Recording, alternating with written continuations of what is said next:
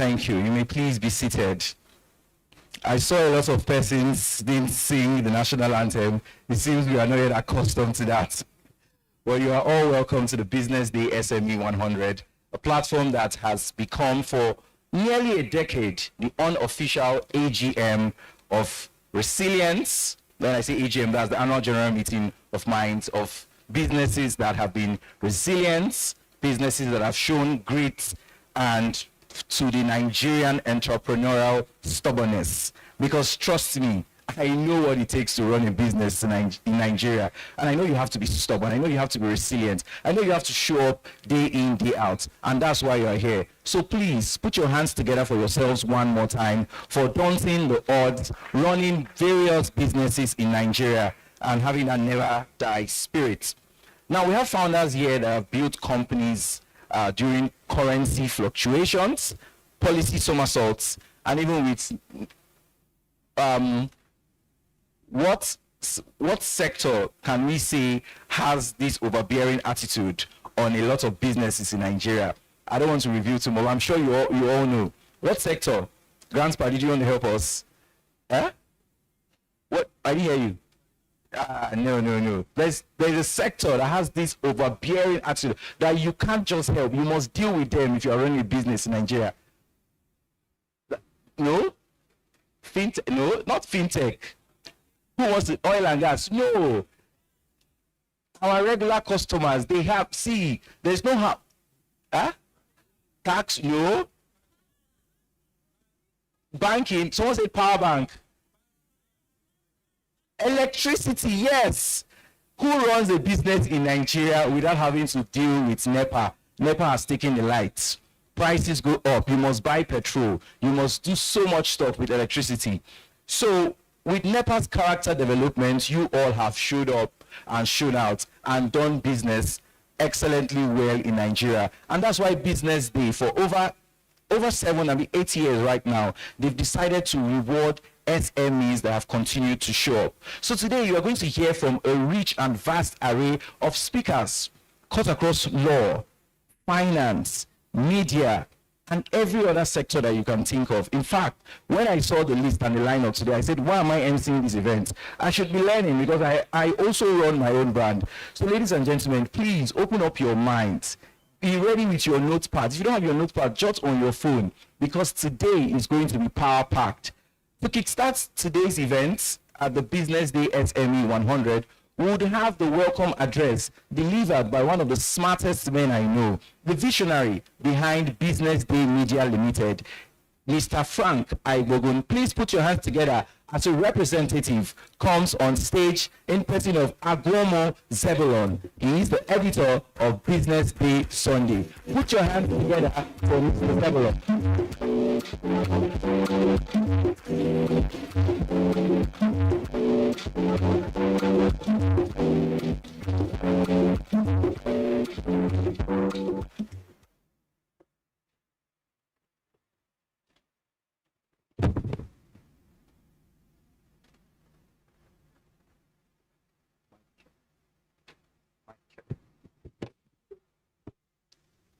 Hello, good morning, everyone. Thank you, our able compare. I would like to use this opportunity to thank all our guests, our August guests in December. First of all, I will announce that our publisher is unavoidably absent here. He was in Abuja yesterday for our event. And the plan was that he will fly in with the first flight for this event. And I'm sure that before we round off, he will be here with us. So I will want to welcome you warmly, our partners, our guests, everyone who has made his or her way down here this morning. And those were my words. The next voice you will hear now is the publisher's voice. As I read his opening address, a welcome address. Distinguished guests, respected policymakers, industry leaders, investors, innovators, and most importantly, our exceptional small and medium enterprise founders and business owners, good morning. And welcome to the BusinessDay SME Conference and Awards 2025. It is my honor and privilege to open today's conference, themed Driving Nigeria's Economy, Empowering SMEs for Global Competitiveness. This theme could not be more timely. Sorry, I am just reading from my... This theme will not be more timely, more relevant as we gather here today. Nigeria stands at a defining economic moment, one where the resilience, creativity, and drive of our SME community are not just valuable, but absolutely essential to shaping our nation's future. SMEs make up more than 80% of businesses in Nigeria, and they continue to contribute significantly to job creation, innovation, and local productivity. Yet, they continue to operate in an environment filled with both challenges and opportunities, such as access to capital, capacity building, infrastructure, technology adoption, and market expansion. It is these realities that have inspired today's landmark conference. Today, we bring together Nigeria's top performing SMEs, policymakers, investors, financiers, and development partners under this umbrella and one roof to have a strategic conversations that can move our economy forward. Throughout this session, we will explore practical pathways for SMEs to thrive. The pathways will include financing, digital transformation, business innovation, talent development, export readiness, and scaling opportunity and operations. We are particularly pleased to spotlight SMEs that have shown remarkable performance across sectors. These businesses, despite the headwinds, continue to innovate. They have continued to compete, and they have continued to redefine what is possible. Their stories remind us that the future of Nigeria's economy is not just in the hands of large corporations or government institutions, but in the entrepreneurial spirit of women and men who dare to build, who dare to create, and who dare to grow. As a media and business intelligence leader, BusinessDay remains committed to providing platforms that amplify entrepreneurial voices, shape policy conversations, and connect businesses to opportunities. Today's conference and award ceremony are a testament to that commitment. But beyond conversations, today is also a call to action, a call to our financial institutions to strengthen access to credit for SMEs.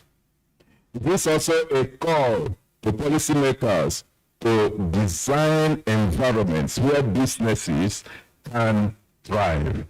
It is also a call to innovators and investors to look toward the SME sector as the true engine of sustainable growth. And a call to entrepreneurs to embrace technology, global markets, and continuous innovation. I will remind you that if Nigeria is to compete globally, We must empower the businesses that power our economy. And that is why we are here today. On behalf of the Business Day family, the Business Day media, I once again welcome you to this August event. Thank you for joining us in shaping a stronger, more competitive, and more prosperous Nigeria through the empowerment of our SMEs. Let the conversations now begin. Let the ideas flow.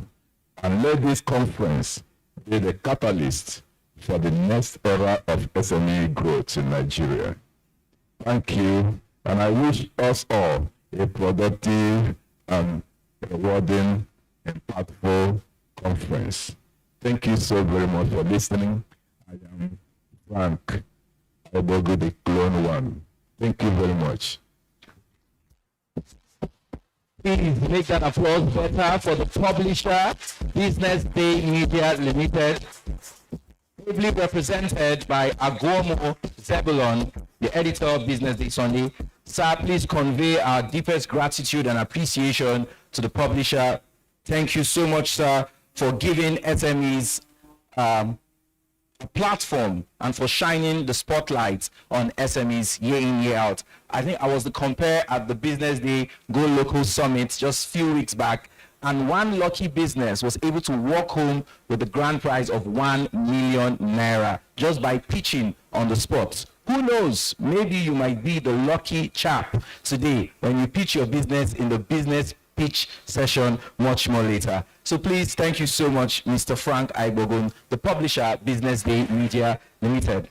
Now we're going to move very quickly and we're going to have our first keynote address for the day. And who better to deliver the keynote address than the president of the Association of Small Business Owners of Nigeria. He's already on his feet, but I was about to read his citation. Dr. Femi Egbeshola is a renowned entrepreneur, scholar, and leading advocate for nano, micro, small, and medium enterprises, which means you don't just have to be small. Even if you are just having the idea in your head, he's here for you. He is the founder and CEO of Visions Connect Limited. A former lecturer, he also established the School of Entrepreneurial Development Studies and anchors the program Start Your Own Business Today and Be Your Own Boss. As national president of ASBON and contributor to NESG, PBEC, and other national bodies, he actively shapes MSME policy while inspiring entrepreneurs nationwide through his writings and leadership. Ladies and gentlemen, put your hands together for the national president of ASBON, Dr. Femi Egbeshola. Please make that better as he delivers the first keynote address. Thank you so much, sir.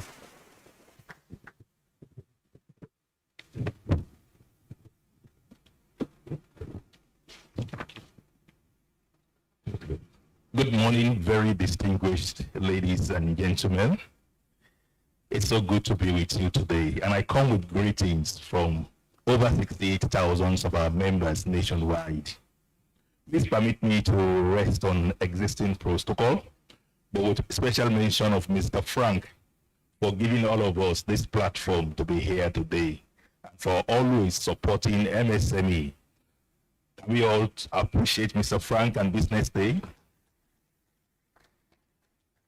So today we are going to be talking about driving Nigeria's economy, empowering SMEs for global competitiveness.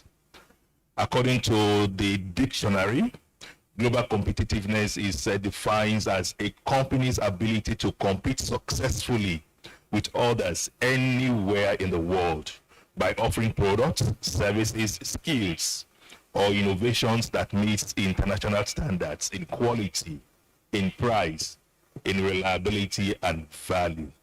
So to be competitive globally, an SME must have quality, meaning that your product must meet global standards.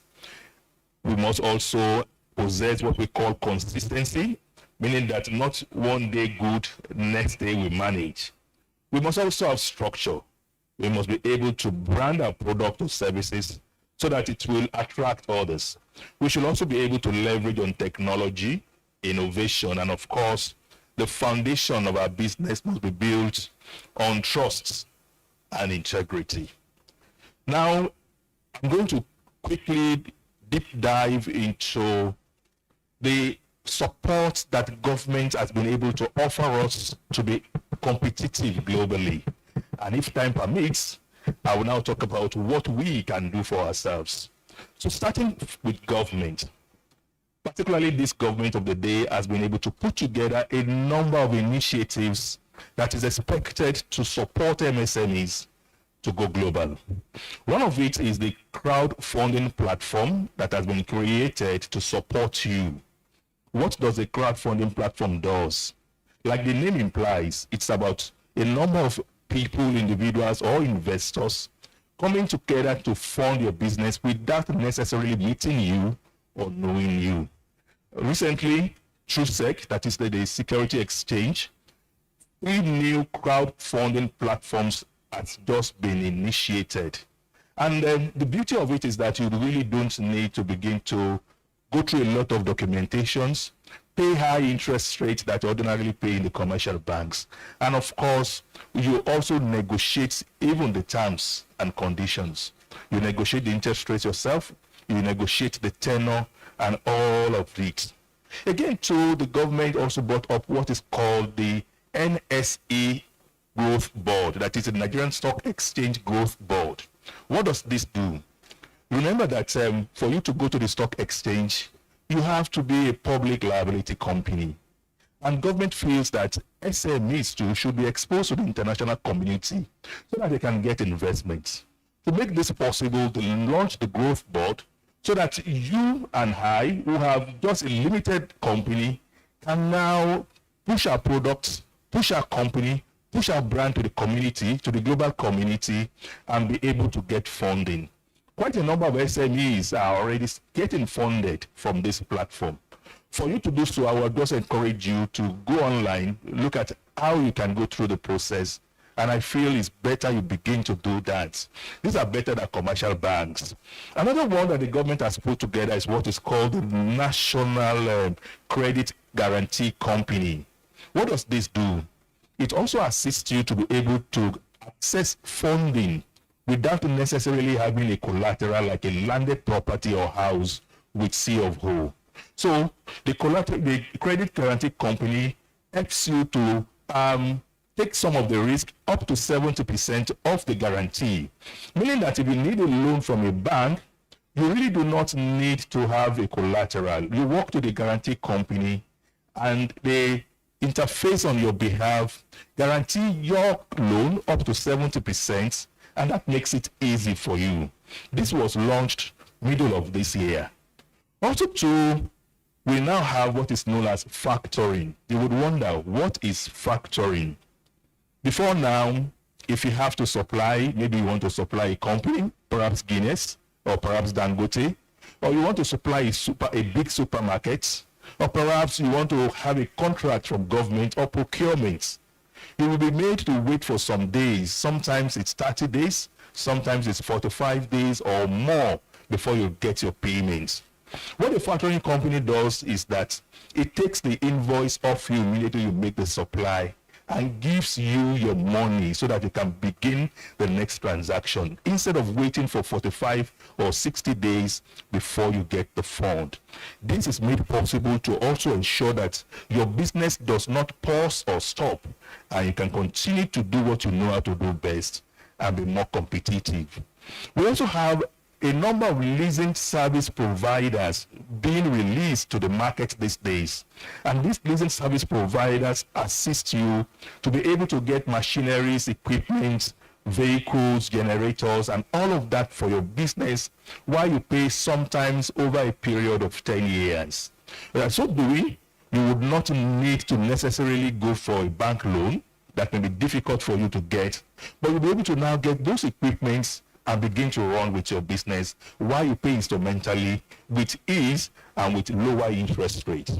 We also have from the government what is known as AFTA, that is the African Continental Free Trade Area, where you can now begin to take your product to 54 countries in Africa, borderless. And the beauty of it is that they've made it possible now that you can get support by government granting you some fund to be able to push your product to these countries. This has also been moved further in the sense that some particular product has been highlighted as those that will receive full funding and grants from government from next year. The question is, do you know those products? Do you know those sectors? It's important for you to begin to search online. The time given to me will not permit me to run through those products. You need to search online and begin to look at how can I key into some of these products, some of these brands that government wants to support next year for after, and I begin to benefit from it. We also have the Trademark and Intellectual Property Protection Council. Many of us are doing products, we have companies, but we have not patented it. Sometimes we don't do the trademark. It somehow hinders us from going global. Remember the story of somebody doing pepper? He names it so hot pepper. And he started his business. 4 years down the lane, an Indian man came to Nigeria, started the same kind of pepper, and gave it a name and also named it hot pepper. Do you know what? This Indian, after some months, decided to take the original owner of that name to court, and he won. Why? Because the first person did not trademark it. Trademarking your product, the brand name of your product, your company name, and sometimes even the slogan of your product will help you to go global. We also have the national single window that has been created now from governments. And the national single window is to help you to go global. Instead of you going around offices paying NAFDAC, paying customs, paying immigration, paying Standard Organization of Nigeria, and all of that for you to take your product out of Nigeria, in the comfort of your room, you can now sit down with one tap, access the National Single Window Portal, make all your payments, do your things your own way without any human interface that will begin to ask you for bribes or kickbacks. And within few hours, your papers, your documentation will be ready. Government too has also been providing some funds that you need to key into. For me, when it comes to fund, it's not about keying into general funds because it is difficult for you to sometimes access generalized funds. But what about specialized funds? Are you looking out for specialized funds? For example, this last month alone, we have the launch of what is called a rapid loan. That is Rural Area Program on Investment for Development. This particular loan is for those who are in the rural area, and they can access up to 10 million naira at 5% interest rate. That is specific for those in the rural area. In the same vein, the loan was also launched for women that is called Women Glow, and Women Glow means guaranteed loan for women. This guaranteed loan for women provides an opportunity for women to access up to 50 million naira at 7% interest rate repayable in 5 years, specifically for women-owned and women-led businesses. These are targeted funds. Do you take advantage of it? For the youth also, we have what is known as the Youth Entrepreneurship Development Program Fund that gives startups and youths or youth-led businesses an opportunity to also access funding. These are specific loans. Another one was launched about 2 months ago that is called Agriculture and Agro-Processing Fund. They call it Agra Fund. This Agra Fund was put together by a number of international NGOs and to support those in agriculture and agricultural value chain. It's important for us to begin to look at some of this specialized funding because that is where the push for competitiveness, particularly global competitiveness, exists. For us also to be competitive, you must also follow the order of the day. What is the thinking of governments? What is the body language of governments? It's important for you to study it so that you can also become more competitive. For example, the National Industrial Policy is being drafted at the moment. The draft is out, and the full document will be out early next year. In that draft, we discovered that there's more emphasis now on value addition for raw materials, for automotive, for pharmaceuticals, for textiles, and for agro-processing. Yes, it also goes to garment manufacturing and some local supplies. What does this tell us? It begins to tell us that now that the national industrial policy is coming up, we need to find the gaps that are there that we can put ourselves into to be able to up our game in our business. By next year, early next year too, we are going to have the national MSME policy that will guide us from 2026 to 2030. Yes, this is also expected to support you to be able to grow your business. Do you go to study it and see how you can benefit from it? When it comes to issues that you need to spend money on, do you look at opportunities that government has approved and have made available for you so that you can use it to plug those expenses? I have a number here, but I'll mention only one or two. The first is a small claims court.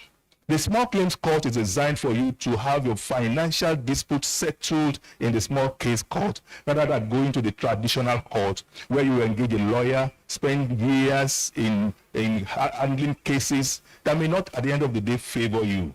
So the small claim court offer you an opportunity to settle your financial cases, whether you supply somebody who refused to pay you, whether you borrow out some money, or whatever it is, within 14 days. And you don't need a lawyer. All you need to pay for the process is 5,000 naira, sometimes in some areas, 10,000 naira. In Lagos State, we have 27 of those small claim courts. Are you using it to settle your disputes rather than allowing those people to walk away with your money or going to the commercial, the traditional courts that may take your time? Are you also aware that there are government providing facilities for co-working spaces where you can share spaces together as offices and do your business?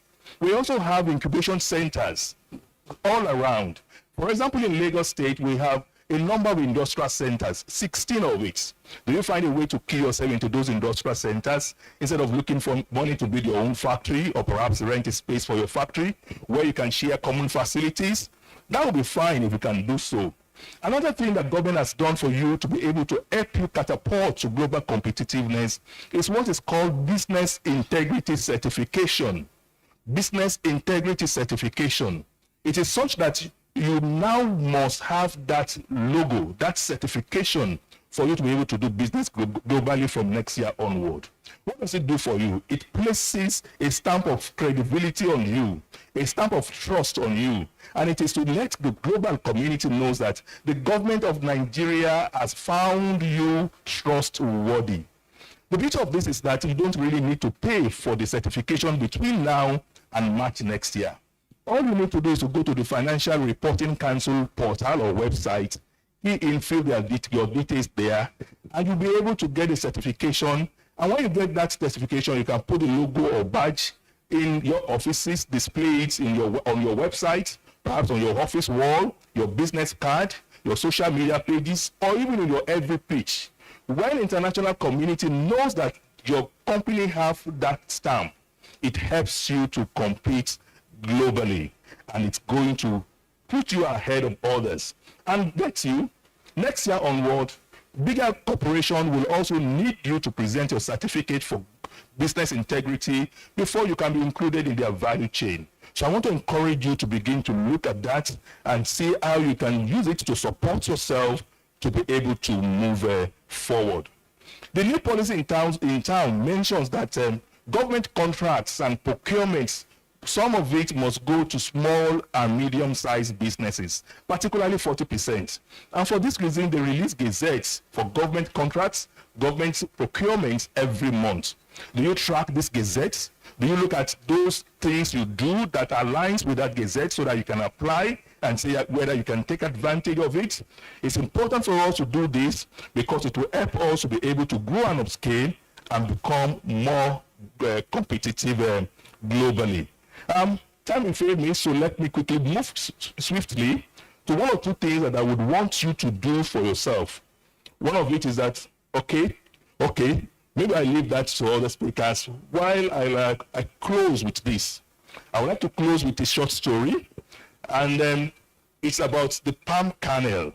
The palm kernel looks ordinary, but inside the palm kernel you see palm oil, you see kernel oil, you see animal feeds, you see cosmetics, you see export materials, and many other things. But you know the problem with palm kernel? Most people only see the small seed. Many people did not see the big opportunities that are in the palm kernel. It is also the same way with SMEs. SMEs are the palm kernels of Nigeria.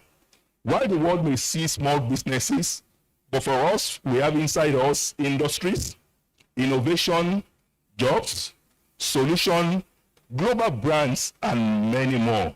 Yes, we are actually the next generation of African multinationals, and it is going to come from Nigeria if we choose to scale.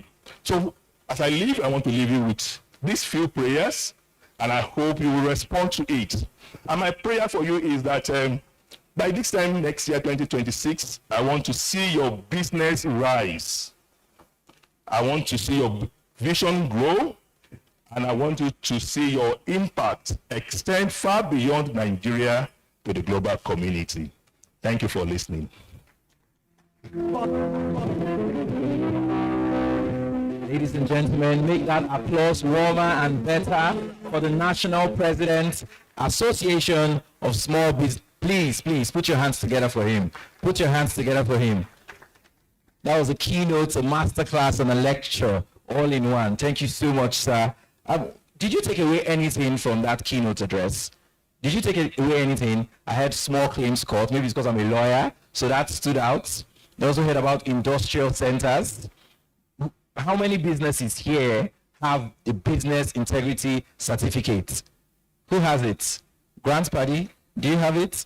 Nah, you see?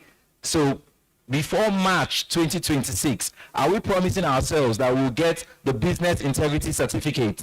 Are we going to get that? All right, thank you so much, sir, for the expose on that. Now we're going to move very quickly, and we're going to have our first panel session for the day. But before we have our panel session, today's event would not have been made possible without BusinessDay doing what they know how to do best, but also being helped and supported, and most importantly, sponsored by some of our partners. So please celebrate our key partners. Oh, I was about to do something there. Our key partners, Keystone Bank. Please put your hands together for Keystone Bank. Also celebrates Prospera. Please put your hands together for Prospera. Easy Pay. Please put your hands together for Easy Pay. United Capital. Can you please put your hands? Please, these are brands that sponsor this event.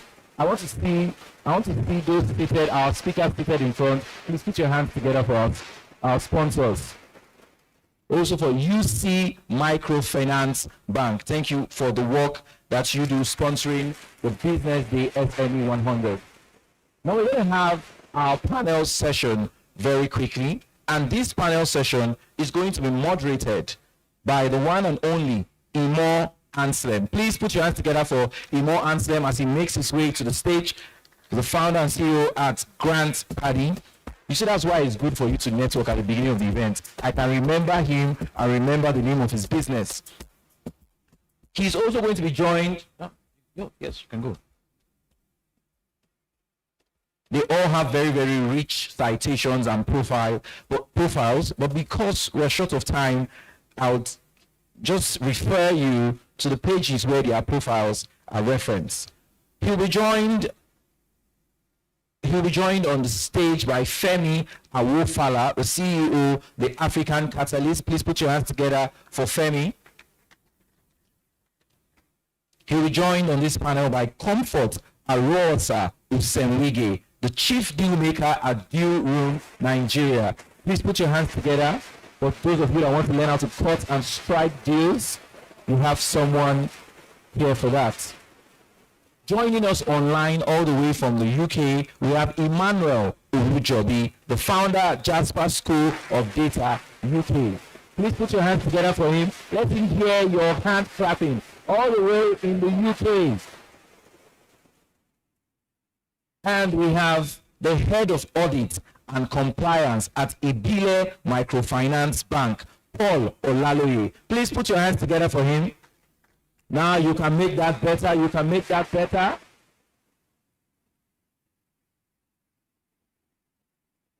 Now, earlier when I asked the question, what problem what key problem or what important problem do all businesses and SMEs face? I heard a lot of people say finance, credit line, money. This shows that money makes the world go around, but money makes businesses happen. And they are going to be speaking for the next 20 minutes on access to finance.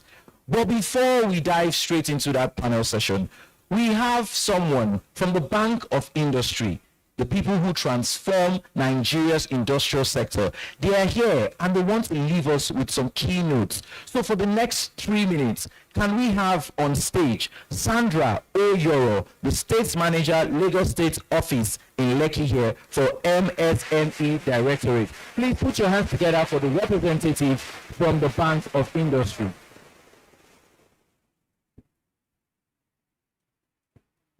You won't get more than that. Good morning, everyone. Please can we put our hands together for the entire program? Thank you. I'll be very fast. Distinguished guests, captains of industry, policymakers, development partners, and resilient entrepreneurs, good morning.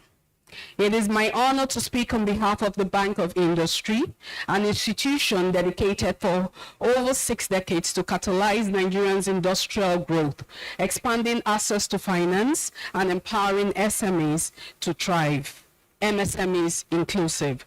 Today's theme, driving Nigeria's economy by empowering SMEs for global competitiveness, speaks directly to the heart of our national transformation and our strategic mantras, which stands on 6 thematic transformative areas. In every economy that has risen to prosperity, SMEs have been the engine, creating jobs, building innovation, and anchoring inclusive growth. Nigeria is no different. At the Bank of Industry, we see the power of SMEs every day. We see young innovators like you turning ideas into products. We see women-led enterprises breaking barriers. We see small manufacturers competing on quality, cost, and creativity. Yet, we also see the constraints you all face. Access to finance, technology gaps, high operating costs, limited export readiness, and the need to scale sustainably. Driving Nigerians' economy forward requires that we confront these barriers, right? It requires we confront these barriers with clarity and intentionality. Sorry, 1 minute. With clarity and intentionality. This is why BOI continues to deepen its commitment through 3 core pillars: access to affordable patient capital, which our first keynote speaker spoke about. Thank you, sir, for talking about rapid glow, and there's still federal government intervention funds out there for you. Strategic funds that can help you scale up. Capacity building and productivity enhancement. So we don't just give you only access to finance. We also try to build your capacity, especially in this age of sustainability, which gives you an edge, of a competitive edge in the international market. And also for the AFTA initiative, which he also spoke about, which every entrepreneur should get ready to take advantage of. Thirdly, we also grant you market access and global integration. But we cannot do this alone, that's the truth. Driving Nigeria's economy is a shared responsibility. Government must create an enabling environment. Financial institutions must innovate. Industries must invest in value chains. And entrepreneurs seated here must remain resilient, disciplined, and visionary. Ladies and gentlemen, Nigeria is blessed with talents, creativity, and enterprise. What our SMEs need is support, structure, and sustained investment. And BOI remains deeply committed to providing that foundation. As we look ahead, our ambition is clear: a Nigeria with small businesses, where small businesses grow into medium enterprises, where medium enterprises scale into global brands, and where our local strengths become global standards. Let us work together to build an economy where Nigerian SMEs are not just participants, but champions of global competitiveness. Thank you very much, ladies and gentlemen, and I wish you the best. Ladies and gents, put your hands together for Sandra Oyoro, representing the Bank of Industry. Please make that warmer and better. Thank you. It's still very early in the day. Thank you so much. Now we're talking about access to finance on this panel. And who better to have than the CEO of one of the banks that continue to sponsor and enhance the work that SMEs do. Ladies and gentlemen, please put your hands together for the CEO of Keystone Bank. Please put your hands together for him.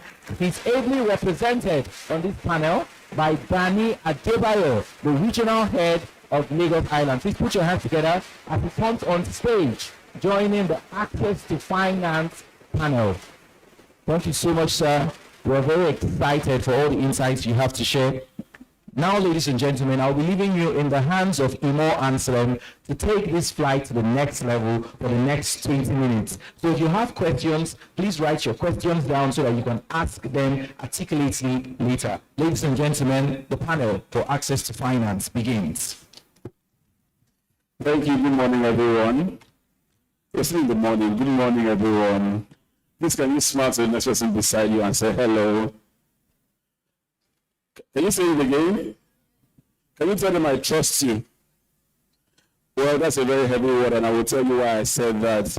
Once again, my name is Iman Salem, and it's a great and humble privilege to be on stage here to moderate this panel. This happens to be the first panel, and I think that is a landmark panel because of the importance of it. We'll talk about finance. Not just finance, but accessing finance.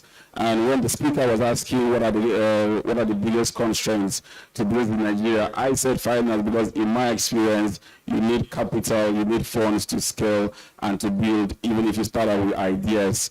And I just want to say good morning to speakers who are here. Madam Comfort, welcome. Madam Comfort has done a great work with Durham NGA. She's the chief deal maker. So please congratulate her for the good work she's been doing once again. All right, and also I'm privileged to also share the stage with Mr. Paul. Mr. Paul, welcome. All right, thank you, Mr. Gani, for also coming on stage.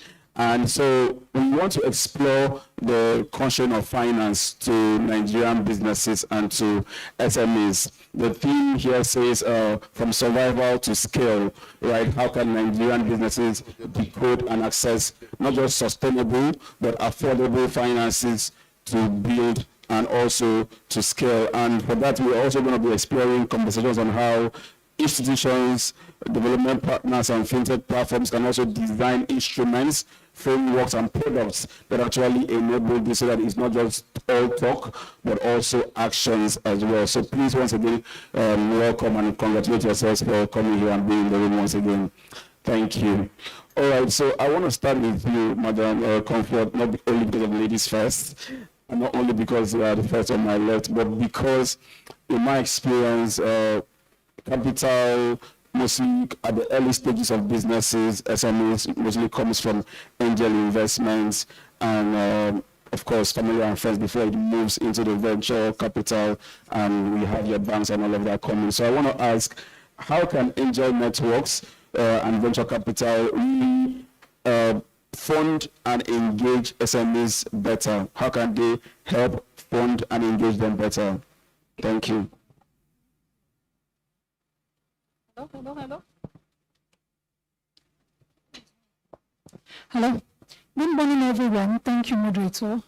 Thank you, BusinessDay, for inviting me, and thank you for being consistent in supporting SMEs in Nigeria.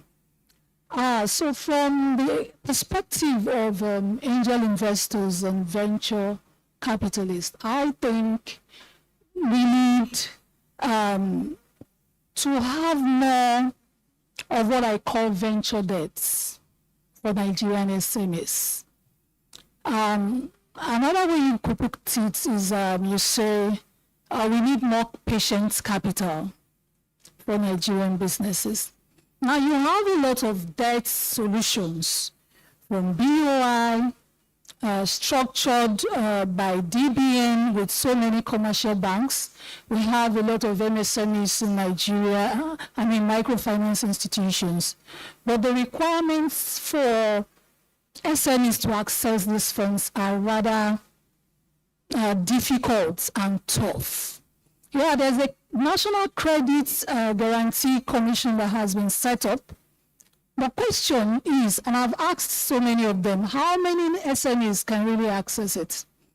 So because we've narrowed it down to angel investors and venture capitalists, there are two things here, two types of investors. The angel investors are looking for businesses that they can support, but not necessarily SMEs. Most of them are focused on startups. And startups, by startups, we mean technology businesses or fintech, as it were, in Nigeria. So the VCs are looking for scalable businesses that can 10x their returns on investment. So if a VC is putting money in any business, the minimum you're looking at is 10x. What do I mean by 10x? 10 times their return on investment. So if they put $1 million, they are actually looking at a $10 million minimum in the next 5 to 7 years. So many SMEs cannot fit in. So we need a product or service within that nexus of the provision of funding for technology startups and fintech in Nigeria, and SMEs that are not necessarily fintech or technology companies in Nigeria. So we need venture debt, and I've been pushing for that in recent times. That MSMEs will do well with venture debt in Nigeria. That means VCs will provide debts that can actually fund SMEs, take them to a certain level, and that also includes startups. Take them to a certain stage, and then the equity conversations can come in. That, for me, is what we need to focus on at this time. And then for our institutions like BOI, thank God BOI is here, and a couple of banks are here, Keystone is here. You need to provide a set-up desk for private capital that is patient, not just debts and then the collateral requirements. Even when we have 70% collateral coverage, we had that with NISAL, and that didn't work. And so as we speak, NISAL is not providing the collateral for agribusiness any longer, I mean, to the best of my own knowledge. So I don't know to what extent the credit guarantee will do to SMEs in Nigeria, but the reality is that banks need to go away from the normal banking model that you guys are used to support SMEs in Nigeria. And that also includes the BOI. When you want to get a loan in BOI, you need collateral. It's development finance. BOI, please remove the requirements for collateral for small businesses in Nigeria. Back them with receivables, invoices, factor in any other thing. Asset guarantee in terms of the equipment they are bringing in. Not to ask for brick and mortar houses and stuff they cannot provide. When you go to BOI today, so this is my feedback to BOI, you will realize that a lot of SMEs aren't able to access those funds, by the way. The lease companies that is also a subsidiary of BOI, the small businesses can't access them. It's still the medium-sized businesses with a lot of with the capacity for collateral that are still able to. So we are being boggled down by collateral requirements, and we need to solve that. Let me rest my case.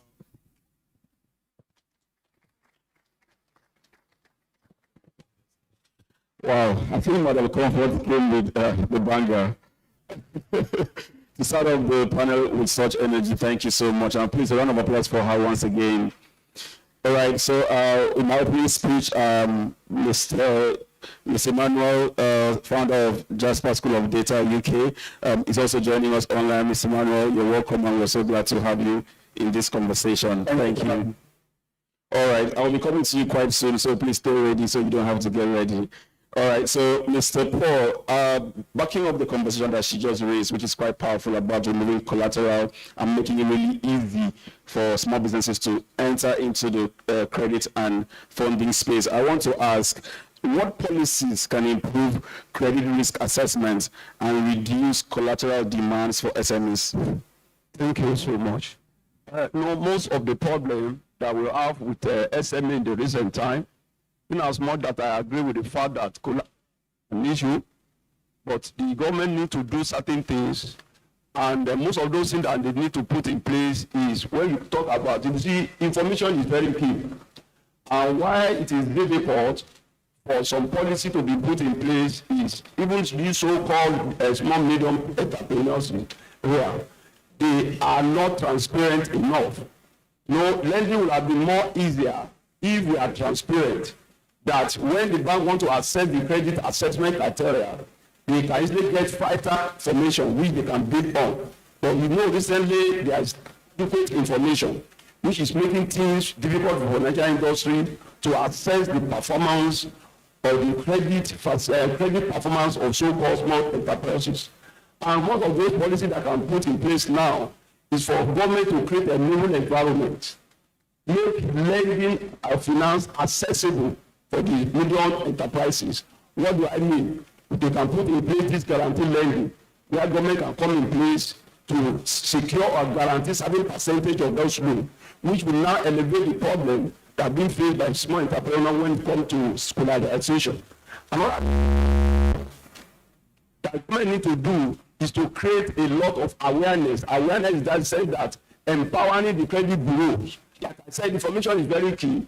Data analysis is very key. When we are transparent enough and we can see that you can get your financial information, it will be very easy for any commercial or any lending institution to lend. But like I said, most of the problems that we face, like we have a lot of microfinance banks that we make, for an example, they upload their data.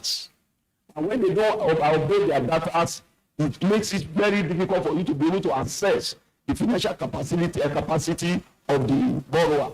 So these are the things that I believe we can improve on for government to encourage lending and easy access to micro enterprises.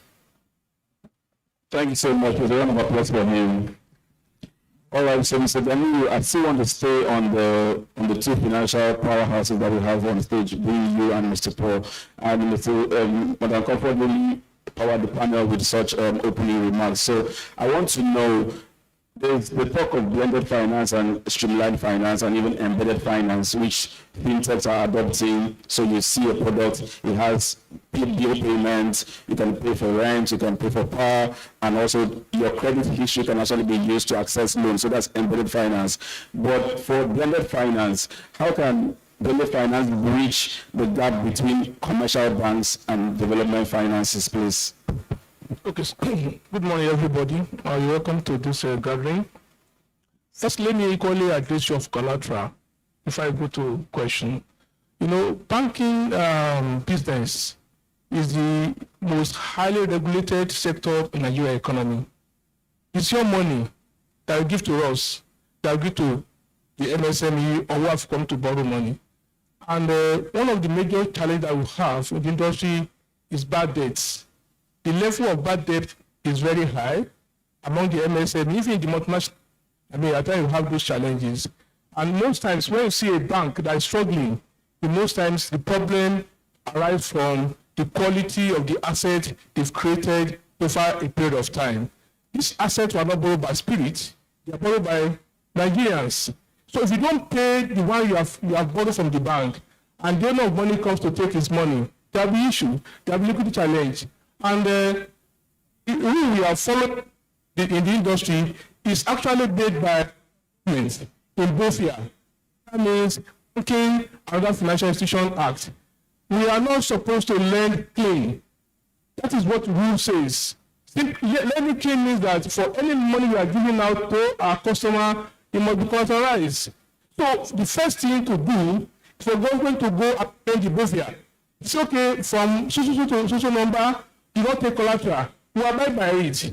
If I lend clean and I'm being inspected by NDIC, CBN, external auditors, they give me query. the day that I'm not following the rules of my business. And that's the challenge. Nigerians will support you guys, but the law must be there to equally make our job easier for us. That's for that. For the blended lending, what happens is that there are, for banks, we are into business to make profits. There are sectors that we ordinarily will not go into unless government support a particular sector. And that's why we have people like BOI, Nexim, Afghan. They are not profit-oriented like private commercial banks. So that's why most time they can afford to lend at single interest rate of 7%, of 5%, of 9%. What government have realized over a period of time is to direct fund to those sectors that commercial bank will not ordinarily go into in terms of agriculture, like when I said by NISA. When NISA was established, they realized that commercial banks were not lending to agri sector and ready to eat at least twice in a day. So how do we fund our agriculture? Government say, okay, go into agriculture, I will bankroll 50% if there's a failure. So if you give a farmer 1 billion, if the farmer fails in paying back, NISA is supposed to take 50% of that money, while commercial bank will only take 50%. But what do you see? Buhari government spends so much money on agriculture through Anchor Borrower. But where is the food today? It was fake. Our people, Nigerians, all of us here, collected money, they never went to agriculture. On paper, billions were spent on agriculture by the Buhari government. But in reality, there's not. The rice price in Abuja was, we all know, where is the rice today? Until that the price has crashed, the rice was just going up. We also private on television, but there's no private in the market. So these are the issues. So people need to come in, and they've been coming in through medicine, through back of industry, to begin to direct us into sectors that need it, especially in terms of women-led or woman-founded companies, in terms of youth empowerment. That will happen during COVID-19. We have intervention fund at a very ridiculous rate to jumpstart the economy. Some of them went bad, some are doing very well. So government need to play a very strategic role, and they are doing it. I mean, you could hear what the doctor said when he came on board. A lot of things is happening, but if you don't look very well, you think nothing is happening. So I appeal to everybody. We need to thank God this elite environment. You need to begin to sharpen your skill once you're filming your environment so you can leverage on government policies. Thank you. Thank you so much, Mr. Ganiyu. And one thing I want to say before I move to Mr. Manuel is that I'm so happy that this event is not just another event, it's not just another stakeholder organized event, but it's organized by a top media brand in BusinessDay. And so I do believe that all of the conversations that we are raising here, the accountability we are demanding for, the transparency that we are demanding from the government will also reach the top echelons of the society, and so that this is not just talk but action. Please a round of applause for our panelists once again. So you, both of you did mention a lot about data, record keeping, and of course, making sure that the businesses you want to fund actually deserve the funds with respect to their books and record keeping. So I want to ask someone who deals a lot with data, Mr. Manuel. Please confirm you are still with us, Mr. Manuel. Hello, can you hear me? Yes, I can hear you quite clearly. Thank you so much. So, Mr. Manuel, with respect to data and financial discipline, we want to know, how can SMEs improve their record keeping and financial discipline to attract investors, seeing that data is really key in business and in the future that we're trying to build? Thank you. Thank you once again for having me. I will be speaking to you, Emmanuel Olejode, just at SME Hub. That's because I run an SME Hub in Nigeria that supports thousands of SMEs every year. So what we call the creative pillars. I think this question is very relatable to what I do with the SME Hub and what we also do here in the UK. Now, in terms of the right profiling of SMEs, startups, and MSMEs with respect to data, there is still a long way, but I must commend the effort of institutions in Nigeria who are trying to put structure in place. For someone who has lived and worked in both Nigeria and the UK, one of the fundamental differences between what we have in our country, Nigeria, and in the UK is access to the right data. I'll give you an example. If we take an individual, say Bolu, right? Bolu is an individual. You can profile Bolu by virtue of his spending habits, his mobile banking application can tell you in a way his inflow comes from, his outflow comes from, and can create a credit score for him. But there is very limited, not that there isn't, but there is very limited effort around creating adequate credit score or credit profiling for businesses, for enterprises, and more so for SMEs, right? And that's because you as an individual, you are separate and distinct from your enterprise. So whereas you may not be able to access credit as an individual for several reasons, your business, if it meets certain requirements, should be able to access credit, should be able to access finance, and that comes from access to the right data. Right? I would recommend for banks, for institutions to profile businesses from day one of onboarding them as a customer, particularly banks, payments companies, fintechs, to have the right data points, to capture the right data points for each of these businesses, track these data points over a period of time, and can then use this data to make decisions about their, credit worthiness or access to finance. It could even be in instances where you issue, say, a POS terminal to a small business owner, and you see that over a period of time is done X amounts of naira, say in 1 month it's turning over 10 million naira, 5 million naira. You can, by virtue of the information you gather from this business, extend credit or extend a new product or extend certain finance to this individual. So a lot has to be done around the correct profiling of business owners and businesses to be able to avail them the right facilities, the right opportunities, the right credit, and all this sits down to how we capture data. Thank you so much. Please clap for Mr. Emmanuel.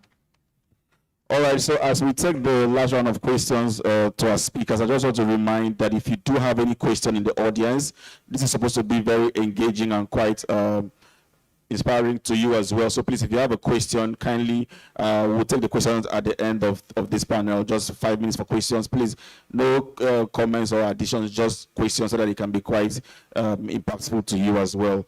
I want to come back to you, Madam Comfort. Right, so I wanted to ask this question to the two financial powerhouses, but I believe that as a woman, this question is also particular to you.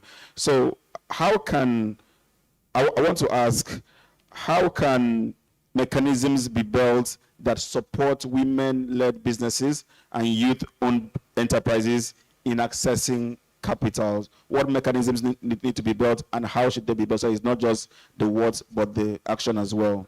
Thank you. Thank you. Okay, so you've touched a soft spots. So I'm a woman, and I'm a youth as well. You may not want to accept, but I'm a youth. So because there was a youth grants, and I was like, I'm gonna apply for it. It's only for me to realize that you must be below 35 years. So I couldn't access it. All right. Okay, for women-led businesses, incidentally, in the deal room, we have what we call DIRA, the Deal Woman Investor Readiness Accelerator.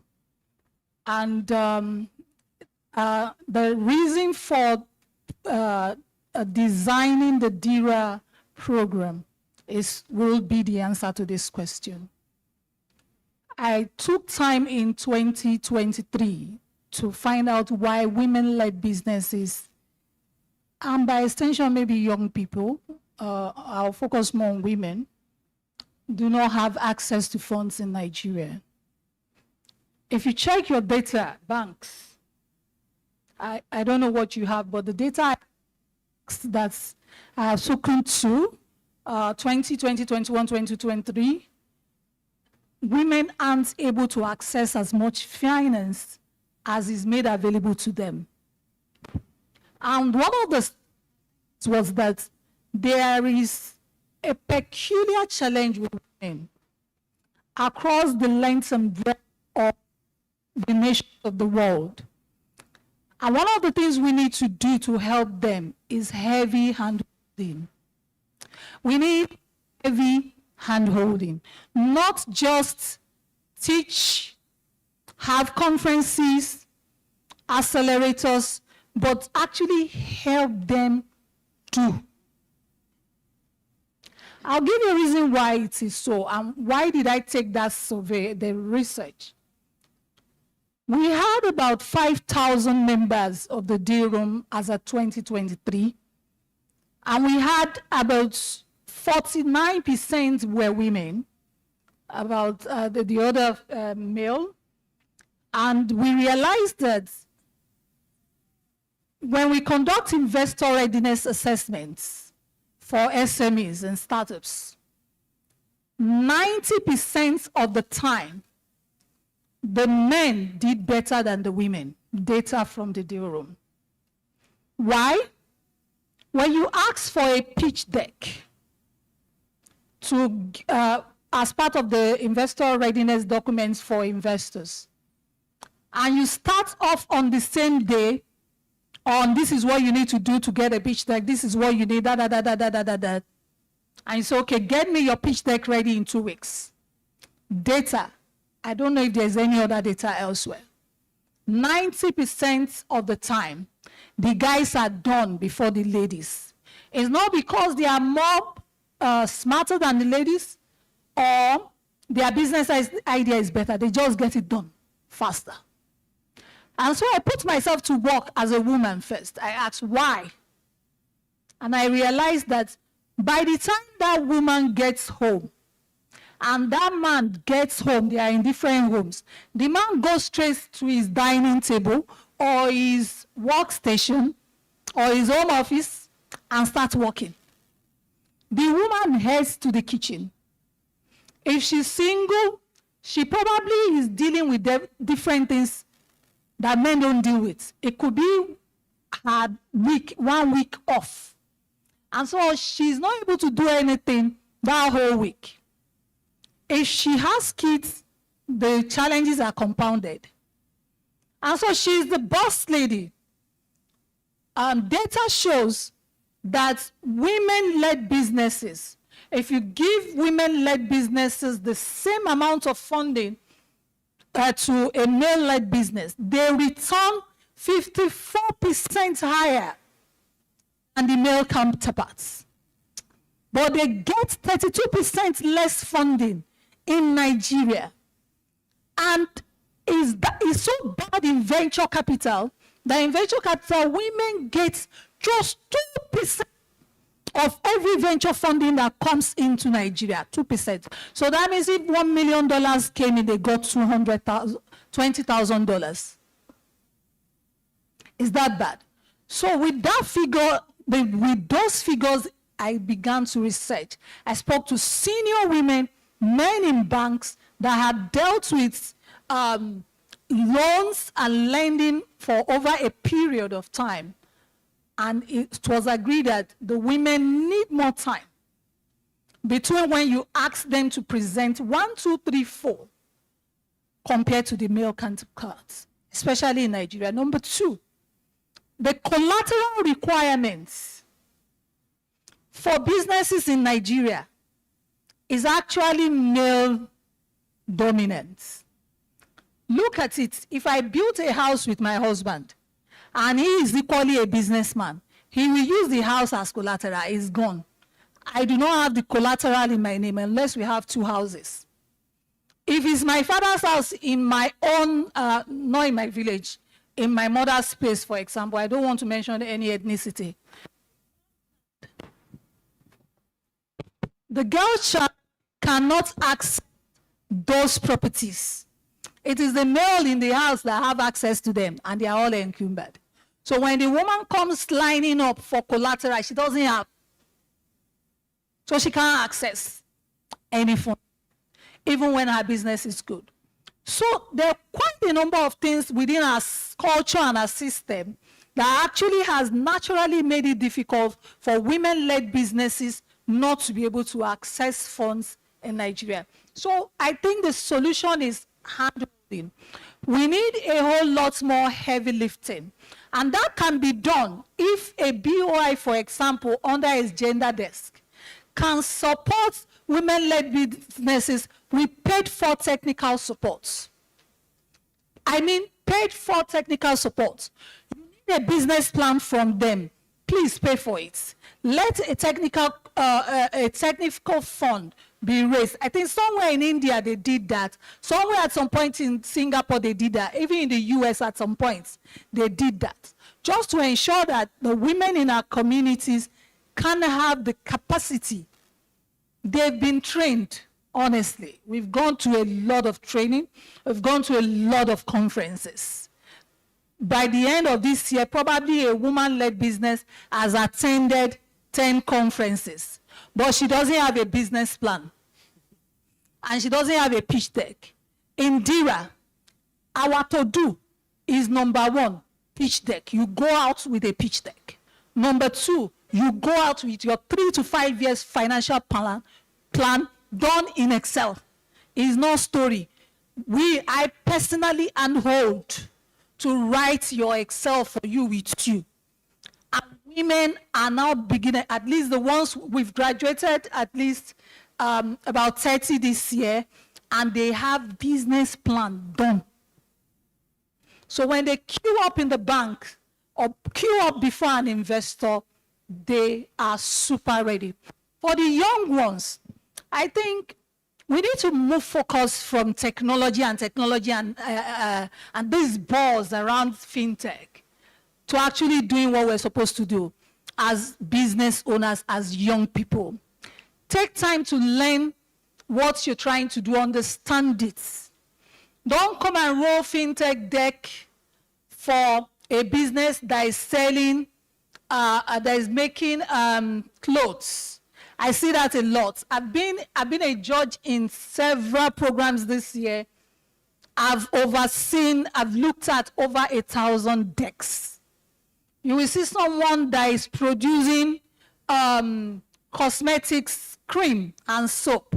Her pitch deck is tailored like a technology, a fintech company without substance. Build for you and take it global. Wow, thank you so much. Please, a round of applause for her as well. I could see so many audience members smiling, so that means you quite relate to the point. And I think I love how you closed it out about being original to yourself as young people, because the boys rather can be quite disguising and can also be quite distracting. So thank you so much for those salient points. So please, as we round up, speakers, please, let's just keep it to 2 minutes because we are... What the last speaker said real quick. Okay, Mr. Manuel, please just keep it under 60 seconds. Yes, because she's mentioned something very important, and good job to work at Dira. I think that's one of the fundamental things that needs to be done with respect to access to finance for lady entrepreneurs, for lady founded SME companies, etc., is decentralizing the information. I know there are a number of initiatives from where I sit that support female founders. There's this initiative by the Bank of Industry partnering with UBA to provide certain amounts of money to female founders and several others across the industry. But what is lacking is sometimes the information is not readily presented to these entrepreneurs in simple ways they can access it. I'll give you an example.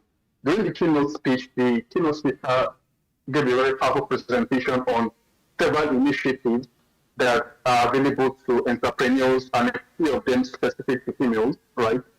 What we can do is platforms like this can break down those opportunities and have market videos and make it available to the public around the year. No matter how much of initiatives that are developed, if the audience do not have access to it, and I mean not just audience in Lagos, because Lagos is not Nigeria, there are entrepreneurs in the southwestern part of Nigeria, in the northeast, in several parts of Nigeria. If they have simplifying access to this information, then the number of I'll say a lot of people who apply for these opportunities would increase. As an ex-banker myself, I know that women are more creditworthy when it comes to access to finance, and Madam is right to have said it too. But what is lacking again is the need to decentralize this information use platforms like this and several other platforms to make the information accessible to those who are within urban areas like Lagos and within rural areas who may not have access to the internet or also. But just keep this in. Thank you so much. Actually, Mr. Manuel, you've also answered the question I was coming to you about how financial literacy and governance training programs can actually build and help build SMEs for long-term sustainability. So thank you for touching on that as well. You've made my job quite easy. So, Mr. Paul, I'll be coming to you for your last question. Right, as someone in the credit business, right, I see microfinance banks as the best friends to small businesses, in my opinion, because at the early stage, after angel investments and after family and friends funds, the collateral or the demands or entry level is quite reduced. And as you can see, like cooperatives coming up to actually use the same model that MFAB use. So I want to ask, what innovating financing models are emerging across Africa that Nigerian SMEs can adopt? Please keep it within 2 minutes. Thank you. Thank you. We look at Nigeria as a case study.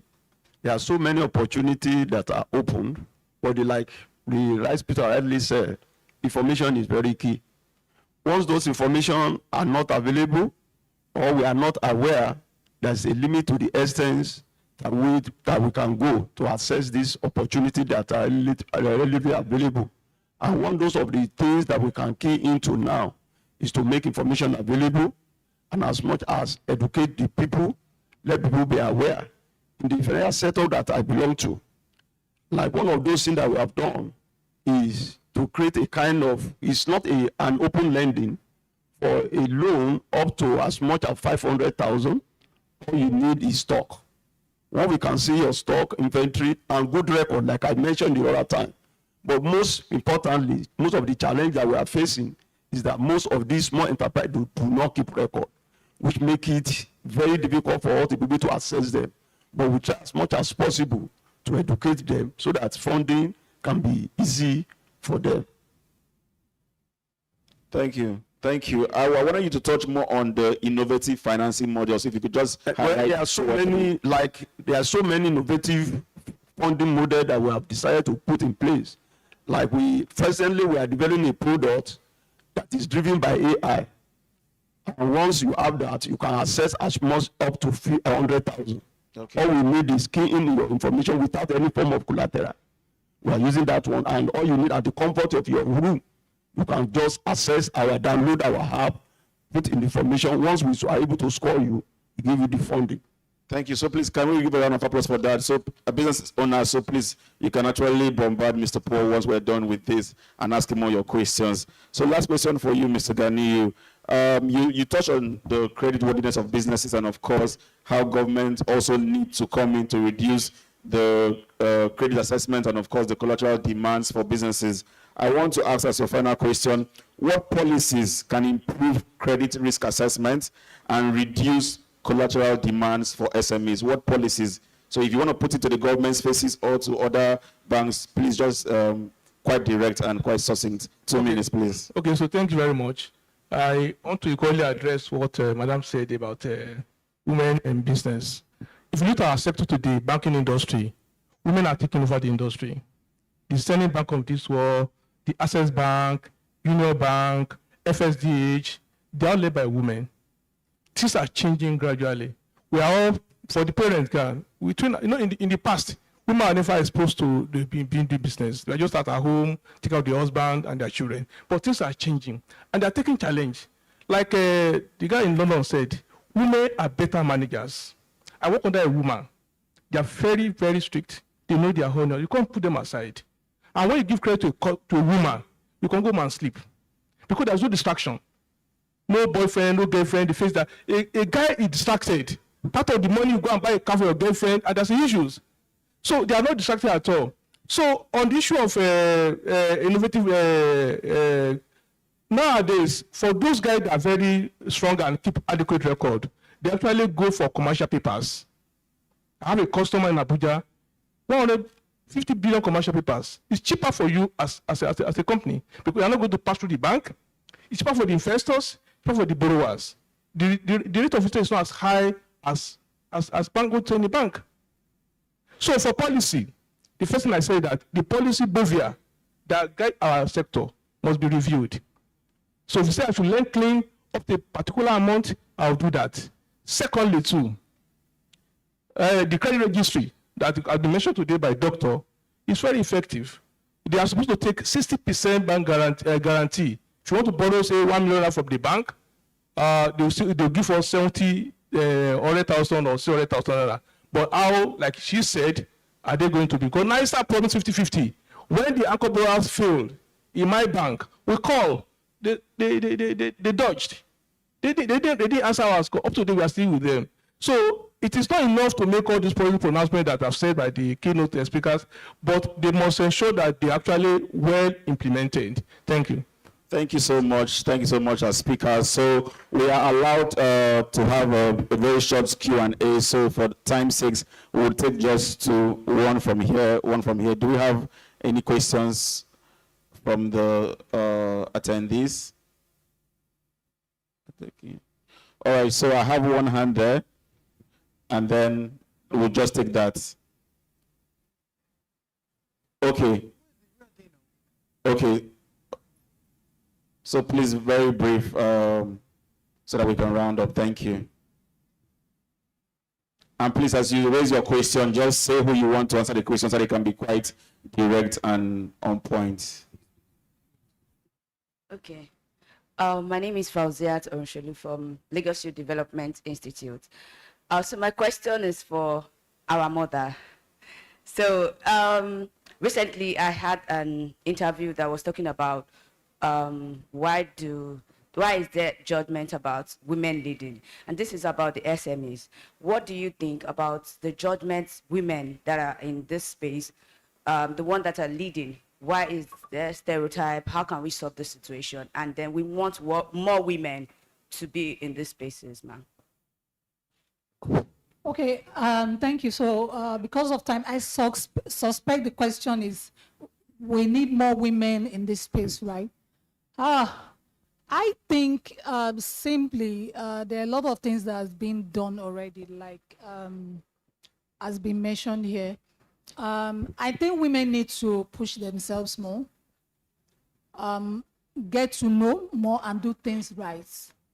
Because of time, I won't be able to delve into all of that, but I think a lot of women need to do a lot more things smarter than they are already doing. And don't wait for anyone, keep pushing.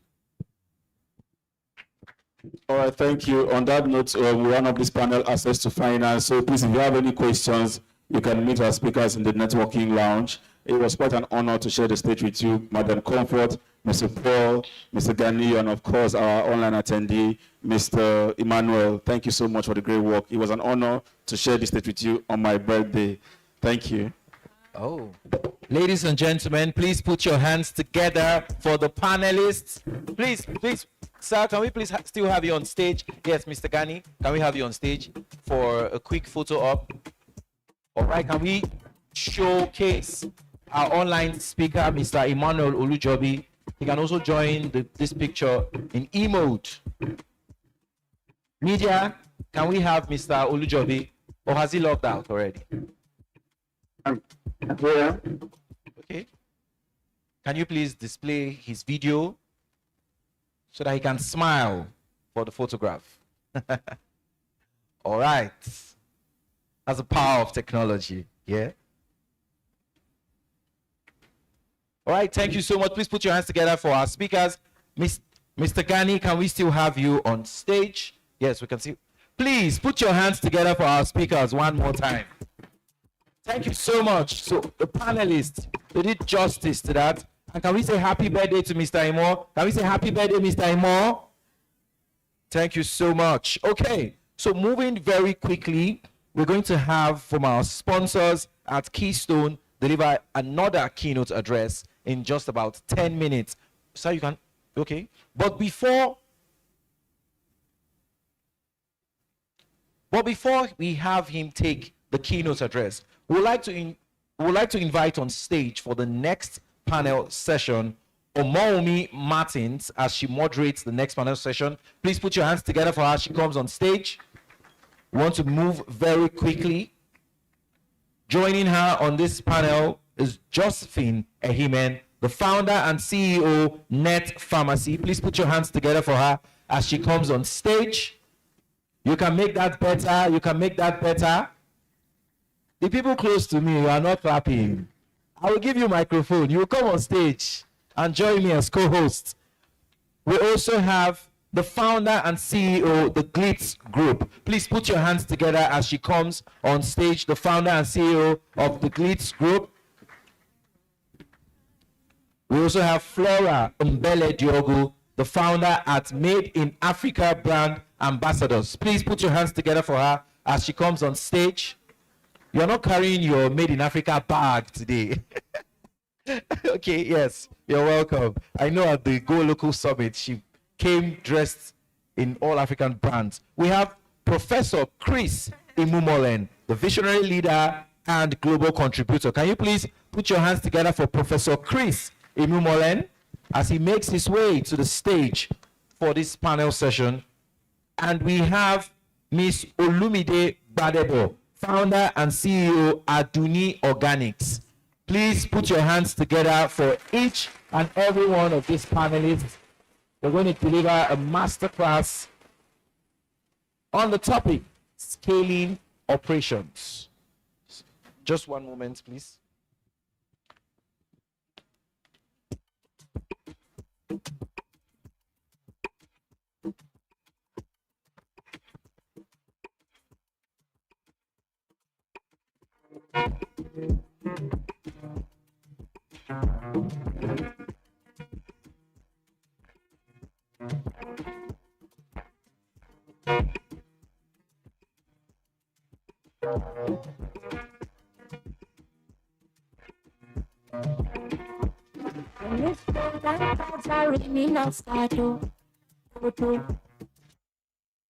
Bring up your way.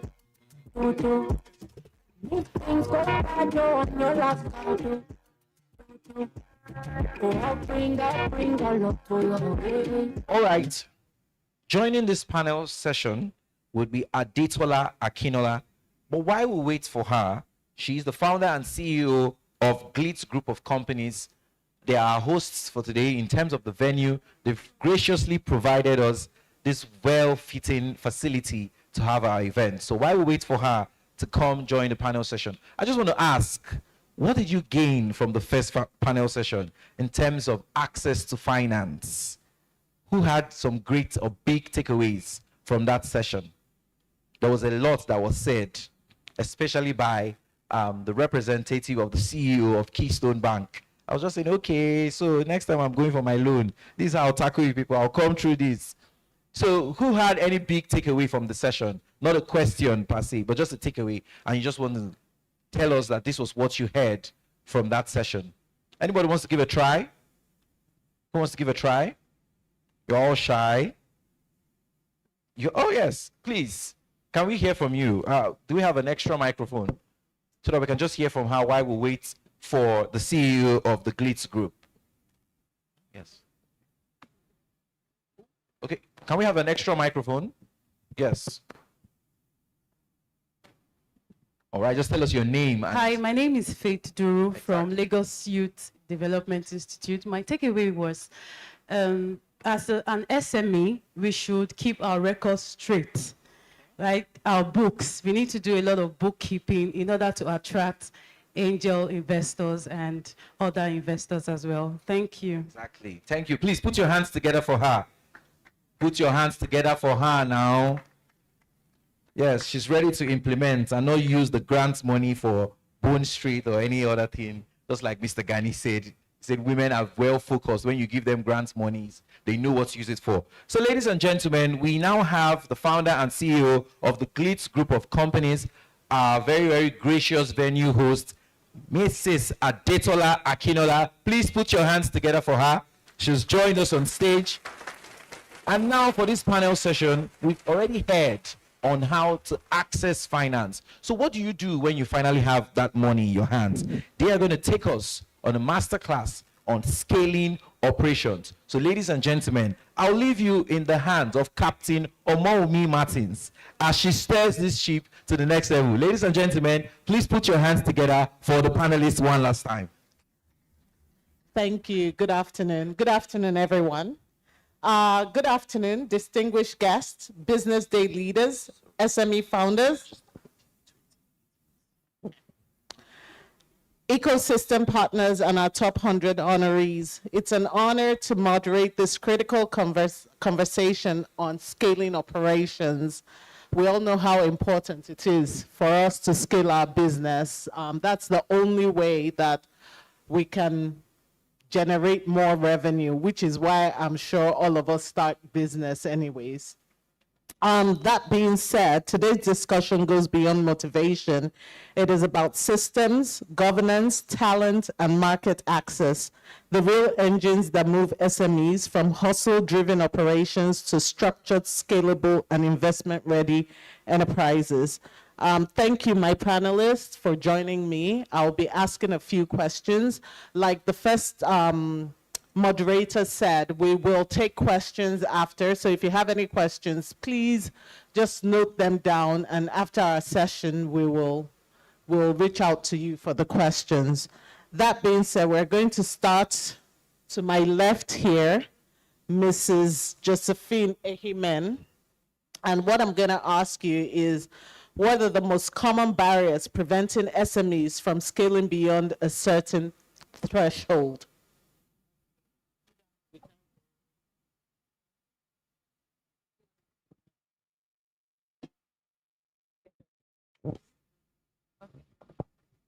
Okay, good afternoon, everyone. I want to first of all thank the organizers of this event for inviting me, and I'm glad to be here.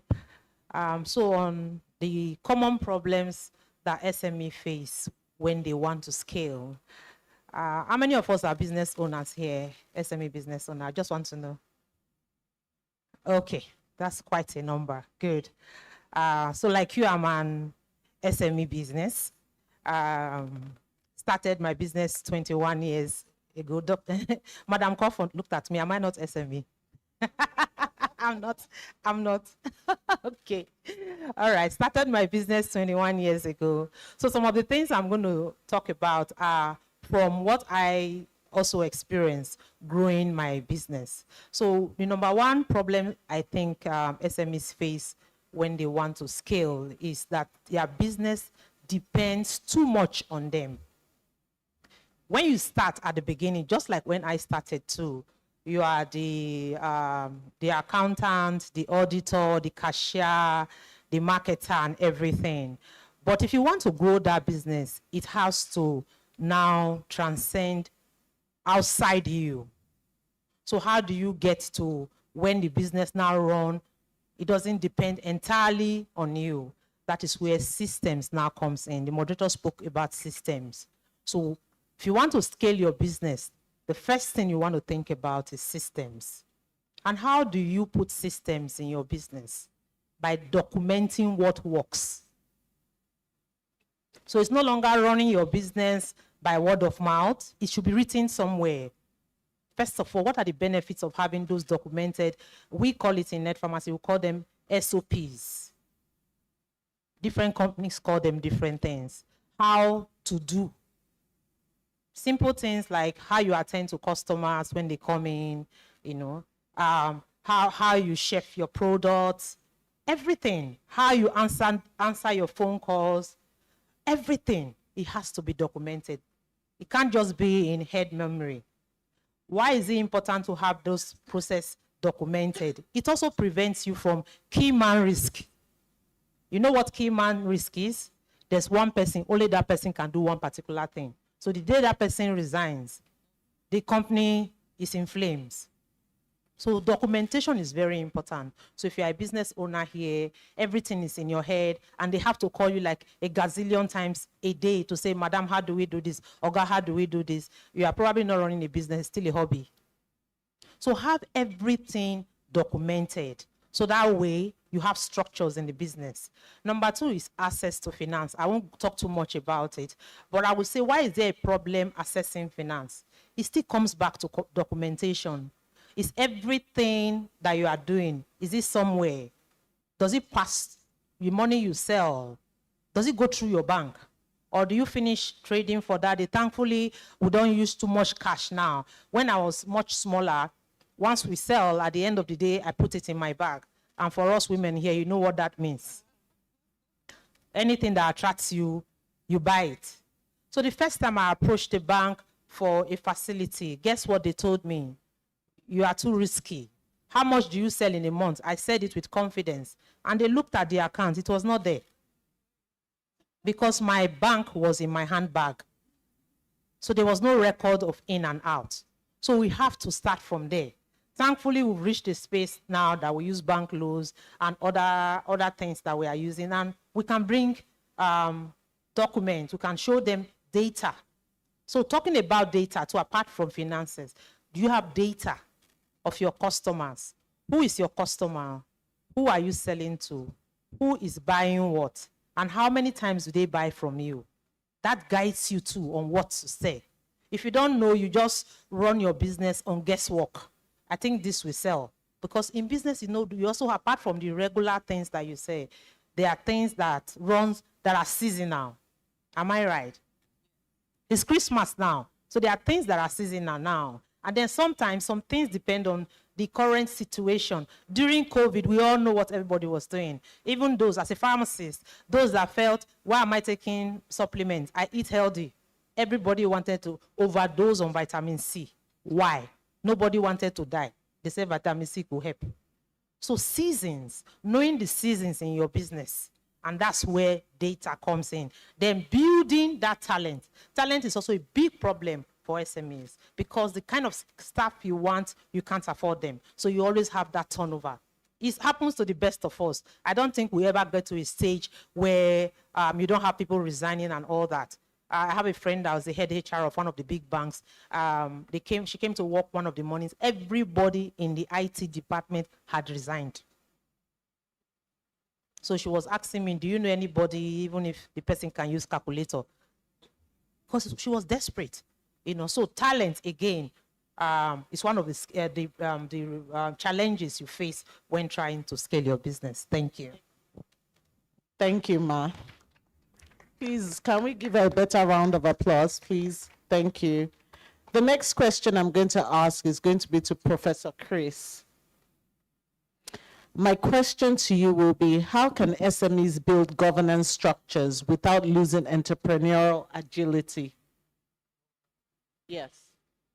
How can entrepreneurs or SMEs build governance structures without losing entrepreneurial agility, without losing themselves? Okay. The question is,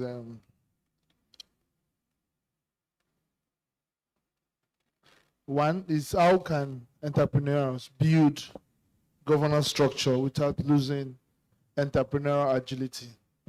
You know, because of the way the country is structured, even for us, when we started our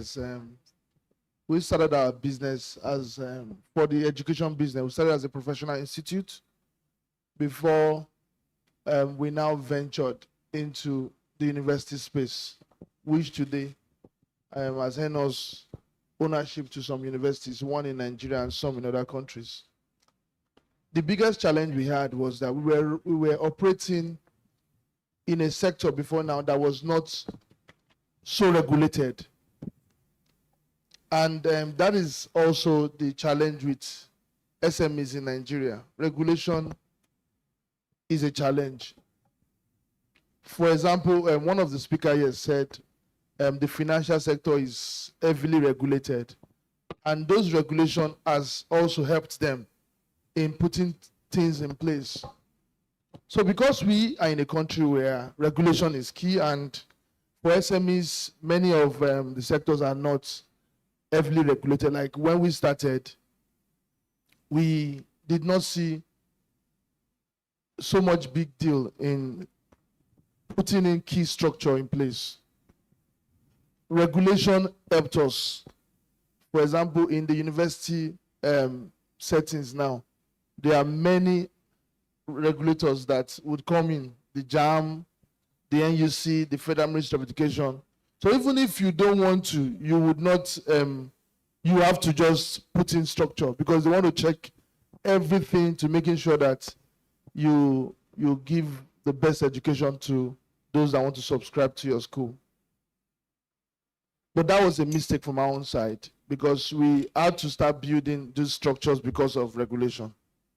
But for SMEs, one, you must understand that regulation as in building structure in your business is key to moving to the next stage of your business. If you understand the importance of it, like the first panel we had here spoke about funding. How do you access funding? Many SMEs entrepreneurs today are struggling with fund, are struggling with attracting investors because these structures are not there. So just understanding that you have a vision, you have a dream, and you know where you are going to. When you start your business, you should be able to structure to say, okay, in the next 5 years, where do I want to where do I want my business to be? I want my business to be here, A, B, and C. What do I need to do to making sure that my business gets to where it ought to be? Knowing where you are going to would, one, help you to know what to do. And one of those things is building structure. And because you know inherently that this is where I'm going, definitely you would not lose. In short, you have more impetus to building the structure because it is needed for you to get to that stage. So the vision of building a business and scaling a business is one thing that entrepreneurs should understand. They should walk through and looking at the bigger picture and doing everything necessary without waiting for regulation. I had to say that because I started my business as just a one-man person, and it was just about me, like she said, and over time we now saw the need. I had never approached, maybe fortunately for me, I'd never approached a bank for financial support. Maybe that again did not, but today, in today's world, entrepreneurs must look at where they are going to. Once you start your business, where are you going to in the next 5 years? Where do you want your business to be? That is scaling. And since you know where you want it to be, one of the things that must be done is building this governance structure. And because of that, you must also understand that you are going to face numerous challenges in getting to where you want to get to. Challenge of staffing, challenge of lot of challenge, financial challenge. But because you know where you're going to, you consistently become resilient and you grow more agility in your business to overcome those challenges. And we believe you'll get there. Thank you. Thank you, sir. We appreciate that. It's very important to have structure from what you've said. So please take note. Structure is very important. It's critical to building your business and to seeing the business last longer than usual in Nigeria. The next question is to Mrs. Adetola. What can you say about what role does leadership succession play in sustaining long-term growth? Okay, thank you very much. I think the first thing is to see succession to change the mindset from seeing succession as an exit plan to seeing it as a growth strategy. I think a lot of SMEs, once you hear succession, what comes to mind is, oh, when I die, who am I handing the business over to? The mindset needs to change. It's not an exit plan. It helps boost customer confidence, knowing that. And then the first panelist talked about businesses being founder dependent. So we must also learn that our businesses are separate from us as owners of businesses. So Glitz is separate from Adetola. Adetola is different from Glitz. And so organizations should move from being founder dependent or founder led to being systems led. Put systems in place so that we don't even die early. So that the systems will run the businesses rather than you having to do everything. Like she said, at the point when we all start our businesses, we get involved in so many things. But as the businesses grow, we must also learn to delegate more, mentor, bring, duplicate ourselves in others, such that the things that we believe we do well, or there are other people that we have trained, that we have mentored, that are able to, also do these things, whether we're present or not. I don't believe any organization should die because the founder isn't present. And so SMEs must rise to the occasion, for lack of a better way to put it. Move from being founder-dependent, founder-led, to system-led organizations, replicate ourselves in others such that the things that we believe, I think that the fear is typically that, oh, they won't do it as well as I will do it. So, but by the time we met, and that's where the role of mentorship comes in. By the time we train and we mentor and we replicate ourselves in others, we also delegate and trust that people would make mistakes, but they learn from their mistakes. And then they grow through the ranks, so to speak. And then as time goes on, where the organization becomes run by the systems that we have put in place rather than wanting the founder or the owner to be around all of the time. So I'd say that is also very critical, but it starts from the mindset.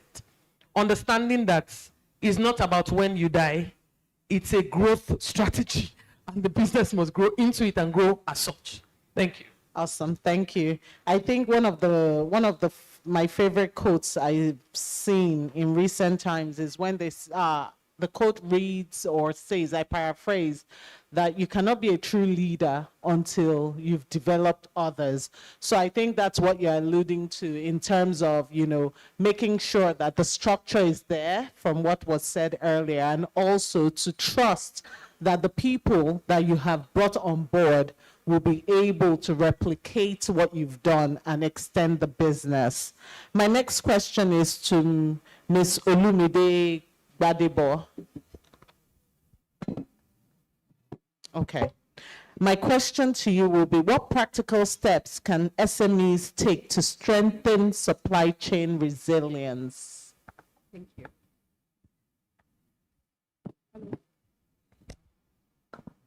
Good morning, everybody. Good afternoon. Good afternoon. Thank you for having me. I like this question. As a manufacturer, how many manufacturers are here? Okay, I kind of always feel like the SME space doesn't really recognize manufacturers. I feel like it's filled with service providers, tech guys, and there are so many of us that are manufacturers, and we need to make a lot of noise because we're really the engine that drives this economy. Beyond providing employment and generating revenue, we're actually adding value to the numerous raw materials that we have in this country. So it's very important that a lot of attention is paid to us, and that starts with us knowing the value that we carry. So to answer the question, what practical steps can we take to strengthen supply chain resilience? Supply chain resilience is essentially the key to survival, especially as a manufacturer. Your supply chain determines if you're going to be here tomorrow, if you're going to be able to take next steps, So the first thing is, I'm going to use my business as an example. First of all, have multiple suppliers for everything. Don't be dependent on one person. Ensure that there's a plan B and a plan Z. If you can plan all the way to Z, please do. Particularly in Nigeria, where everything that can go wrong will go wrong. NEPA will take light. Your dispatch rider will not come to work. The machine will spoil. Somebody will, everything. So first of all, just have it in mind that everything will go wrong.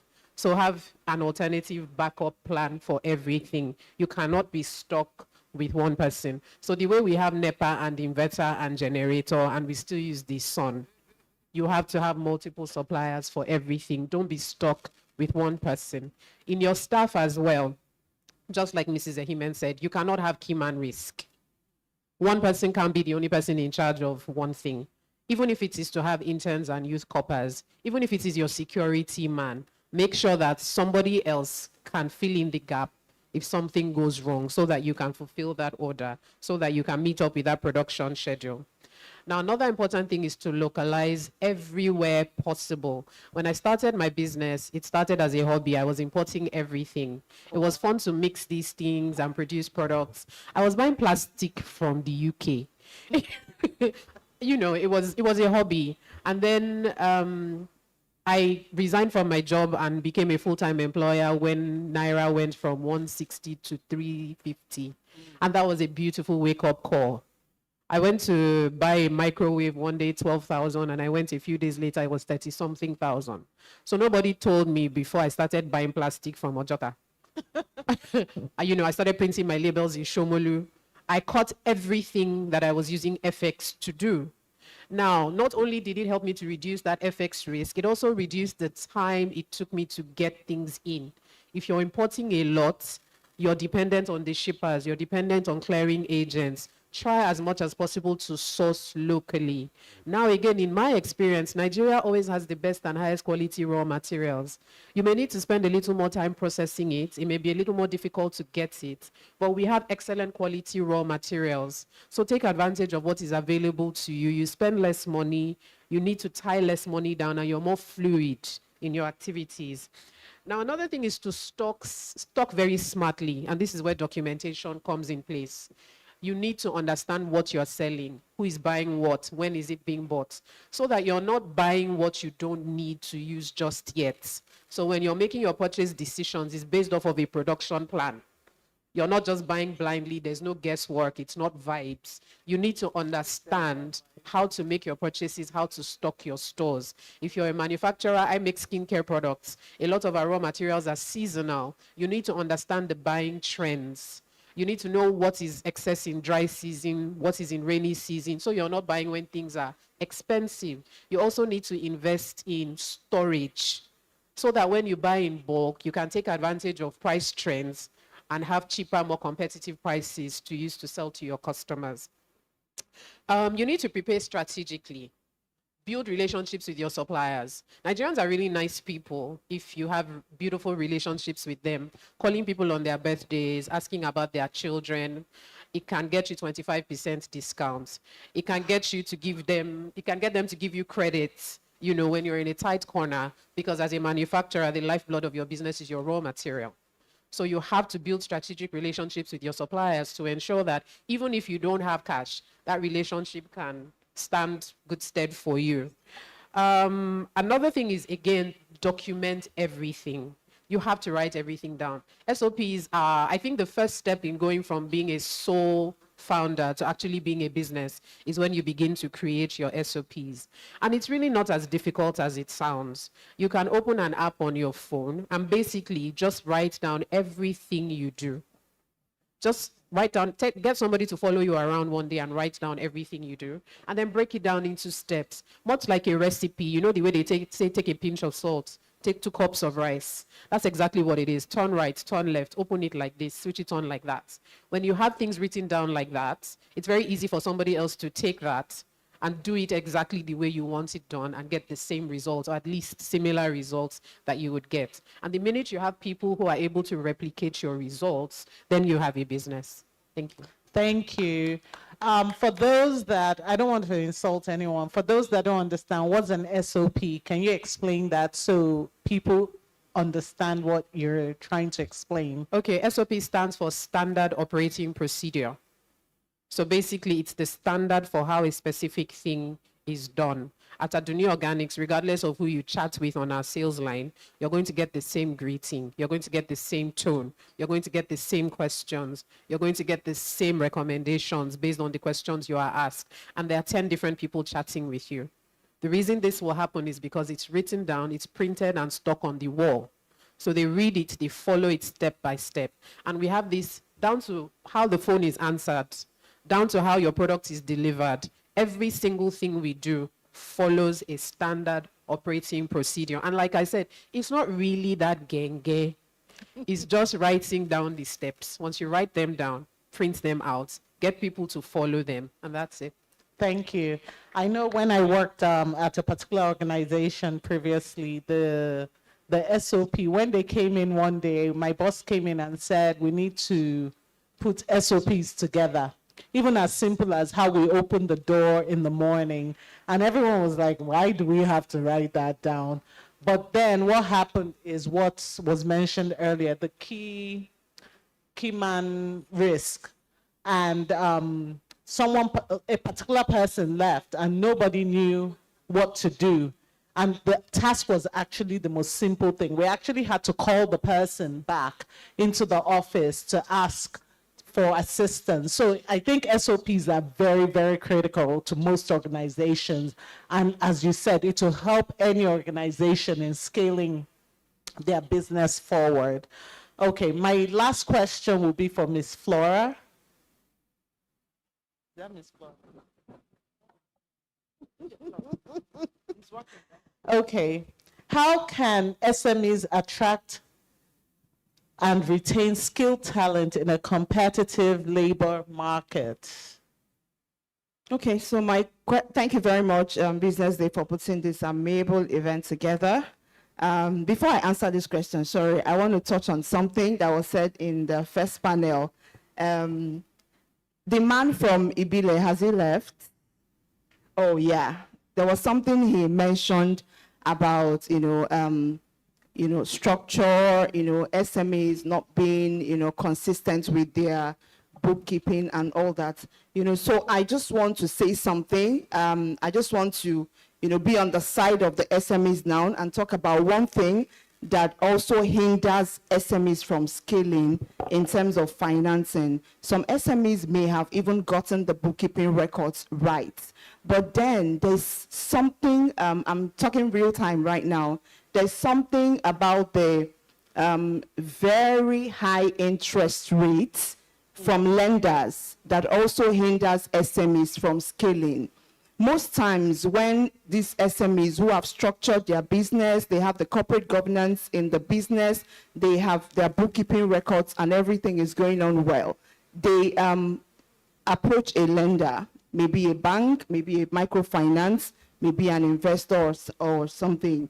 The interest rates of this funding most times makes the SMEs unable to scale, because most times you find out that after dealing with raw materials, purchasing, you deal with processing these raw materials, packaging them, labeling them, and then putting them out for sale.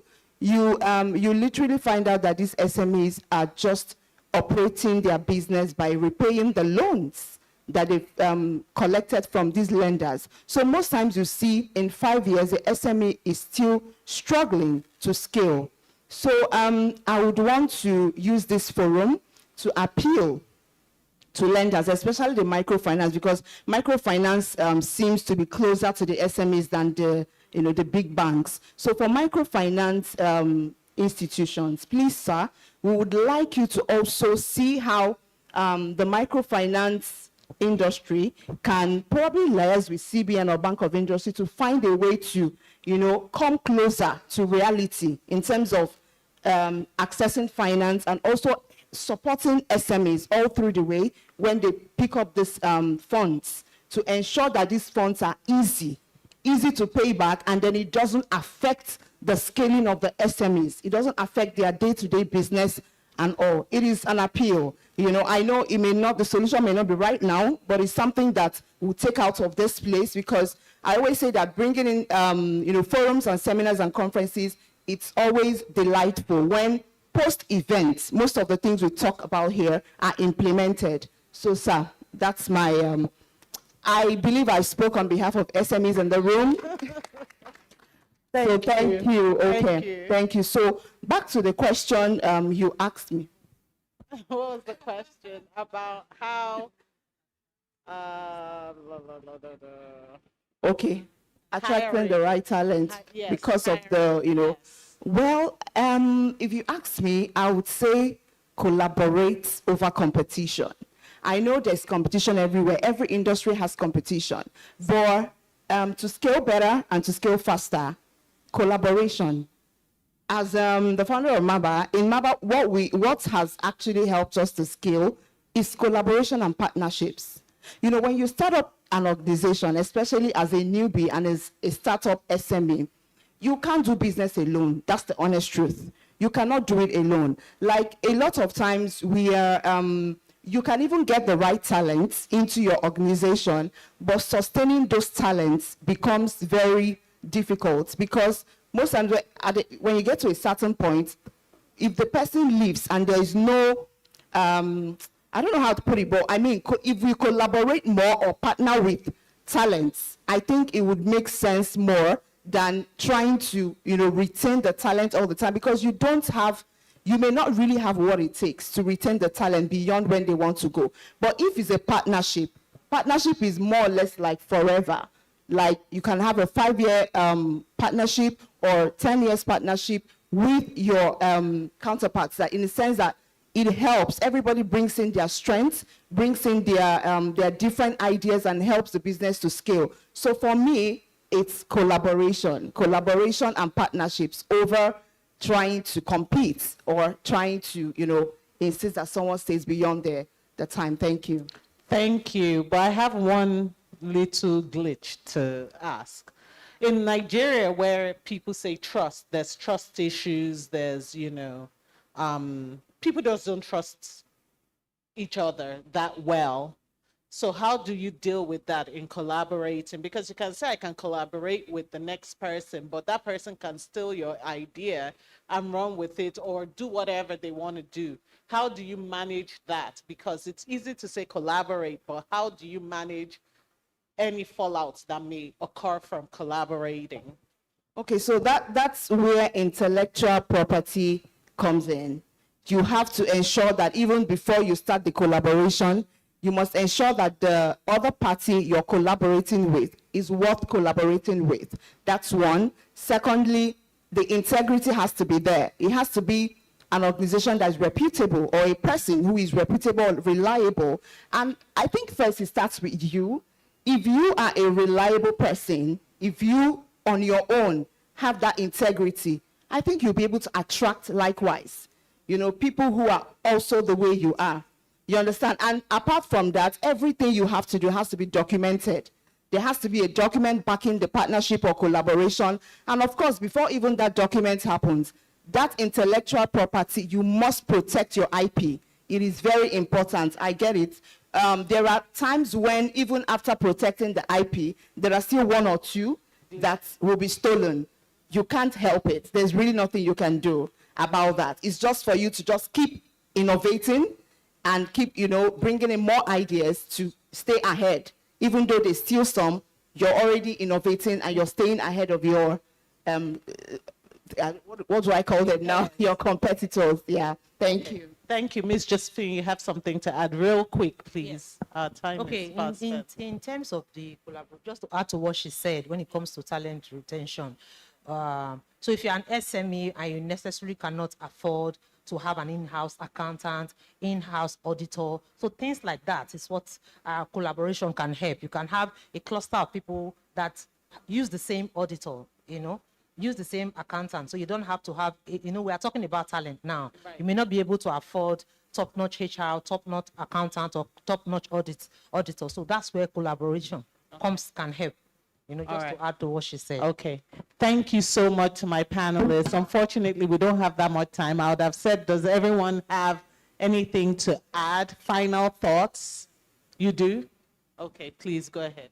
Thank you. So I was trying to write down a few things while we're all speaking, so I'll just share very quickly. I said scaling is never accidental. Scaling is not accidental. It's the outcome of structures, systems, because I heard everyone talk about structure, everyone talked about systems, and people working in alignment with a clear vision, obviously of the visioneer, who is the founder in this case, as we've all said.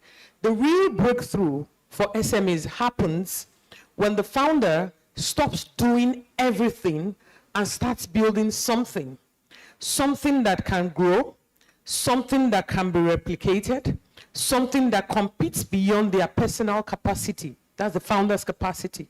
Ultimately, SMEs do not scale by trying to do more. they scale by doing things differently and doing them deliberately. Thank you very much. Thank you. I think what I'll add to that is the ultimate goal at the end of the day is for all of us to remember that we're building something that's generational. I think sometimes we look at some organizations that have been around forever. I'll use First Bank, for example. When I was young, I knew First Bank, they were there. So if you want to build something generational, futuristic, you have to sustainable.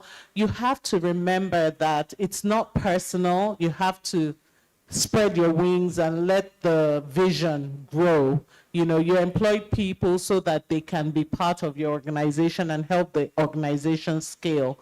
So please don't be too uptight as a founder, as you know, as a CEO. Just let everyone spread their wings and grow and thrive, and you'll be appreciative of that. On that note, thank you so much, my panelists. I appreciate it, and thank you, Business Day, for this opportunity. Thank you. Ladies and gentlemen, make that better for our panelists. Thank you all so much for sharing from the wealth of wisdom.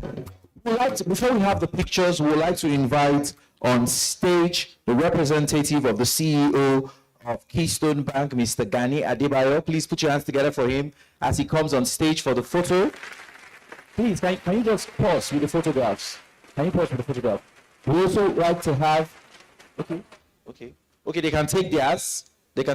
Then we'll also invite the editor of BusinessDay Sunday. Can we have him on stage, Mr. Zebulon? We'll also have the head of compliance and audits from Ibile Microfinance Bank. We'll have the representative from EasyPay, from Prospera, from United Capital, and we have the CEO of Glitz. Yes, can we have you all on stage? Want to take a photograph? Yes, please.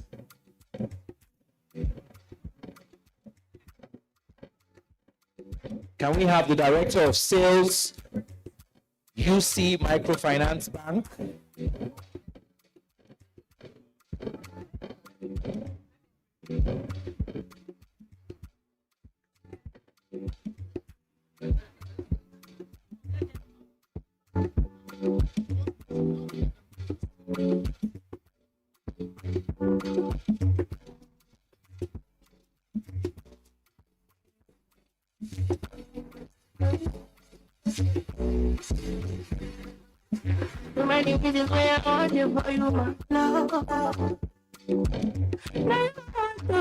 Okay, so the panelists from this session, you can go back to your seats, but if you just came on stage, we would like to still have you on stage. We would love to still have the CEO of Glitz on stage and other persons that came on stage after this. Mr. Gani, we'll still like to have you on stage. Yes, no, just for the photo op. We'd just love to have you for the photo op. We'd love to still have Mr. Gani on stage. We'll also have Mr. Zebulon on stage for the photo op. We'll have the head of compliance and audit from Ibile. We'll also have the representative from EasyPay. We'll also have the representative from Prospera and also from United Capital.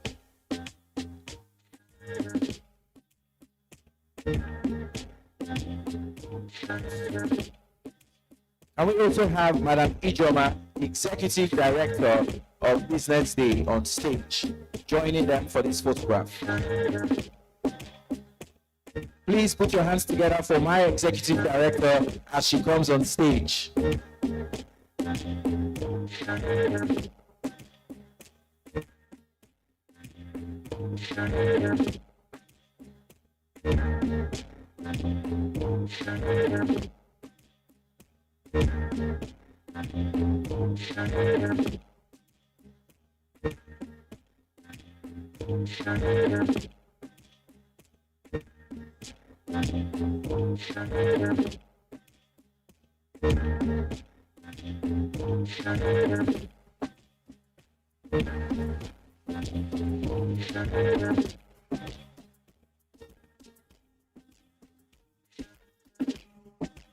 Okay, we'd love to have our keynote speaker join them. Please, one moment. We love to see your beautiful smiles and beautiful faces on the front page of the paper. So we'll just have our keynote speaker join this photo. Thank you so much, sir. Thank you for your patience. Just give us a warm smile.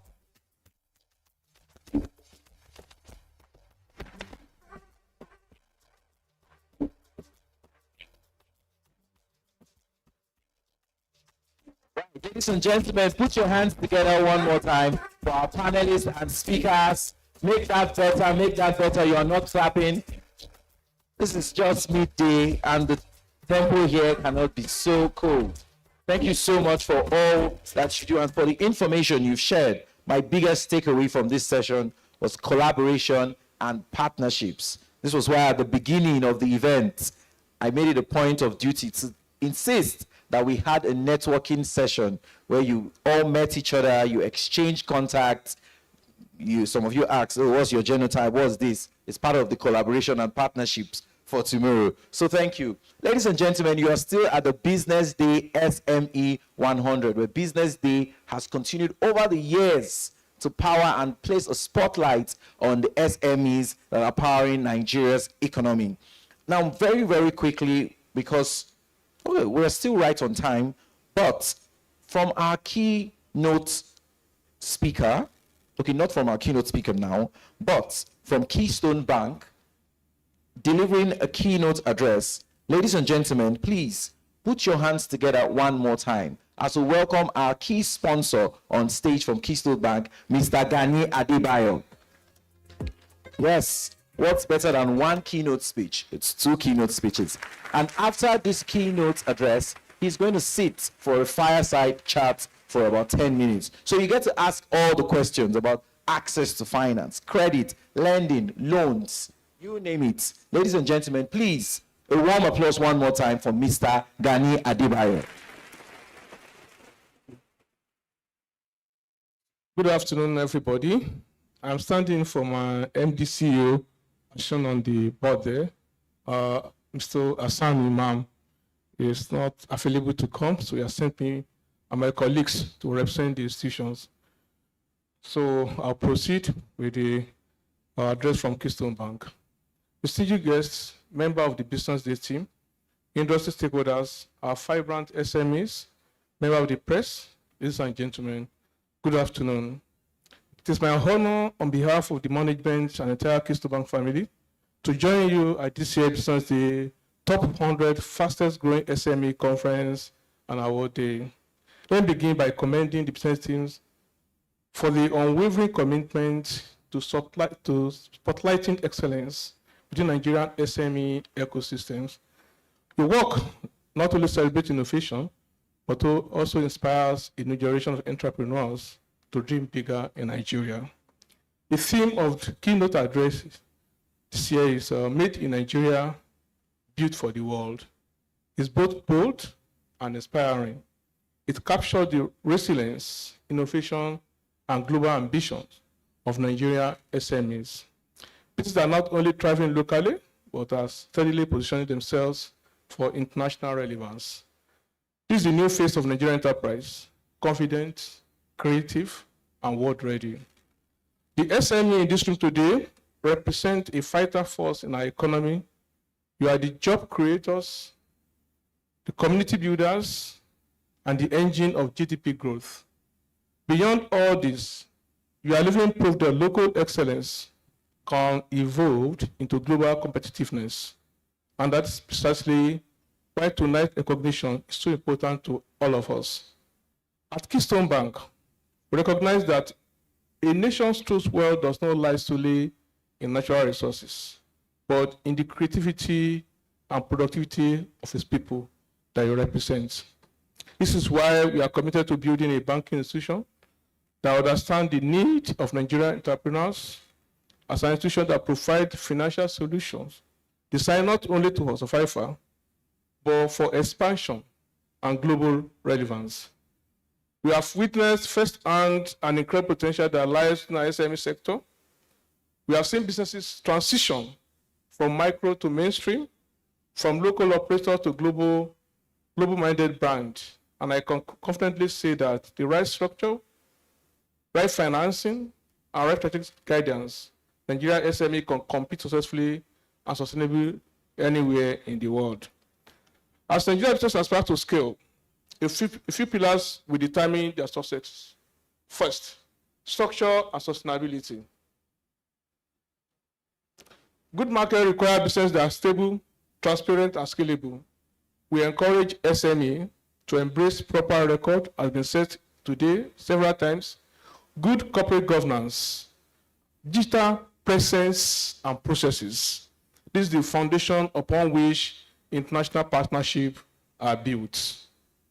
2, capacity and skill development. Competitiveness is driven by knowledge.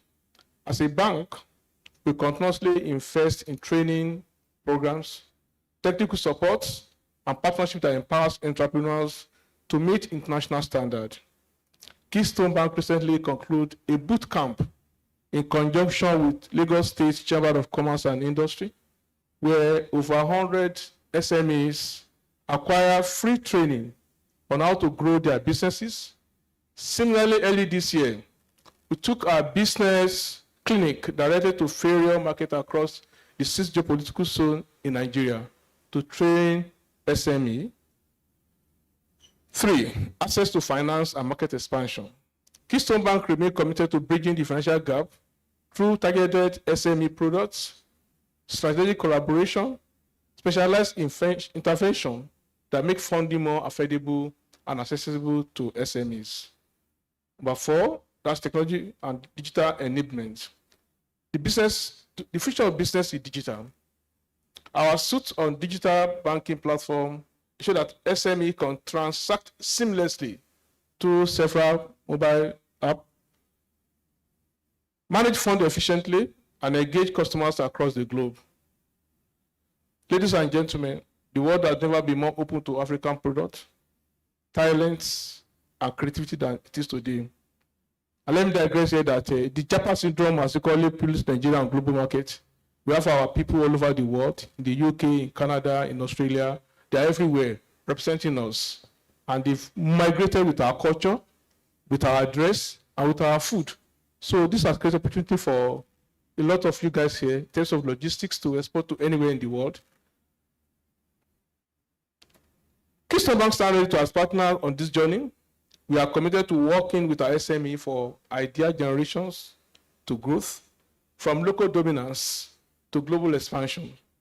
Together we can build businesses that not just carry label made in Nigeria, but proudly deliver quality, excellence, and impact to the world. Our focus of Keystone Bank is to nurture sustainable SMEs, businesses that stand the test of time, they scale with purpose, empower labor markets, and contribute meaningfully to the national development. To support this ambition, we've developed a suite targeted products and services for SMEs. I have my colleagues from the department starting over there. They are the face of the SME department in Keystone Bank.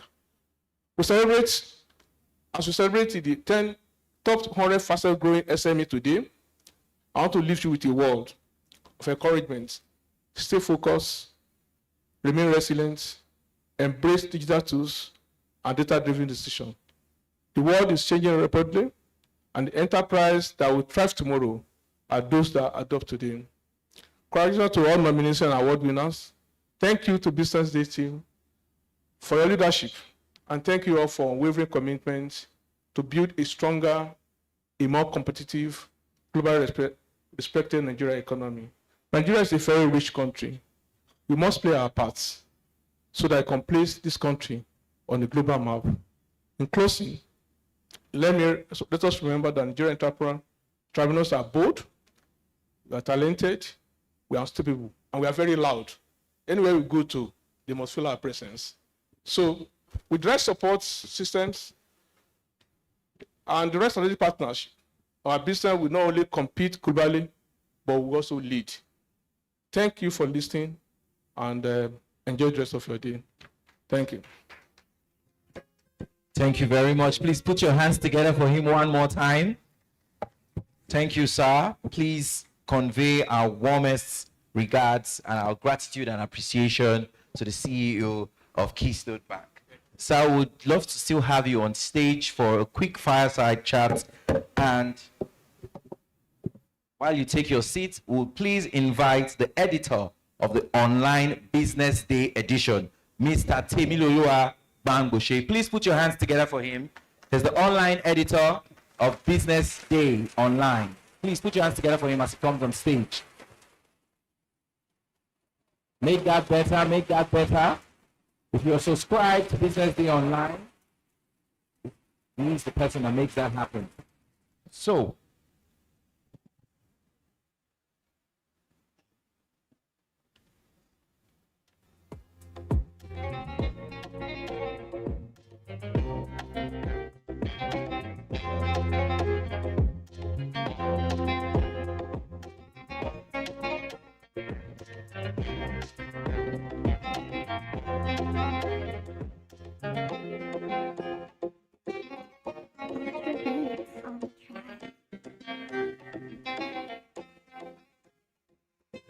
I'm happy to be here with you today.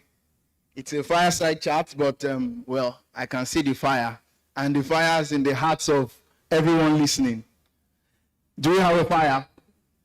So my first question goes straight to the headlines. You know, I want to address the headlines and the elephant in the room directly. In February 2025, this year, the Keystone Bank came under government ownership fully. Now, for SME founders, owners who are here, does it mean that you are going to tighten, you know, many of them, they depend on credit line to survive. Now, does it mean you are going to tighten the tap of credit line, or does it mean you're actually going out, all out now to support real sector, real economy, the SMEs? Okay, so good afternoon, everybody. Yeah, what it says is true. We are a CBN-owned bank, and the directive you have from the CBN and federal government, who is the owner of the bank right now, is to actually do more of small-scale loans to SMEs. You know, the issue is that most time when bank lend billions to all those big companies, when it fails, just like a pack of work, just 4 yakata on ground. But if it's small that you distribute, if you give money to about 100 people, if 10 fail, you still have 90 to work back on. So we have a mandate right now, and now we are doing the bank, that we do more of small-scale loans to Nigerians. So if you come on board, we are on ground for you. There's no restriction on SME loans in the bank, and that's the focus of the bank right now. Thank you very much. Now, I prepared this next question specifically for Mr. Imam Hassan, but I know you will do justice to it. You see, knowing his career trajectory, he has stayed a lot in the north, you know, decades. So he likely knows some hidden places in the north where there is money, but because many of our SMEs, they stay in Lagos, they do business with Abuja, tops, they go to Kano, they don't know. So can you talk about where those hidden value chain, hidden money is that MSMEs who are Abuja or Lagos centric can tap into? Okay, let me say that for all banks in Nigeria, you know, the northern market is not as sophisticated as southern markets. Most banks in Nigeria, including Keystone Bank, we get our cheap fund from the north. Because in Islam, interest is forbidden. So they still play along that direction, that they have the money in their savings account, you know, unlike in the south. I'm a Muslim, I fix my money and I collect interest rates. But my colleague in the north may not do that because of the Islam. So most bank, retail is very, very active in the north. And if you know north is the agricultural base of this country. Until recently, we have issue of insecurities. For those who are into production, you can actually source your cheaper raw material from the north. Up to today, the rice paddy, the cashew from the north central, that's Kogi, Axis, Kwara Axis. So a lot is coming from the north. And even in terms of population, based on our statistics, you know, they have population, and they are not the high-end population. they are consumers that you need to service as SME. So if you are producing in Lagos, you need to find a way of moving your final product to the north so that you can expand your market. So in terms of raw material, they feed you up. In terms of finished good, they call it feed you up. So there's no way you do a business and remain only in Lagos without tapping to the northern market. The opportunities are there. The risk is there also. But you know, the higher the risk, the higher the return. It's one country, it's one nation, and we strongly believe that very soon, with what we are seeing from federal government, the issue of security will not be fully addressed. It's a very big market for any SME that want to thrive in terms of raw material and in terms of selling their final product. Thank you. Thank you very much. I have heard from the first panel, second panel, a lot of talk about women, and I know you have a product called Pink. Yes. Yeah, and I know you also have partnership specifically for women with MasterCard and then EDC. That's Enterprise Development Center. Now, apart from just this partnership, giving them soft skills, training them how to keep their book, do we have a product, or should we be looking forward to a product where women can get access to finance without having to own a land in Lekki here or in Abuja? Okay, let me say that what you are seeing over there, you see the banner there, Pink, is specifically meant for ladies. And what we have done so far is a complete package covering their businesses and their lifestyle, including health management. You know, if you have that Pink, the plan we had then was that you can access some hospitals that are under the, we partner with as a bank. So Pink is there for ladies, and that's why if you are banking with Keystone Bank, and we already, once you are a lady, your ATM card will be in pink color, and that's very attractive. And anywhere you go to, other local, international, you know, ladies like pink color. So, and that's your color. So we have programs for ladies in terms of our Grow Biz, but it's actually cut across all SMEs where you can do serious COT. I know that most of you want to pay bank charges. So we have products that, you know, do serious COT with a minimum turnover. So we have product for SME in terms of retail loan, like I've said. In fact, right now, our retail people are not coming to access retail loan, maybe because they are afraid of interest rate. But let me say about interest rate that you have to realize one thing. Bank sells money. Yeah. It's what we buy that we sell. You are the one that gives us your money. Unfortunately for us, when you bring your money, 500,000, 1 million, 1 billion, you insist on getting 20%. So if I buy expensive fund, I got to sell expensive loan to my customer. And the direction is from the CBN. Today, the MPR, which is the minimum rate you can borrow from CBN, because we to call it borrow money from CBN, it's 7%. If I go today now, if assume I'm broke as a bank and I approach CBN to borrow me money, they borrow me money 5 billion, 10 billion at 27%. Nobody will sell below the cost price. You know? So an interest expense, just like to you also, it's just an element of cost to the bank. You have to power a generator.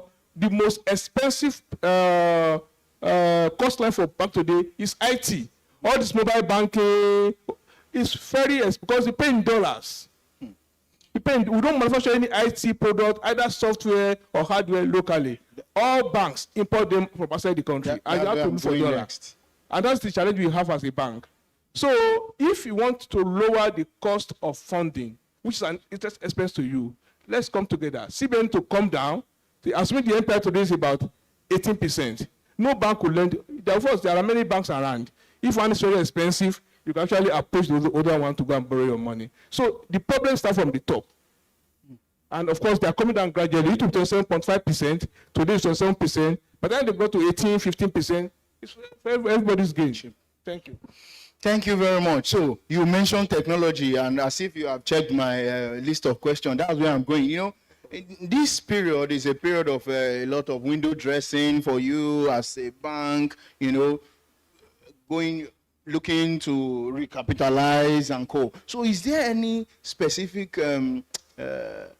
application or IT investments that you are making that will be rolled out in maybe Q2, Q3, Q4 next year that would show that, okay, you are tapping into the IT, AI Anyway, the fact is that you all are aware that for banks, we are under serious competition from fintech, from MoneyPoint, from OP, for PAMPay.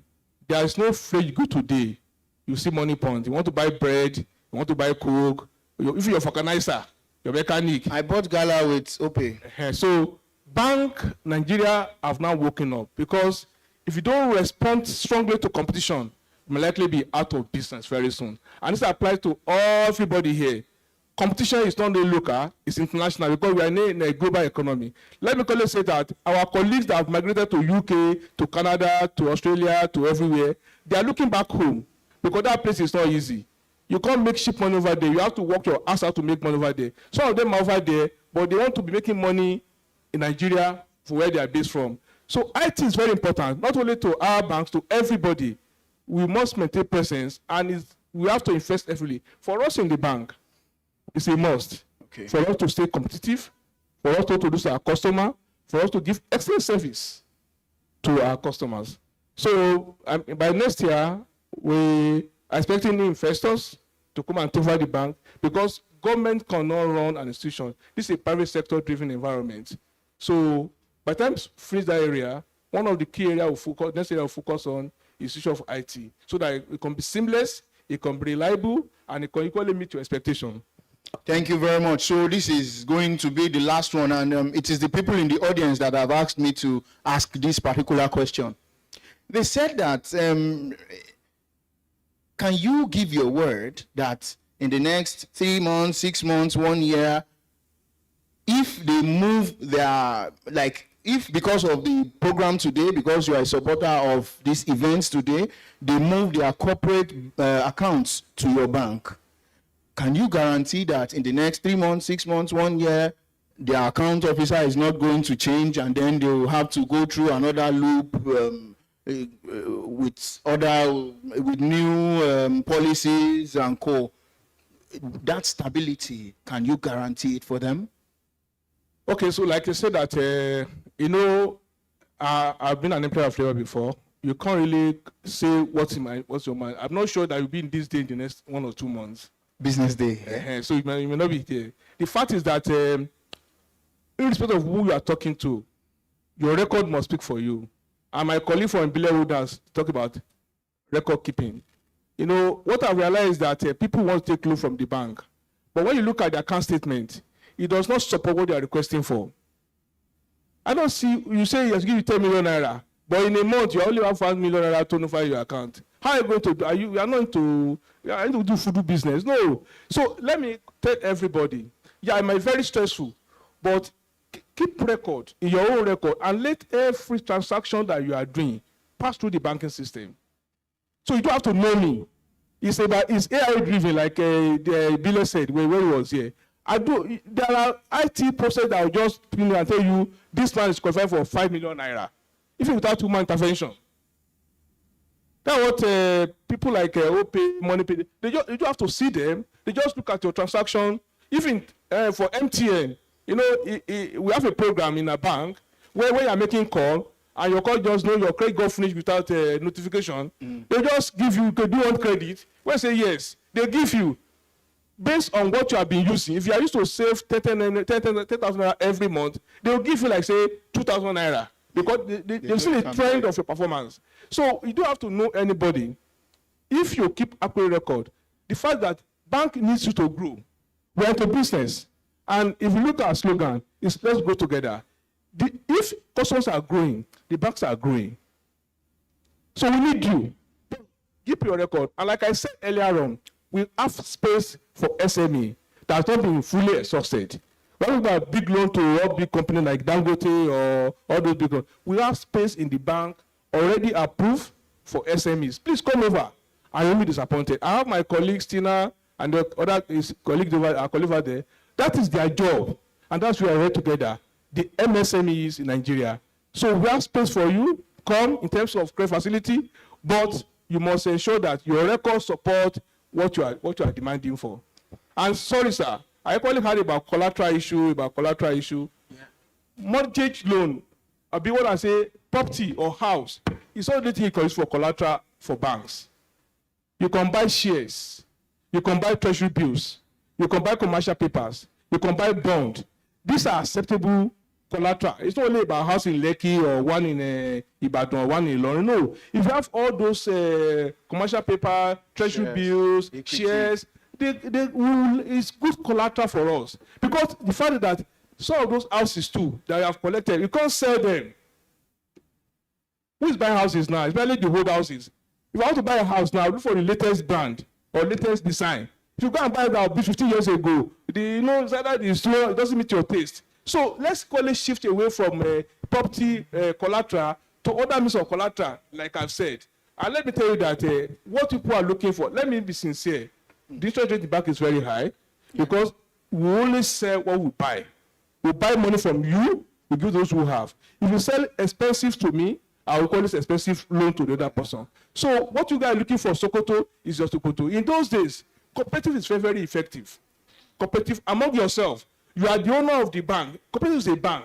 If you have a very strong cooperative, they have a very good process system. You buy money cheaply, end of the day, you only get profit from them. But unfortunately for all of us, we are not sincere. We allow those things to die, and we are paying the price now. And like I said initially too, for the medium scale guys, you can do commercial papers. That's what the Dangotes of this world, the MTN of this world. How does you operate? Meet your financial advisor. I don't want to borrow money from bank. I want to raise commercial paper. It's cheaper for you. If you go to a bank, you pay 30%, 32%. If it's commercial paper, you go to 22%. I put that investing. They call it get something higher than placing money in the bank. So it's a win-win situation for everybody. For you to are borrowing, you are borrowing cheaper. For the guy that's giving you, is giving you more expense than what you have earned when he pays the money in the bank. So what you need is, we have to equally read and update our skills. There are so many things you can do to make so much money. And like people say here, equally begin to make money from other sources. Don't be stick with what you are doing. There are money, this economy is deep for those who are making money. If you just know the environment and know what you can do apart from what you are doing, either you are buying or selling, you can make so much money from other sectors of the economy. So, but you need to have that skill to be able to make that money. Thank you. Thank you very, very much. You even answered the next questions I was going to ask. So thank you very much. The economy is deep. Let us explore it deeper. Thank you very much. That will be the end of the fireside chat. Ladies and gentlemen, put your hands together for the CEO at Keystone Bank, represented by Mr. Gani Adebayo. Please make that better, make that better. Thank you so much, sir. You've served on the panel. You've given a keynote address and now a fireside chat. We are very, very grateful.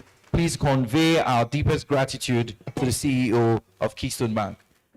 Now, ladies and gentlemen, the day is progressing nicely. Am I correct? Is the day progressing nicely? Am I correct? Our first panel session was on what? Who can remember? Our first panel session was on, did you say tax? Who can remember? Our first panel session was on what? Access to finance. Okay, our second panel session, scaling operations. And now we've learned about access to finance. How can we access finance? We've learned about how to scale our operations optimally. But next, we are going to learn about digital transformation. And leading this conversation is no other person than Ogechi Okwechime. Please put your hands together for her as she makes her way to the stage.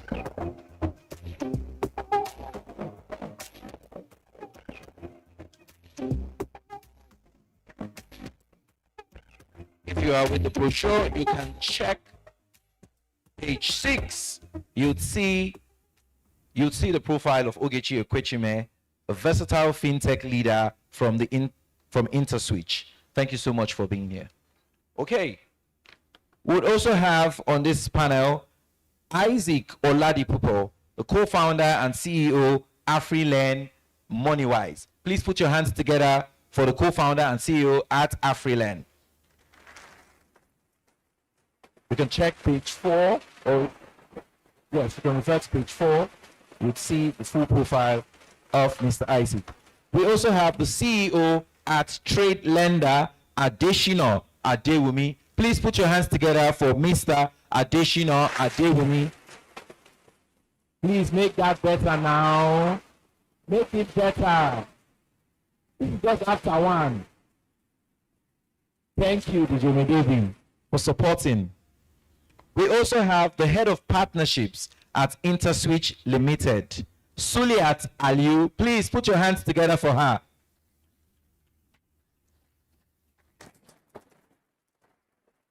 That makes 2 persons from Interswitch on this panel. Okay. We have the CEO, Do Chase ADX Digital Limited, Mr. Chibike Good News. Please put your hands together for Mr. Chibike Good News. Don't you like good news? Don't you want to hear good news? Put your hands together for Mr. Good News. Finally, we'll have Tina Nwaiwu. She is the Director of Sales at UC Microfinance Bank. Please put your hands together for Tina Nwaiwu. Make that better, make that warmer.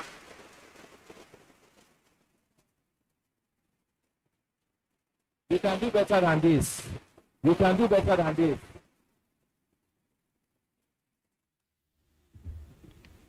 All right. So, ladies and gentlemen, I'm going to leave you in very, very good hands now for this 3rd panel session. Ogechi, are you ready for us? Okay.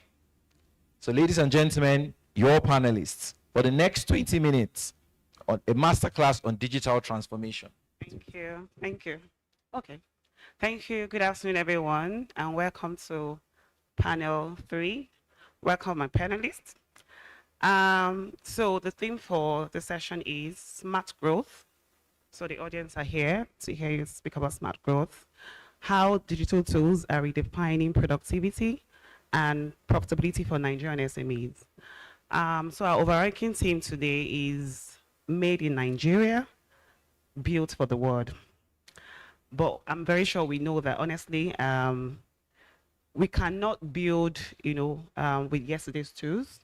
We cannot build with yesterday's practices. We need to move forward. So if we want to build globally and if you want to stay relevant, you have to use digital tools.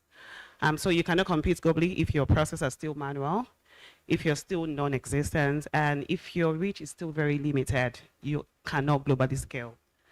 And I also want to talk to the SMEs here today, and I have had opportunity to actually, interact with a lot of them. Their views are mostly that technology is luxury, and it's a cost center. They don't see it as something that can be useful to them. So today, having you here, we need to flip the script for them, right? We are going to be arguing, in either for them to understand that digital transformation is actually the ultimate cost saver and also a primary profit saver. So, not to waste time, he's told me I have 20 minutes, so I have to say that. So to unpack this, to unpack how that will be done, I have you here. Mr. Additional is okay, and Suliat, and okay. So I'll just quickly go straight. So, ladies and gentlemen, let's talk about how we move from just surviving to thriving, especially in our current situation in Nigeria. So I come to you, Mr. Additional. Thank you for being here. You had said, or we say, acquiring customer is expensive. Obviously, everybody knows how it is to acquire a customer. Even one customer is expensive. But we know that keeping them is where the profit lies. And a lot of people want to know, how can SMEs identify the most cost-effective tools, especially digital tools, for their business needs? How can they utilize digital tools? A lot of them think it's a luxury. They don't think it's saving their businesses. But how can they, utilize that? Can you?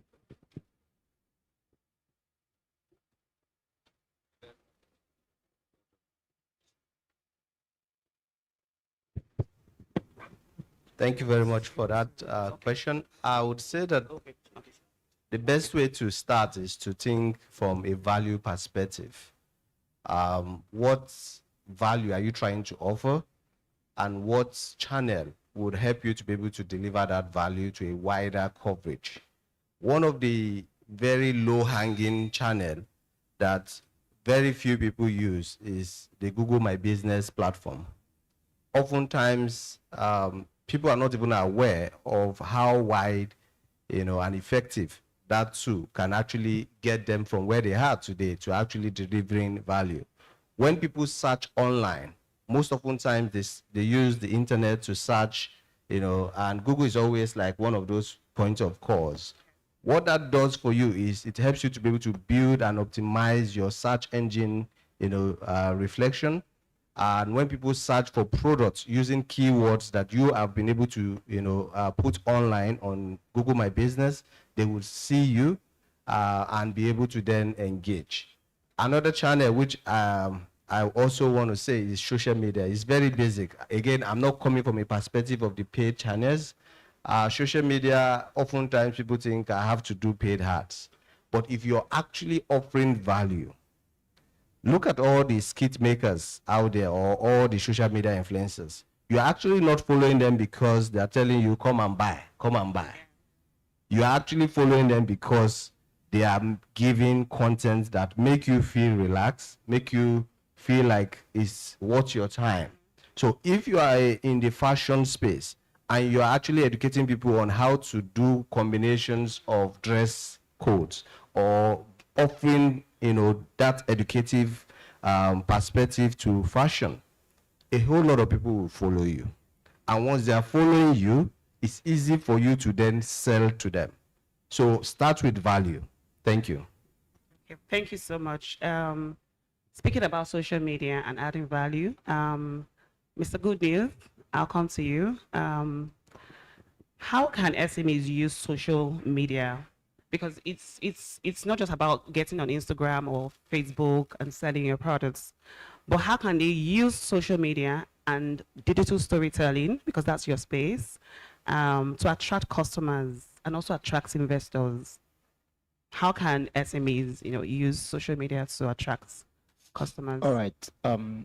Good afternoon, everyone. Social media has come to give us a lot of leverage when it comes to meeting people. Take, for instance, 15 years ago, if you want to reach about 1,000 people, you probably need to organize events, send people to go and invite them, go and share flyers, and do a lot of offline activities. Now, that's very highly expensive. And the truth is, you're never going to get people. And some of those people that are actually interested may not even be in the location where you are. So it makes it really difficult for you to get them.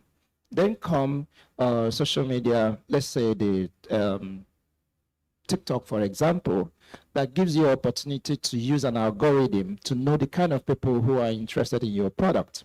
And probably you are posting about hair. I used to tease some of my female friends about hair bag and shoe. And you always tell hair bag and shoe. And the truth of the matter is, in as much as there is no saturation about that product, almost all the ladies are also interested in hair bag and shoe. And you have people, you're in Lagos, or you don't even need to be in Lagos. You are in Obomoso, but you know that social media is a tool, and you do your hair bag and shoe, and you upload it with the right keywords, and the algorithm takes it to somebody in Lagos, takes it to somebody in Abuja, takes it to somebody even as far as London. And by the time you do a good story, because it's not just the access to social media, it's also the content you push, the quality of your pictures, the quality of your story, the quality of what you sell. Are you selling value proposition? Now, that place you are in Obomoso is just a location. But by the time you have applied the presence of TikTok, it takes it to somebody in Lagos who's probably going to buy 10x more than what anybody in Obomoso would have bought. This is not to say people in Obomoso would not buy, but you know that people in cities spend more money than those people. Now, you will see that the fact that you had that product, you couldn't reach those people, but the fact that you could tell a story on a platform, it takes it and amplify it to the people who will ordinarily buy it, and they will buy it. And there's this thing about make-believe. If you get somebody that those people follow, just like he said, and that person is endorsing or telling about that product, you'll be surprised how many people are going to buy it and the scale at which I've seen people that achieve massive scale with just that. Thank you so much. So that's obviously having the right products, but also having the simplicity of having it go around, to people, not just in your location. So Sules, I'll come to you. Our theme is built, for the world. That's our theme, because we just don't want to build and allow it to just be local. We want to be able to expand and go global. From your experience in the banking and in the fintech space, how can e-commerce and digital payment system expand SME market access? How can they, how can e-commerce and digital payment system expand market access beyond, the local markets? All right, thank you very much. Good afternoon, everyone. And first of all, thank you, Business Day, for having me here. Ogechi, thank you for that question as well. So I will start by saying that it is great that we're having this discussion today, because I personally believe that SMEs are the backbone of our economy. And on the topic of digital transformation, I would say that digital tools are not just supporting SME business today, but it's now transforming everything. It's now changing how they sell, how they operate, and how they grow their business.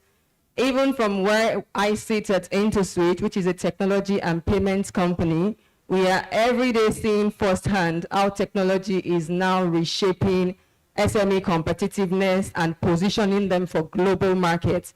So to answer your question on how e-commerce and digital payments can expand market access, first of all, it helps to remove the geographical limits. Helps them to open doors that normally would have been unreachable many years ago for a lot of SME businesses. And I'm sure a lot of us see it today.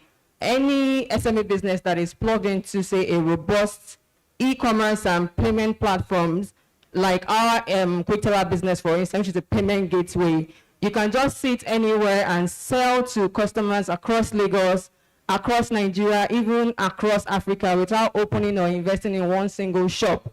You just build your online presence and you're able to connect to the world, sell to anybody, make your money, even in a very secure manner.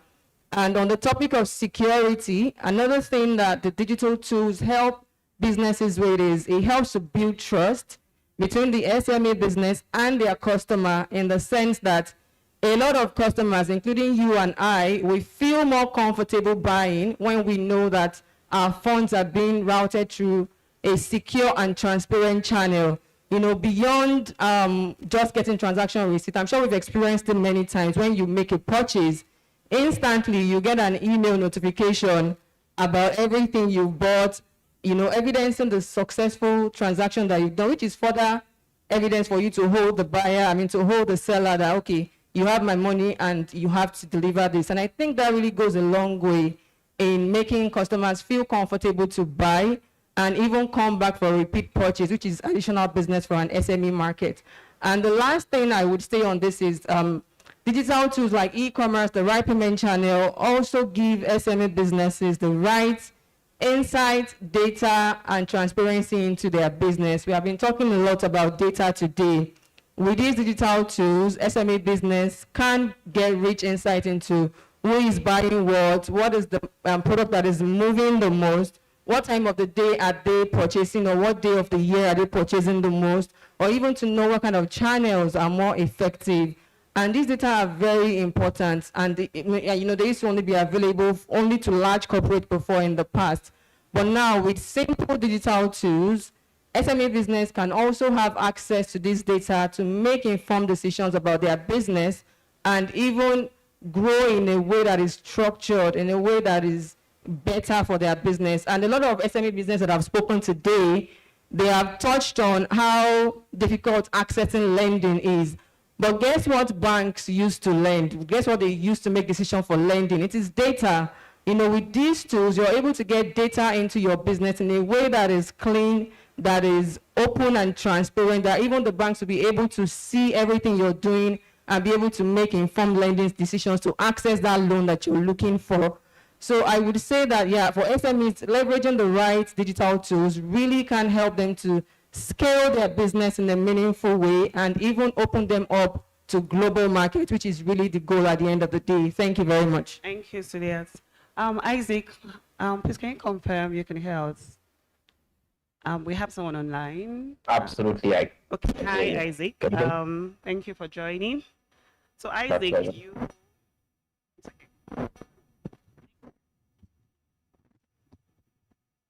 Okay.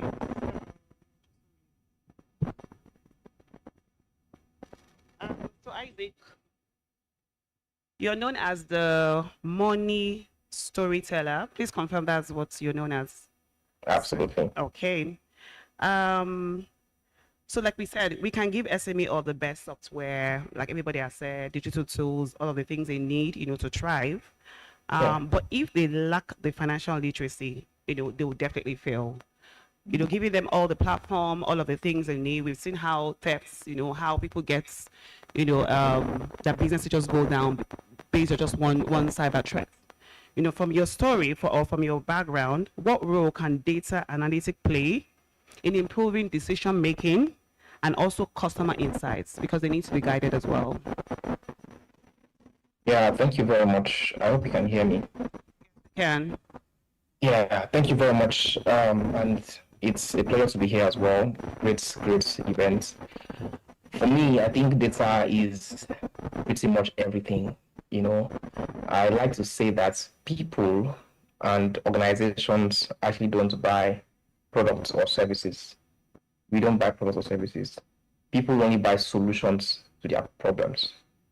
And what really helps us to understand what people want, the solutions they actually would pay for, is actually data. And in Nigeria, most SMEs are, built on courage. We like to, we are built on grit. We are very powerful. We love to pray, God's grace, and all of those things.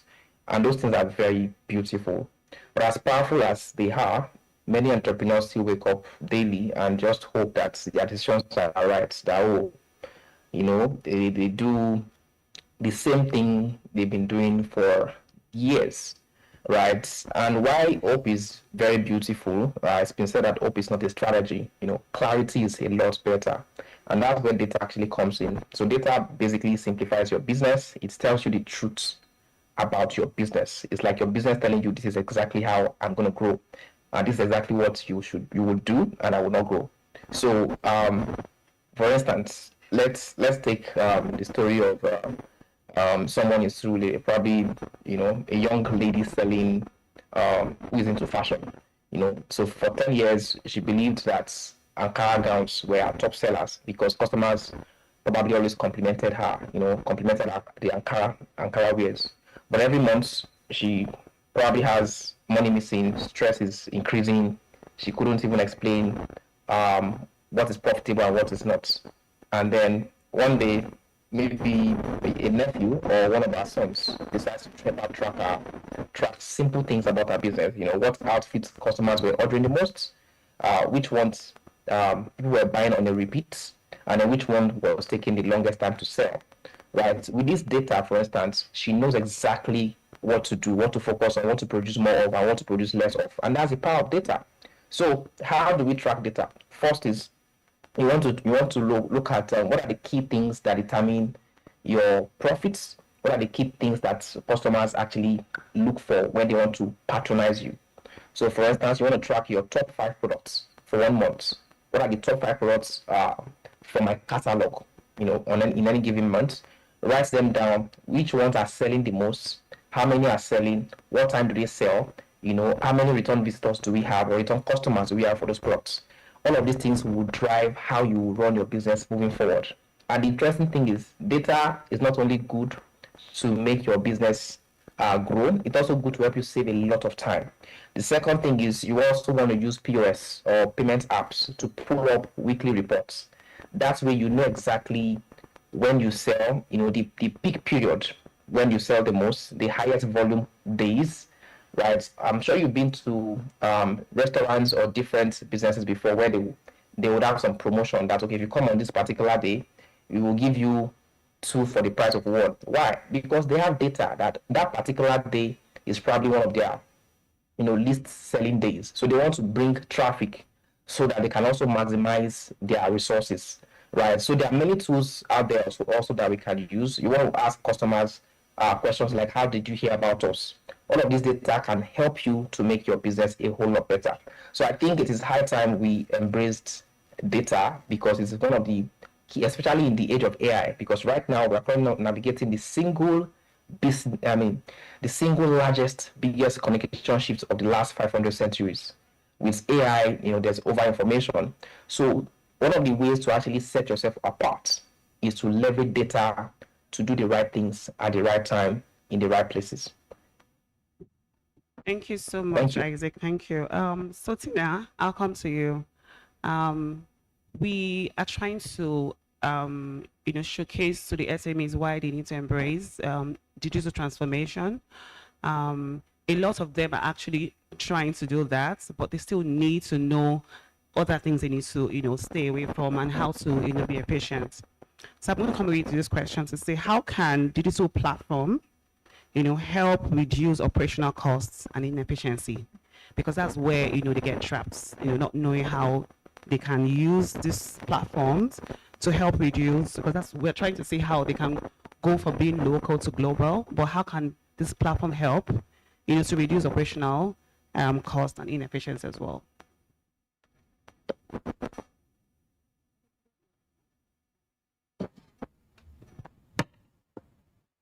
All right, thank you so much for the question, and thank you, Business Day, for having us today.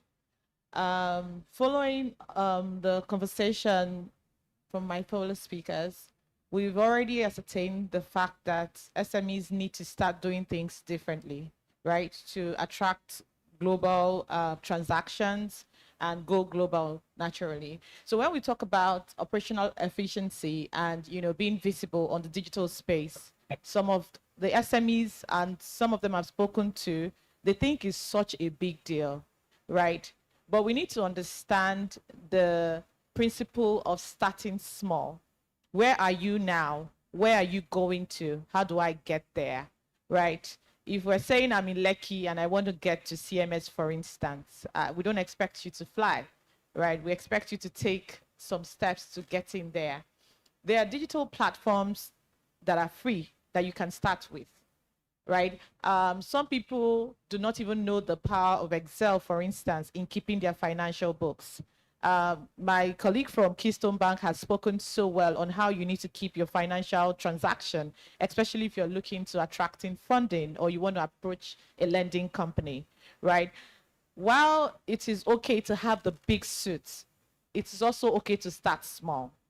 There are free digital platforms online that you can, embrace to keep your financial books, for instance, or you want to do customer relationship management. My colleague just spoke about data. How do you want to collect this data, and where do you want to store it, for instance? You want to know that my customers buy more on Mondays than on Fridays. Where do you want to store it? There are free solutions and free tools online, for instance, to manage your CRM journey or your customer relationship management journey. You can embrace this tool and begin to transform your business from being manual to being digital. As you're collecting this data, you're understanding your business better, and you're getting yourself prepared to go global. If you want to use an e-commerce platform, for instance, you need to understand why. What products am I going to sell on it? Who are these guys that are driving e-commerce, for instance? Is it better to be on Jumia, for instance, or you want to be on Konga, or you want to be on Gigi? What are the different things that differentiate them, that makes you want to take each of these tools? So for me, SME needs to understand that it is not the big things that make you big or make you digital or make you prepared for the global space. It is those little steps. My colleague from Keystone had mentioned that we give loans, and we're not looking at people who have those big suits. We are looking for things as small as an Excel sheet that collects your daily transactions. And we can also see that, for instance, if you're using a POS solution, we're seeing how inflows and outflows are going and coming in. Or you are using, like my colleague mentioned, Quick Teller All those things put together, it is you transforming your business from being manual, or like they call it traditional SME, to becoming digital and preparing yourself for the global space. So my advice here today is SME, start small. If it's an Excel sheet that you have, guess what? An Excel sheet is a digital tool. While everybody makes it look so common, it is a very, very powerful tool. Start from there. If it is a small tool that you have online to collect your customer conversations and transaction, start from there. As you go along the line, you will know when to transition to the bigger ones. Your business will tell you that it's time to pay for a tool that is better and bigger. But start where you are today, start small, and in no time, you would have grown to a part where you would obviously be financial buoyant to buy the bigger tools and make yourself global. Thank you so much, Tia. Say that I'm sure SMEs here will think, okay, it's not that easy. You know, how do we start? They're journeying to these.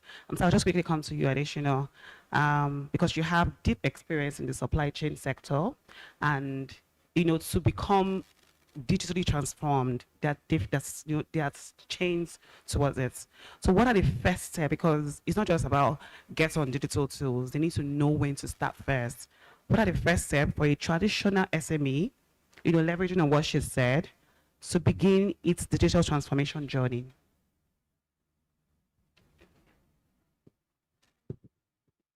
Thank you very much. I think the first step is knowledge.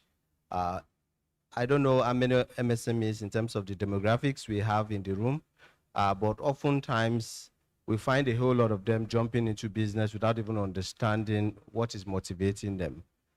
In Nigeria, we find ourselves in that situation where people jump into business because they don't have a job. So they are forced to go into business not because of the first keyword I mentioned, value. What value are you exchanging? I think once you understand that perspective, then it will then lead you to actually acquiring knowledge, because you can't use Google My Business if you don't have the right knowledge. You can't also leverage on policies that the government have put in place for the national, digital strategy, to help and accelerate growth for your business if you don't even seek that knowledge. So knowledge is that first base, which will then give you the playing ground to build the foundation for you to succeed. For me, I see digital transformation, leveraging of technology as just a catalyst. You need to have those fundamentals, and once you have the fundamentals in terms of knowledge, then you can then move into actually how do I move forward. In terms of practical steps, to move forward, I think once you have the knowledge, the next thing is actually doing a little bit of research as regards to what channel works for me. For some people, what they've done effectively is to use social media platforms to do storytelling. And even in those social media channels, some people have been able to identify platforms such as LinkedIn as a way to be able to reach out to a wider audience, while some others is actually Twitter. And for some others, it's Instagram. You need to be able to identify what works for your business. What kind of business are you into? And what channel are you going to be able to use to get there? Websites basically is also top of the mind for most business owners. I want to get a website. I want to get a website. Can you start with the basic, tools you have? You don't need to be a software engineer. Can you start with just using Google My Business? Because that will give you a customized link. Today, we also have a whole lot of technology platforms that are also helping you to have customized online storefronts where you can actually make payment, receive payment, and also have all your products showcased. What you are going to be doing in that instance is you are leveraging on the marketing cost of that organization to be able to reach a wider reach. And in exchange, you are actually just giving them a commission. But oftentimes, people are like, why do I want to give them a commission of 10%, or I want to give them a commission of 30% or 20% that's applicable? And you will find that even in the various spaces. Like, for example, we have the Uber riders who will tell you, don't use the platform. Get my number directly. We need to move away from that mindset as business owners to know that we need to leverage on others in the right way, in the right manner, to be able to grow, continue to grow and adopt digital channels. Thank you. So thank you, because there won't be Q&A. I just want, I want each and everyone to go with something that's, coming from you, because you're currently living in the reality of, what you're talking about. So I'll quickly come to, and just in 30 seconds, to Isaac. For an SME or for a founder building the future, what is one skill you must teach yourself this year? For a founder who's looking to build, what is one skill you think they must teach themselves this year? Well, that's a very, very important question. I think the one skill you must teach yourself this year, I would say, is storytelling. Okay. Because in this age, if you're not online, I'm sure we've seen cases where you are in a particular business and you are damn good at that business. Or you see someone who is not as half good, who's not half as good, taking all the business just because they are online, they are telling their stories, right? People are not looking for perfection. They are looking for human beings who are sharing their journeys. So if there's one skill I would say to learn this year, it is communication, storytelling, leveraging the right tools, knowing the right tools that are best for your business, strategically position yourself in that particular space, and telling your story consistently. Because it's one thing to tell a story, it's another thing to be consistent with it, because no matter how automated the world becomes, humans still buy from human beings. Yeah. Thank you. So Sulias, for the business looking for a partner, because like they said earlier on, collaboration is very key. You can't do it by yourself. For a business looking for a partner, what is the number one threat big companies like IntoSwitch, look for in an SME partner? Number one threats. Okay, in terms of, thank you very much for the question. So in terms of number one threat that a big company will look for. Yeah. Okay, so we've been talking a lot about partnership, collaboration, and SMEs growing their business. But I think one thing we haven't really touched on is compliance from the SME side. We have a lot of us operate in a regulated business. Even aside from that, anybody that wants to start a business today, it needs to go through incorporation, and there are some requirements for that.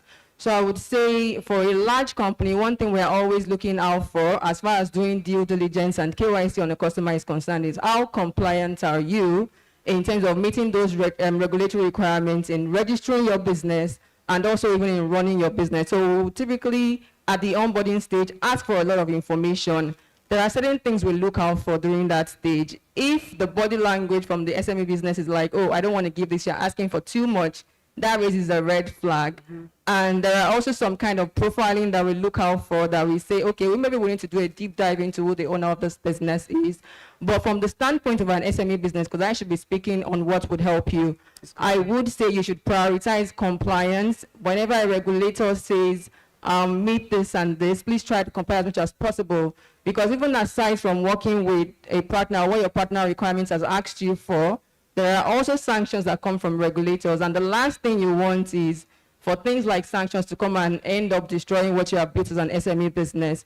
So in terms of takeaway, yes, I think I'll leave that with you. Let's try and comply as much as possible when collaborating. Thank you. For good news, sorry.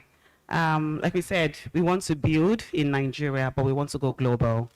For the business trying to sell globally, what is the one marketing metrics that you actually think it really, really matters for you to go globally? So I think there's been a thing about Nigeria in early days that people would tell you conquer your local market first before you start going global. But I think that philosophy has been disabused right now, because right from day one, you can actually go global. And the thing you look out for is, what is it the value that you're providing that people across the globe are going to buy? How do you align your value proposition to their needs? People buy a few things. Is it that they are buying pain point or they are buying nice to have? Yeah. Now, pain point is easier to sell because, let's say, for instance, you are selling access to internet, irrespective of where you are. As long as you are in the digital drive, you'll be struggling to get on the internet. Now, that's a pain point. So look at what is it that you're selling and what's going to drive users to that, and how are you going to sell it across the globe. Now, Communicating that now becomes another thing. You have established that, okay, I'm selling people access to the internet, and we have a generation that are quite addicted to internet, that if they are not on the internet for 5 minutes, they are jittery. So that means you have a pain you are solving. Now, how are you communicating that? You communicate that by telling them how their world is living on the internet, and all the solutions they need is on the internet. Look at a product like OpenAI, that maybe even at the time it was a research, everybody was already on top of that. So for a small business that is going global, make sure your value proposition aligns with that market you're going for. But unfortunately, I would say if you want to go global, please don't build for Nigeria. Build for a global market. Yeah. Because we are Nigerians, we are very funny people. If you build a product for Nigeria, the world will not buy it. But if you build a product for the world, people will buy it, and then Nigeria will come and buy it for fear of missing out. Yeah, thank you so much for that. Because of time, I'll just quickly go to your Tina.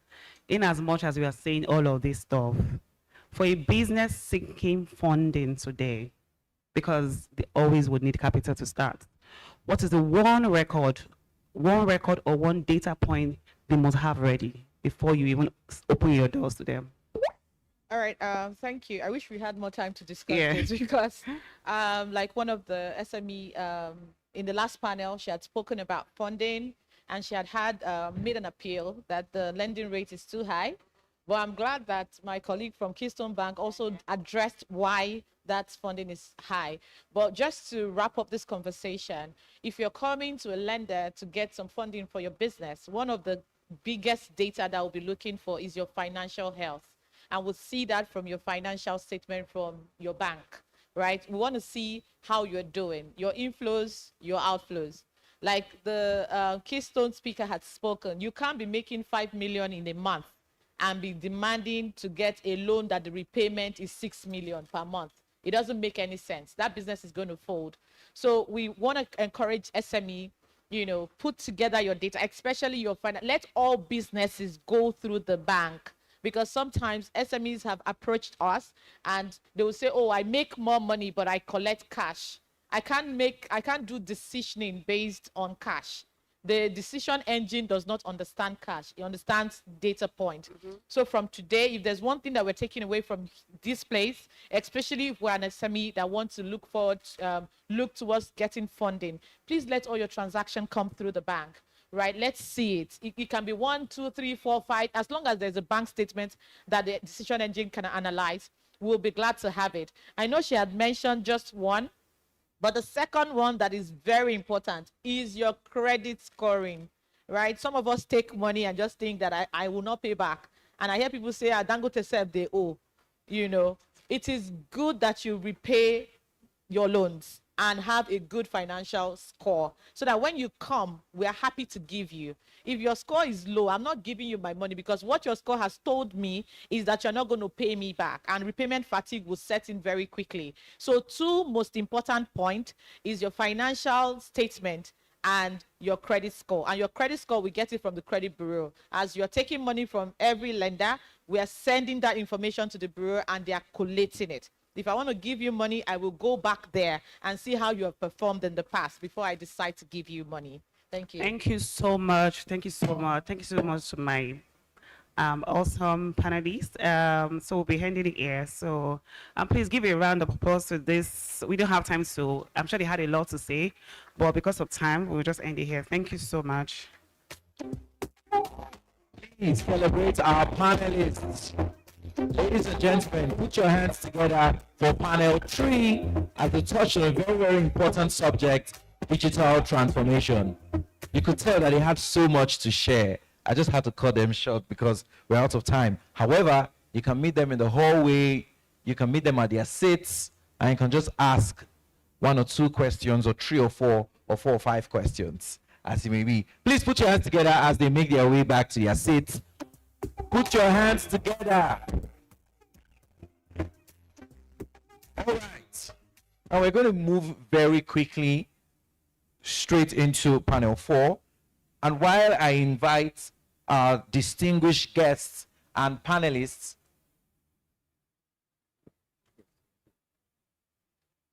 While I invite our distinguished guests and panelists,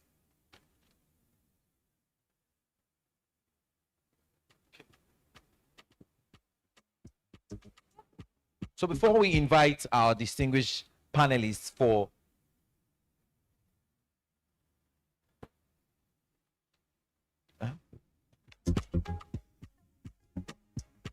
DJ Medobi, can you just give me a brief musical interlude? I'll be right back.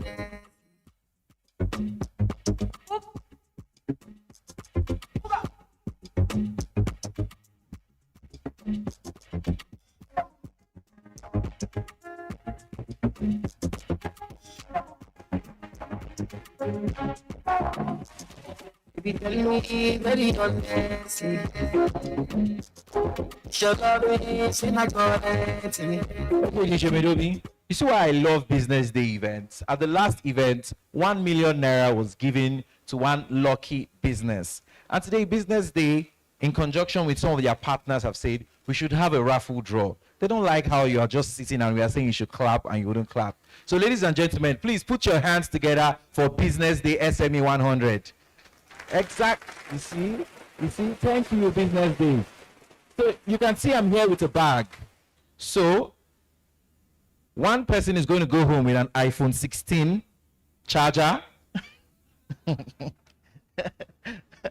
So what is going to happen? This bag is going to be here. But right now, I want to invite the panelists for panel 4.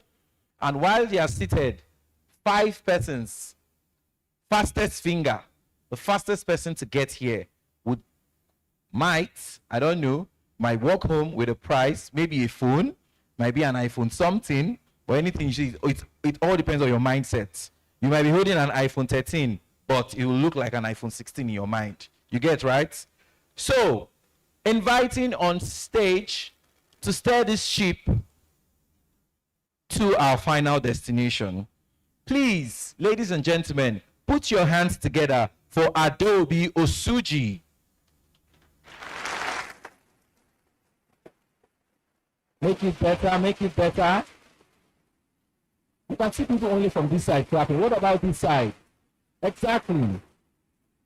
If you are with the brochure, you can turn to page 7. You would find a comprehensive profile of Adobe Osuji, who's a manager and a marketing communications manager. She'll be joined on stage by English is not my first language, please forgive me. She'll be joined on stage by Asha Adeni, the founder and CEO of My Easy Pay. Please put your hands together for Asha Adeni. They're one of our headline sponsors today. We would also have Oluwatobi Olafajo, Senior Manager, Tax and Regulatory Services at Fovis Mazars. Please put your hands together for Oluwatobi Olafajo. I think a lot of you understand tax already, that's why. I want to get all they have to say on this panel. We also have Adeyemi Adeniran, Partner Commercial Practice at Anderson, Nigeria. Please put your hands together for Adeyemi Adeniran. Finally, we would have Omori Uyilo Ejogewari, founder and lead partner, E&C Legal. Please put your hands together for Uyi Law. Most excited him.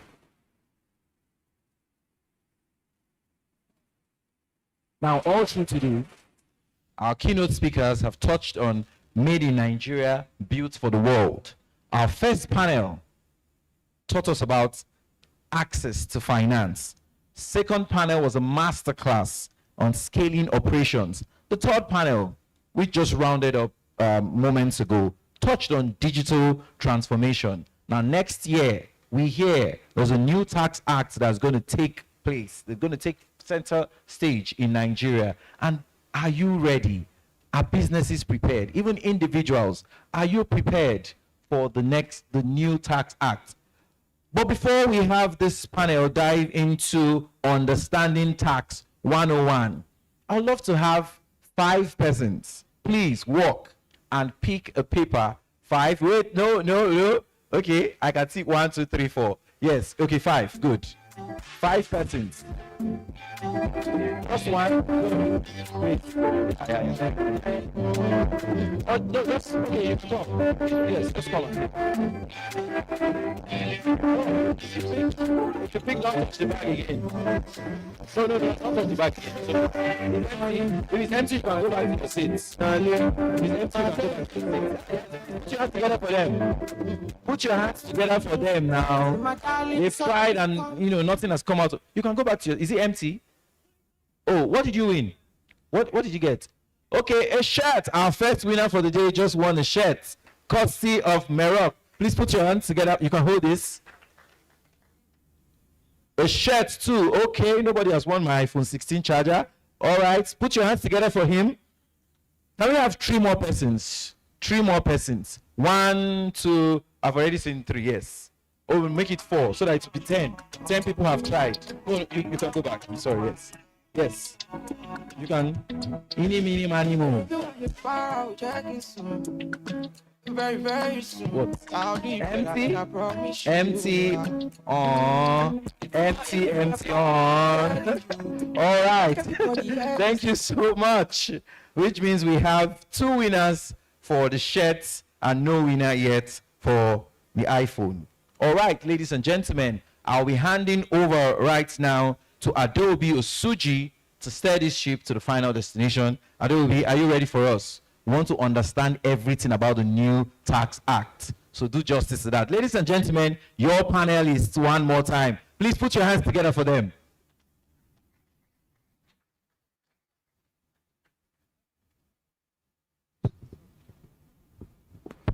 Okay. Thank you. And good afternoon, everyone. Let me start by, first of all, appreciating the Business Day team for putting together this fantastic event year after year. I think we'll have a brief applause for them. It's not easy.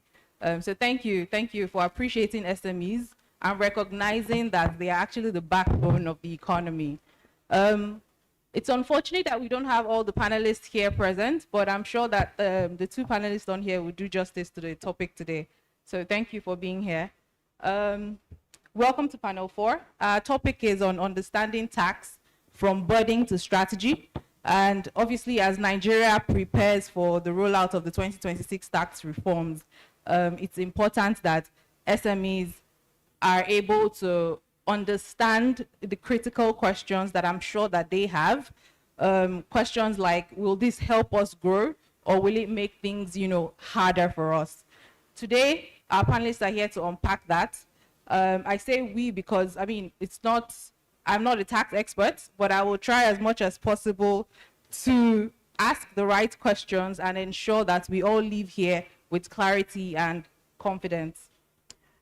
To start us off, my first question goes to you, Mr. Asha. And it's, what are the top 3 structural shifts in Nigeria's 2026 tax law that SMEs should be paying attention to? Okay. Good afternoon, everyone. It's a privilege to be here. Thank you to the Business Day team. I'm Asha. I'm from MyEasyPay, and we make payroll and HR softwares very easy for small and medium-sized businesses. So if you pay salaries here, we can provide you. We provide good software for you to do that. So coming to the question, I think what comes to mind is first the redefinition of who or what an SME is. Prior to now, a small business is defined as making, I think, an average of 25 million revenue. In the new tax law, you have it increased to 100 million naira. So if you're making 100 million naira in revenue, you're an SME, you're a small business rather. And also, you have a lot of the different tax acts have been brought together. The company income tax, VAT, everything has been brought together, and now you have the FRS from next year being renamed Nigeria Revenue Service. So those are some of the things that, yeah. Welcome, not too late. We just started off. Okay. Okay, thank you. I think for me, that's like an important foundation to the conversation. So first of all, understanding what the new shifts are. And I think that Mr. Asha has been able to highlight some of them. So thank you for your response. Maybe to take this conversation forward, Mr. Toby, this is coming to you. How can the government make compliance simpler and more affordable for small businesses without undermining its revenue goals? All right, thank you very much. Good afternoon, everybody, and thank you to Business Day for having me. All right, so the conversation around tax and how government can make make it a lot easier for SMEs is a very big conversation, and I would like to start off by saying, start off by the last panel session. You know, one of the things they spoke about was digital transformation. So one of the major things that government can really focus on should be digital, digitalizing the tax system such that I don't need to stress myself too much before I get to pay tax. And I'm also excited that I have Asha here with me because Asha is doing something in that line, you know, where already you can just enter your payroll and you get your tax figures computed for you. If we have a tax system whereby businesses can, I mean, we've gone through different panels this morning, and businesses can actually do the work of assessing finance. I mean, we've all heard that before you assess that finance, you must keep your records proper and all those things. You get to the next stage of scaling your business, right? You scale your business, and to scale your business, obviously you would have properly kept your records, right? And then you are digitally informed. So you've done all those three things. The next stage, which is the last that can mess you up if you've not done properly, is tax. So if government also tries as much as possible to ensure that taxes are properly digitalized, it makes it easy. As a matter of fact, I feel like Nigeria, with our business landscape, should have a tax system whereby I can almost pay my tax spontaneously. I don't need to wait till I'm assessed as a small business. And what do I mean? Since the introduction of the new tax reforms, I've had several people just come to meet me and say, hey, Toby, what's going to happen to me next year? What's going to happen to me by January 1? In fact, a lot of people now believe that as far as Nigeria is concerned and taxes are concerned, January 1 is doomsday. So if you've not been doing anything right, January 1, you might end up getting caught and you get locked up. But that's not it. That's not it. So, but if we had a system where a lot is digitalized, right? The moment some persons are already thinking, January 1, tax system is going to change. Some persons are willing to spontaneously just pay something into their tax profile or tax account and just say, okay, whenever anybody comes to meet me for tax, I can show evidence that I've paid. So what I'm saying is if we have a digitalized system where it's so easy, trust me, a lot of people would spontaneously have paid taxes by virtue of these tax reforms already. And by the time the reforms kicks in, we can then now go through your records to say what you've paid is actually okay or not okay. But the major point or the major key is to say that to make tax compliance very easy, the most important thing is digitalizing this system. And two, making tax payments extremely easy for everybody. Just as I can sit down with my OPay and make transfer, I think we should also get to that point where I can almost make my tax payment by a USSD code, right? That would make it so easy for everybody and not making it complex. Thank you. Thank you very much, Mr. Toby. I think that's very insightful. You've obviously highlighted, I'm just imagining myself as an SME. I think for one, I would want, how can I get clarity? I want less paperwork. I want predictability for my business. And what I'm hearing from you is the importance of digitalizing the tax system so that businesses could actually increase, compliance. So thank you so much. Grateful to have our other two panelists. So welcome, Mr. Omori and Mr. Adeyemi. without wasting too much time, so maybe I just start off with you, Mr. Murray, because you were here a bit earlier. Oh, okay. Okay, so we have Mr. Vincent from Anderson, right? Thank you. Thank you so much for being here. Mr. Amori, maybe Toby's response on digitalizing the tax system can lead us to our next question, and hoping that we can obviously do justice to that. Digital transformation is obviously reshaping everything, and including tax, obviously. So what opportunities does digital tax administration, things like the e-filing, data integration, or real-time tracking, what can this create for both the regulators and the SMEs, of course? All right, thank you very much. Big ups to Business Day and the SME 100 team and my sister Linda for pulling this off every year phenomenally. And good afternoon, everyone. So I always like to go from in law, there's what we call the mischief rule of interpretation.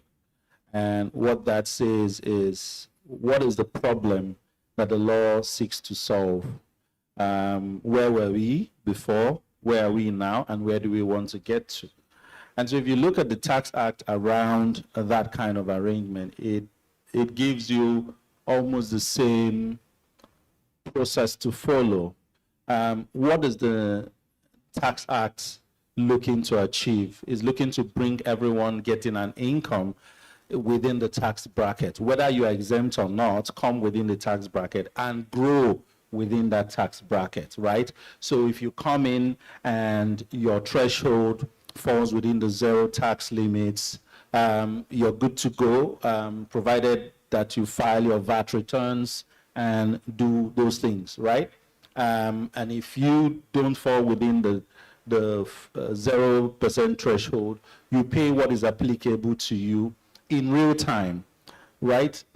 So what they're trying to do is to digitize the process, simplify it, and bring everyone within the tax bracket, and to carry out your financial transactions with the taxman in the picture, utilizing the technology. And I know that FIRS did a lot of roadshows and conversations around the e-filing system, e-invoicing, and all that. So, you know, more or less to say, even as you bill your clients, bill them within the framework.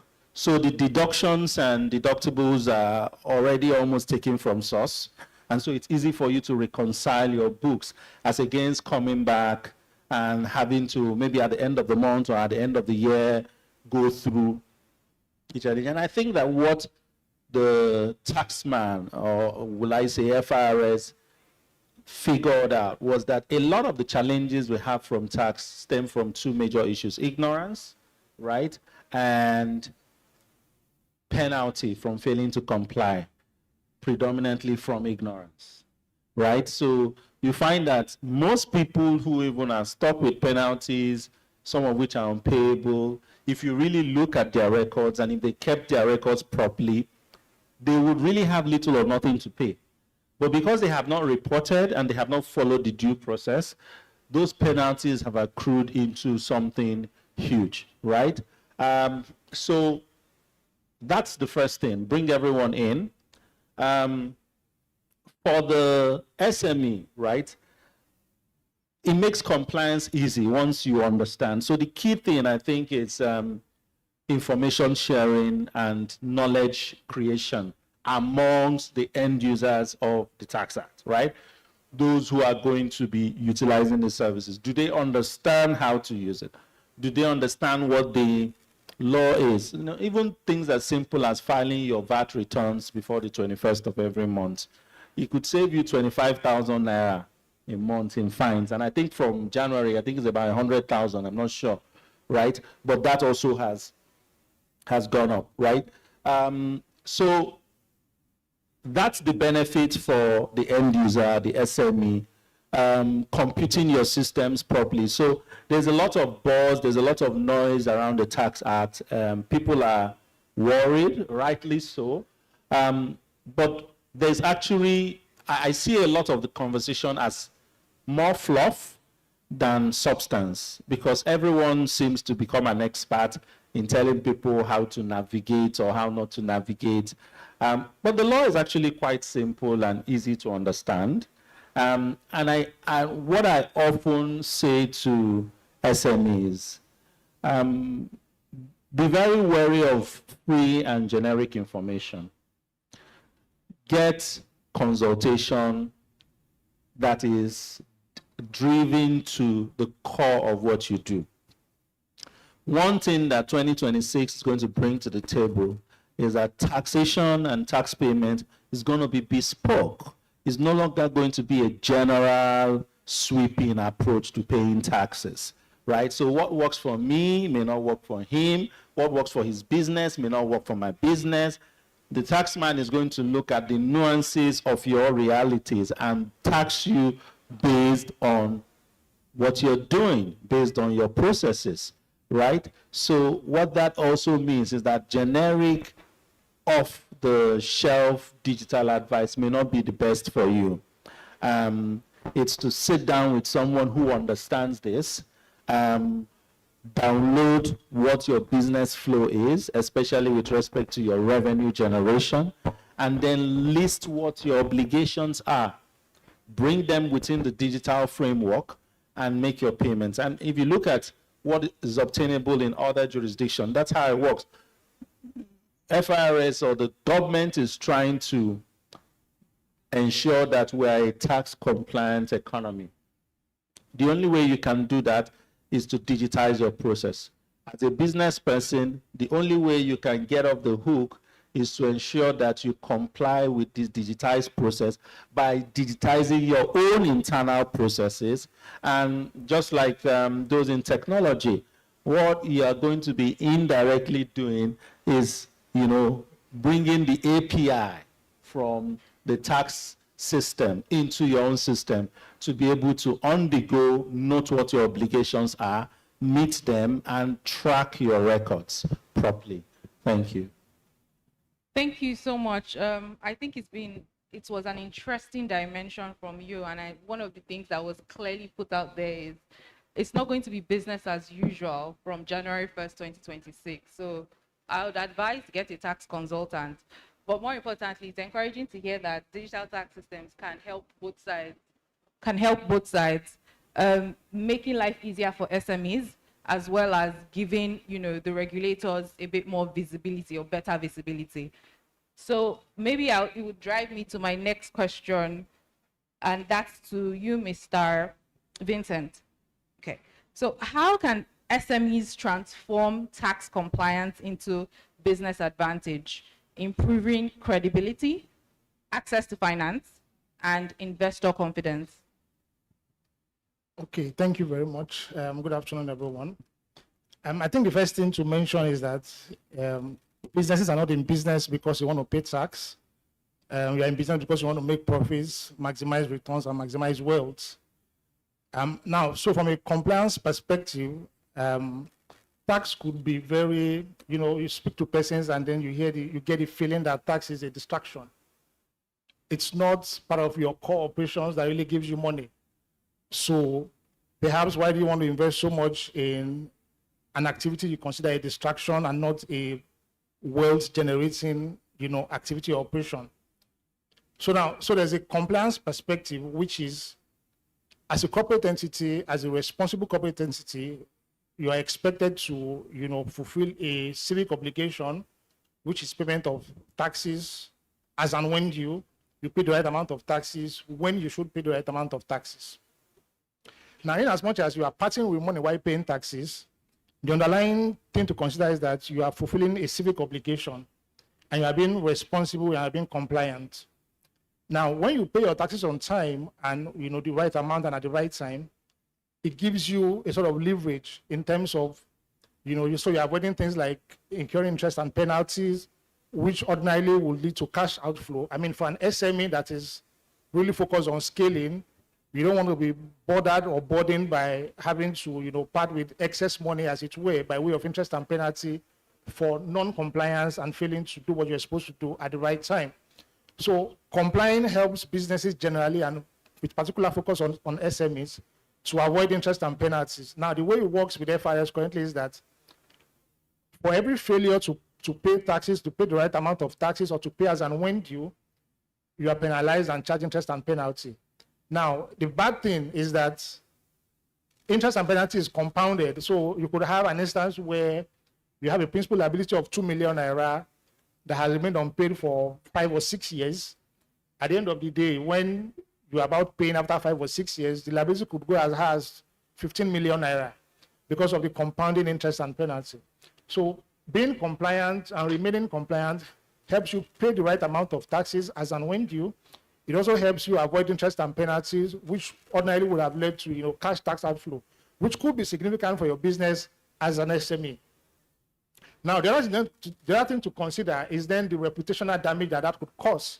We've seen instances where businesses who perhaps fail to pay taxes at the right time, you had their names published in a name and shame campaign by the tax authority to say, oh, ABC Limited failed to pay taxes or is owing X amount in taxes to the government.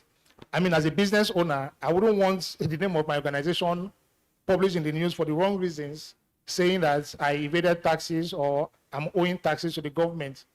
So ensuring paying the right taxes on time, ensuring compliance helps avoid interest and penalties, and that also helps you, maintain good reputation in the eyes of the public.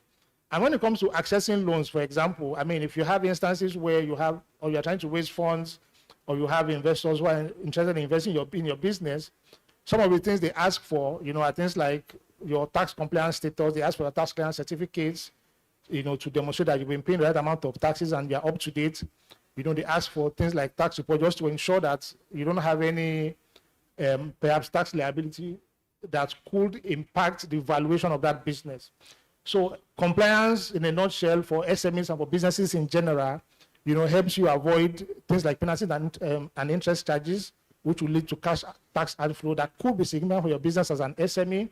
It helps protect your reputation and helps maintain or reduce the risk of being exposed to bad reputation in the public, and also helps you with being seen as an ideal business when it comes to raising funds, through things like due diligence activities. So that can also help you, in general, become desirable from an investment perspective. Thank you. Thank you very much, Mr. Vincent. I think so in many ways, essentially, the understanding tax or the new tax reforms, leveraging on new tax reforms can help you in terms of your brand and also in terms of growth strategy, planning for the next year and then subsequent years. So leading to my next question, still to you, Mr. Vincent, just to help us understand a bit better, what specific incentives within the new law can SMEs tap into, particularly in manufacturing, because I understand that there are some manufacturers in here, or maybe exports, or even the creative economy, or whatever industry, so be it. Okay, thanks. So in terms of incentives, before now we used to have a number of incentives. Very popular amongst was the Pioneer Status Incentive, which is now going to be replaced by the Economic Development Incentive. The idea is to have a performance-based approach to incentives rather than having a blanket incentive that almost everyone could take advantage of. Now, so part of the reasons for the change was that it was perceived that those incentives in the past were being abused, because almost every Tom, Dick, and Harry could make an application and get it. But now it's been redefined to focus on performance. It's now a performance-based incentive, and there needs to be a demonstration of contribution to nation building, national growth, to the economy, to be able to qualify. So, for example, now for startups, a number of startups are eligible for that incentive, where you can get some exemption from taxes that you would have ordinarily paid. Of course, I'm sure this must have been mentioned, the redefinition of small companies, based on the new turnover threshold, will also mean that, SMEs are exempt from income taxes, and the new development levy of 4%, provided that you don't meet that threshold of 50 million or 100 million, as the case may be, So for tech startups, for example, they are eligible for that incentive of enjoying exemption from taxes. And then if you then look at from a withholding tax perspective for manufacturers, even though it's not exactly new with the NTA, it had been in the new withholding tax regulations, manufacturers can enjoy exemption from withholding tax deduction where they are the chief producers. So what it means is that where other businesses would have their income suffer withholding tax as an advance payment of income tax, manufacturers would not have to suffer that because they enjoy exemption, from withholding tax deduction. So what does that mean for an SME as a business? It means you have, increased cash flow. Your money is not tied down with the customer who has deducted at source at 2%, for example. So it means that you have better cash flow management. You can, of course, put those monies into other operations and make other investments rather than having to pay that tax upfront. If you then couple that with the fact that as an SME, provided you don't meet the threshold of turnover, you are then even exempt from income tax at its way. So it means that from a CIT perspective, you don't pay income tax, and for the same reason, your income does not suffer withholding tax, which is deduction at source. So that helps you have access to, your cash flow position is improved, and that can also help you make, certain investment and operational decisions. Thank you very much, Mr. Vincent. Perhaps Mr. Toby would have a comment or two to add to that. So same question, speaking to the incentives for small business owners. Okay, yeah, thank you. And thank you, Vincent, for the expressions you've given. So, I mean, for small businesses, just like Vincent has mentioned, the incentives around your revenue, which is like the key thing. Other things to be considered, which is also the economic development incentive. The interesting thing about that is it just speaks about what you've invested into the economy or into your business is what you get a credit out for, right? So if I have perhaps invested a certain amount on capital items, assets, and the likes, I would get a certain tax credit on the amount of assets that I have invested, and that can be used to reduce my taxes in the future, right? So for small businesses, I think that the major thing that sticks out as an incentive under the new regime, the major thing that points to everyone is that exemption based on your revenue, and where you are practically exempted from CIT, you're exempted from development levy. One other key incentive that small businesses could enjoy is something around this personal employees' salaries.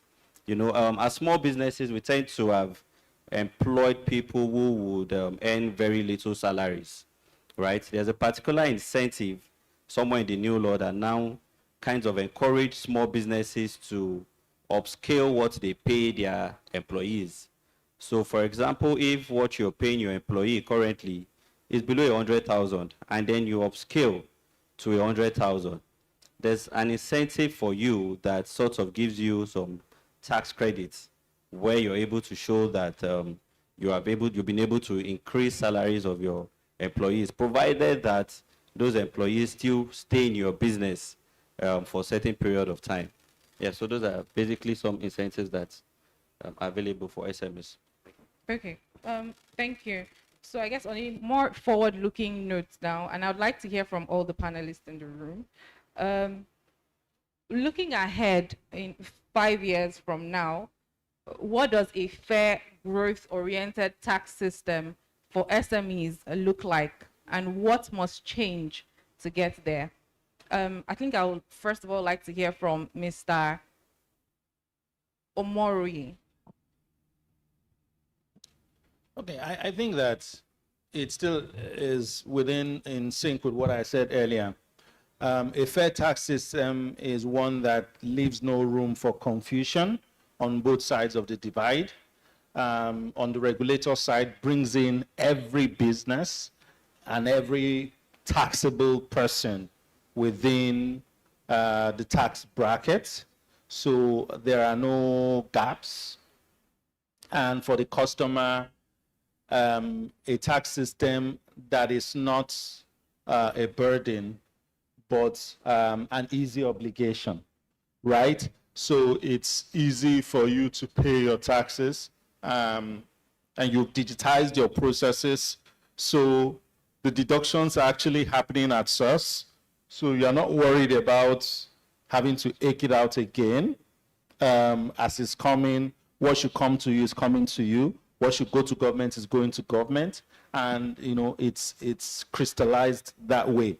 But even more importantly is the social security aspect of taxation, right? Which is the core of taxation, which is that the proceeds of tax are to be used for the betterment of the society, for the improvement of public infrastructure, and entrenchment of systems for the benefit of the people. So a fair tax system, a just tax, a working tax system is one where the citizenry is happy to pay tax because they are seeing the fruit for which they have been taxed, and that everything that should come to them by virtue of the obligation that they are meeting is coming to them, right? There is no ambiguity as to, hey, where did our tax go to? You understand? And full automation, full-blown automation, you know, dispensing with paperwork, everything is digitized. We still have a problem, though, because I don't see a digital literacy gap being breached in the next 5 years. And for whatever is worth, the more you train people, a new set of illiterates are piling behind them. But I think that an ongoing system that continuously improves digital literacy, helps people understand technology. You really, as a small business owner, you will continue to fall foul of the provisions of the Tax Act if you do not digitize your systems, right? And so it's important that that gap is also filled, and there is a connect, a synergy between the regulator and the regulated to help bridge the information gap. Thank you very much, Mr. Mori. I think it's very well said. I think one of the areas that I would say the tax reforms committee have sort of not maybe failed, maybe forgotten to communicate is also how these taxes would be used. A lot of people, individuals, Nigerians, I believe, have, you know, lost a bit of trust or belief in the tax system because they don't understand what their taxes are being used for. They can't see it. But I'm sure, I mean, the taxes are being used properly, but then they don't know how to communicate it to Nigerians to see and believe, so that they know that, oh, if I'm paying these taxes, this is exactly. So I like that you have highlighted and even that. access to finance, Exactly. right? Because what is the intendment is for the betterment of society.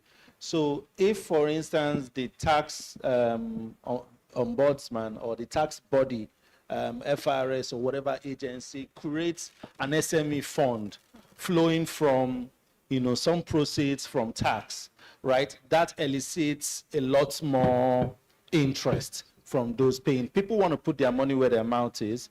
Government must play that role a lot more intently. Very well said. Thank you so much.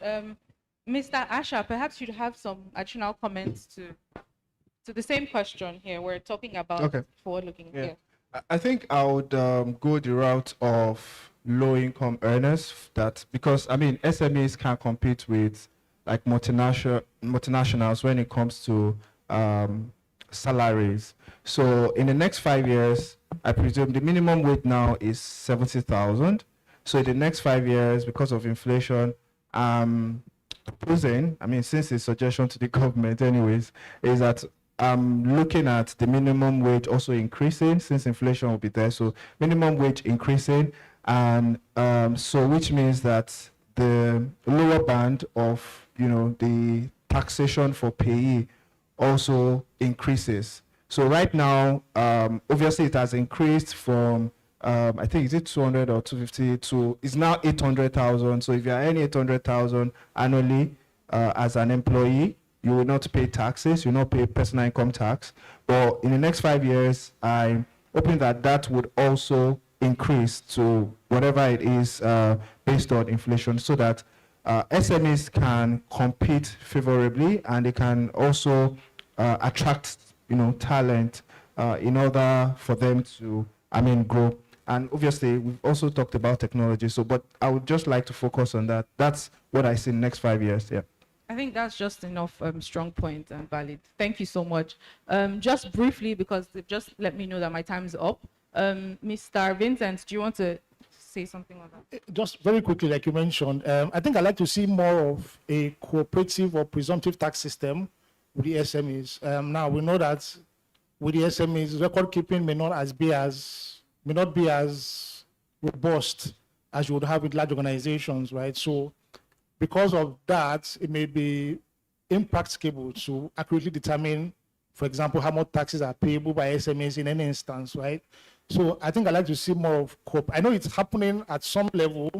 I've seen it happen in Lagos State, for example, but perhaps I'd like to see more of, a cooperative or presumptive tax system where there's an understanding between the SMEs and the government to say, based on the level of activities or the volume of transactions are recorded on an average, we agree a certain amount as perhaps deemed profits, and then they are taxed on that basis where applicable, so that you don't have instances of non-compliance, unnecessary audits or harassment. There can be that advance agreement, for in determining what should be profits. I think it helps manage tax conflicts for SMEs particularly. Thank you very much for that. Mr. Toby, just final words briefly, please. Yeah, thank you. In a way to just wrap up everything, and it will go back to where I started from earlier, where I mentioned that if we have a system where businesses can just spontaneously pay something out of their business to make payments of tax, and that just keys to Vincent's point where he mentioned the presumptive tax. So if that system is already in place, a presumptive tax system, and I, as a business owner, have known that, I've done business for quite a number of periods, a year and the likes, I can just also by myself not wait for the tax authority to come and presumptively assess me, make a payment of that tax. The thin line that would mess that up is when there are audits that would now drag everybody back. So if there's a presumptive tax system and businesses are allowed to just very little or no complex audits, I think if we have this kind of system in the next 5 years, trust me, a lot of people would be interested in paying tax than we currently have today. Thank you. Thank you. I think on that note, I'll just say SMEs are not powerless in this new tax environment. With the right information and the right tax consultant, I think we can move forward with confidence. Not just confidence to ask the right questions, more importantly, to your tax consultants, confidence to plan, and confidence to grow. So thank you so much to our panelists for doing justice to this very important conversation. Thank you.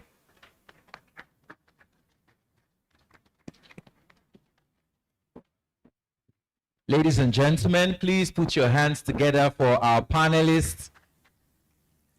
There wasn't enough time and they have so much to share. All about the NCA 2025. We hope to hear more from them. Maybe you can look them up on LinkedIn and just interact with them. Thank you so much.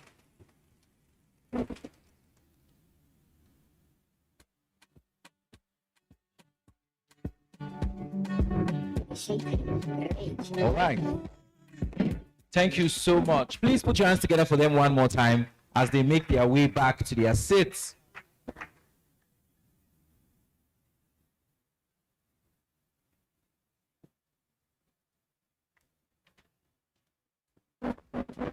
Now, speaking about tax, I think it's a good time to just tell you that every day is a business day.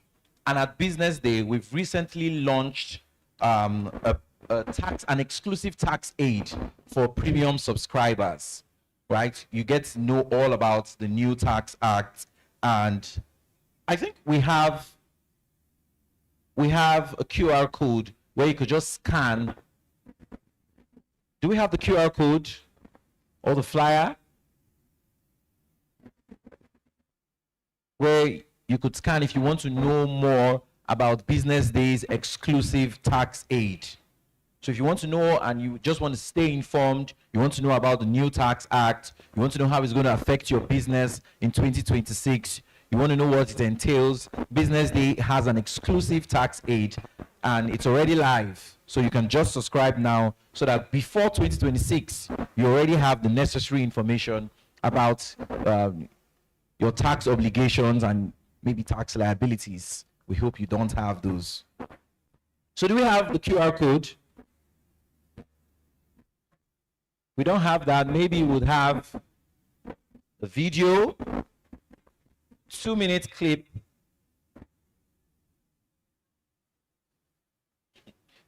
You know, there's no how I can tell what you're saying when you're over there. So, okay, I should keep it rolling. All right, okay. But when you hear the word tax, what comes to mind? Confusion? Stress? You're not alone.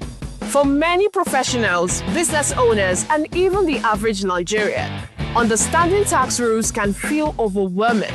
That's why Business Day created the Tax Aid, your all-in-one hub for clarity and control. With our new tax calculator, you can instantly see what you owe and how to stay compliant, clearly, confident, and without the guesswork. No stress, no surprises. Just the clarity you need to make smarter financial decisions. To get the tax calculator and order Tax Aid products, click on the link below this video. all right, thank you, Business Day, for that exclusive tax aid. I'm very sure a lot of businesses will take advantage of that to stay informed and stay ahead of the new tax act. Now, still part of the benevolence at Business Day, you can see my raffle bag is there. So right now we would have, let's have 5 more persons first of all. Wait, see, okay, 5, yes, Mr. Okori, I can see you. Oh, it's okay, wait. Yes, Noma, you can come.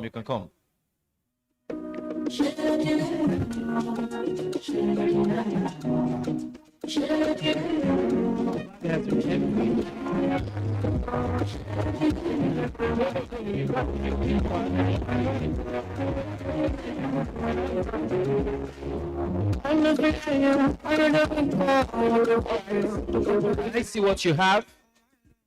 What do you have? Dress by JC. Please put your hands together for her. We have a winner. Phone. Wow. Please put your hands together for the winner of the phone. Zorin Hair Pack. This one is for ladies. You need to use a book and pen. Okay. Who else? Book and pen. So just hold your tickets. We're going to have a presentation for that. Since who won the phone? You not leave it for me. All right, please put your hands together for the lucky winners. I think we have 3 more here. We have 3 more. So very quickly, 3 persons. Don't rush. Oh, we have 3 already. All right. What do you have? Hair pack. You have to give it to someone who book and pen. All right, thank you so much. So we're going to have the presentation for the gift packs. We're going to have the presentation for the gift pack very quickly. We'll still have more on that for the business pitch session, which is going to come very, very quickly. But ladies and gentlemen, the final speech for the day is a presentation from the founder, Pro Scale Up Limited. Please put your hands together for Mr. Zaid Malouf. Please jam those hands together. Yes. Make it better.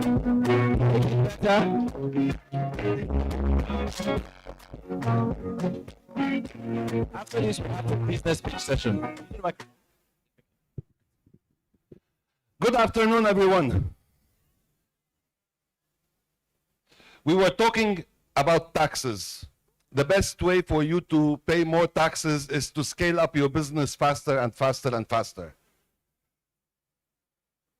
I need, first of all, to congratulate the 100 fastest growing SMEs, where at the same time, people are complaining about economy and cash and rough infrastructure.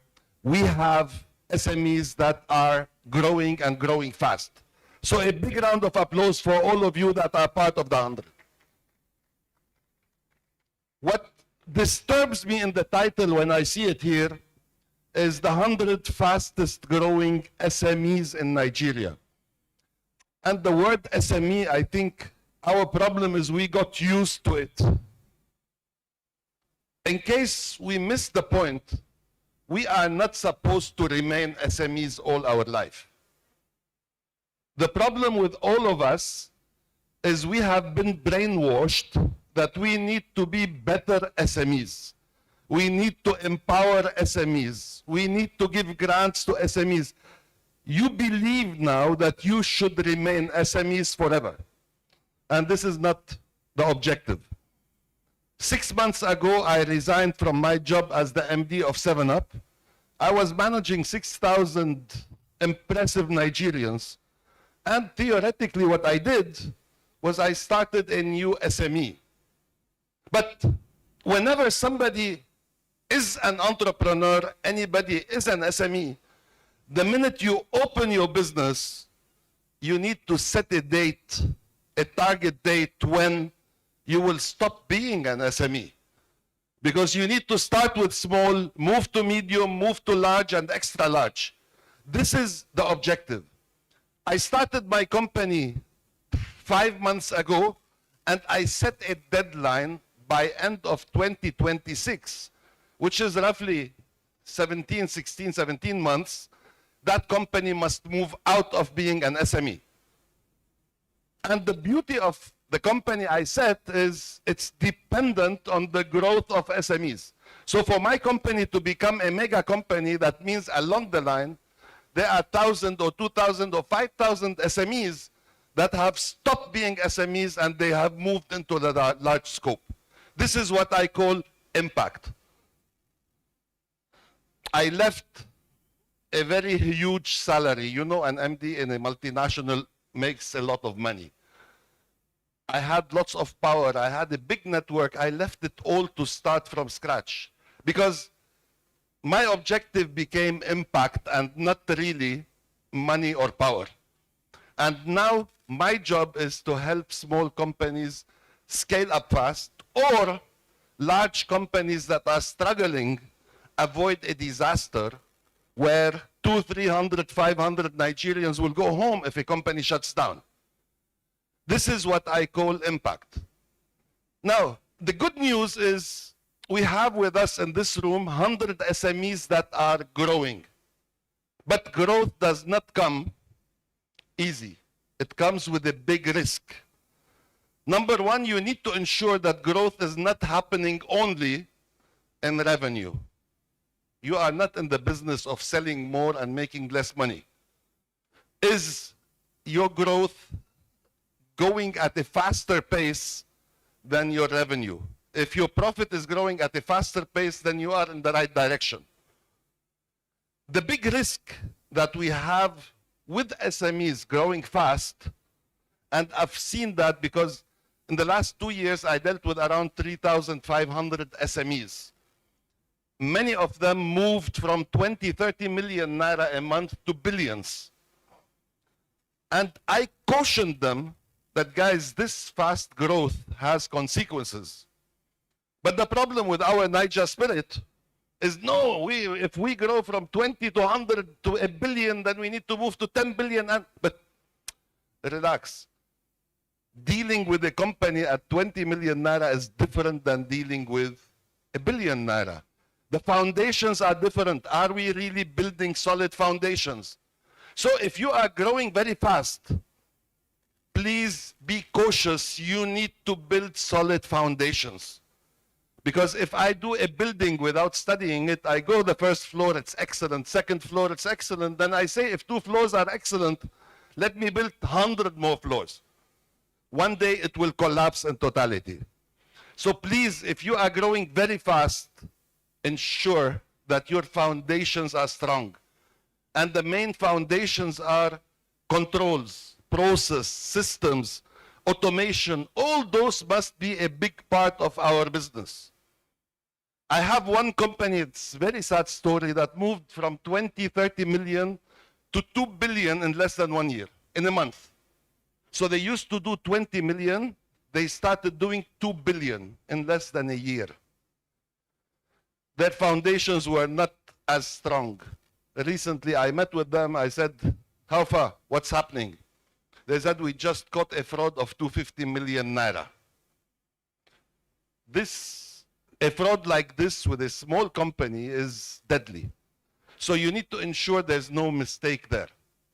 The second important thing is if you are growing or you are part of the fastest growing 100 this year, how do you ensure that you are part of the fastest growing 100 next year?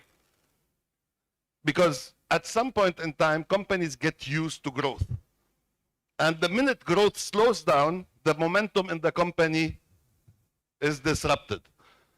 So you need to have a plan for not growth only, for scale up. How can your business grow 10 times every year? But you should not look only at today, that we are growing today. We need to look how do we grow next year and the year after and the year after. I was in the morning at EDC at Lagos Business School giving a speech to graduates, and I gave them 5 advice. And the 5 advices apply to graduates and applies to you. The first one is ensure that you fail. At some point in time, I left my jobs. I started my own company that was a long time ago, and it was a total failure. At that moment, I think, don't be scared, but I was left with around $2 million of personal debt.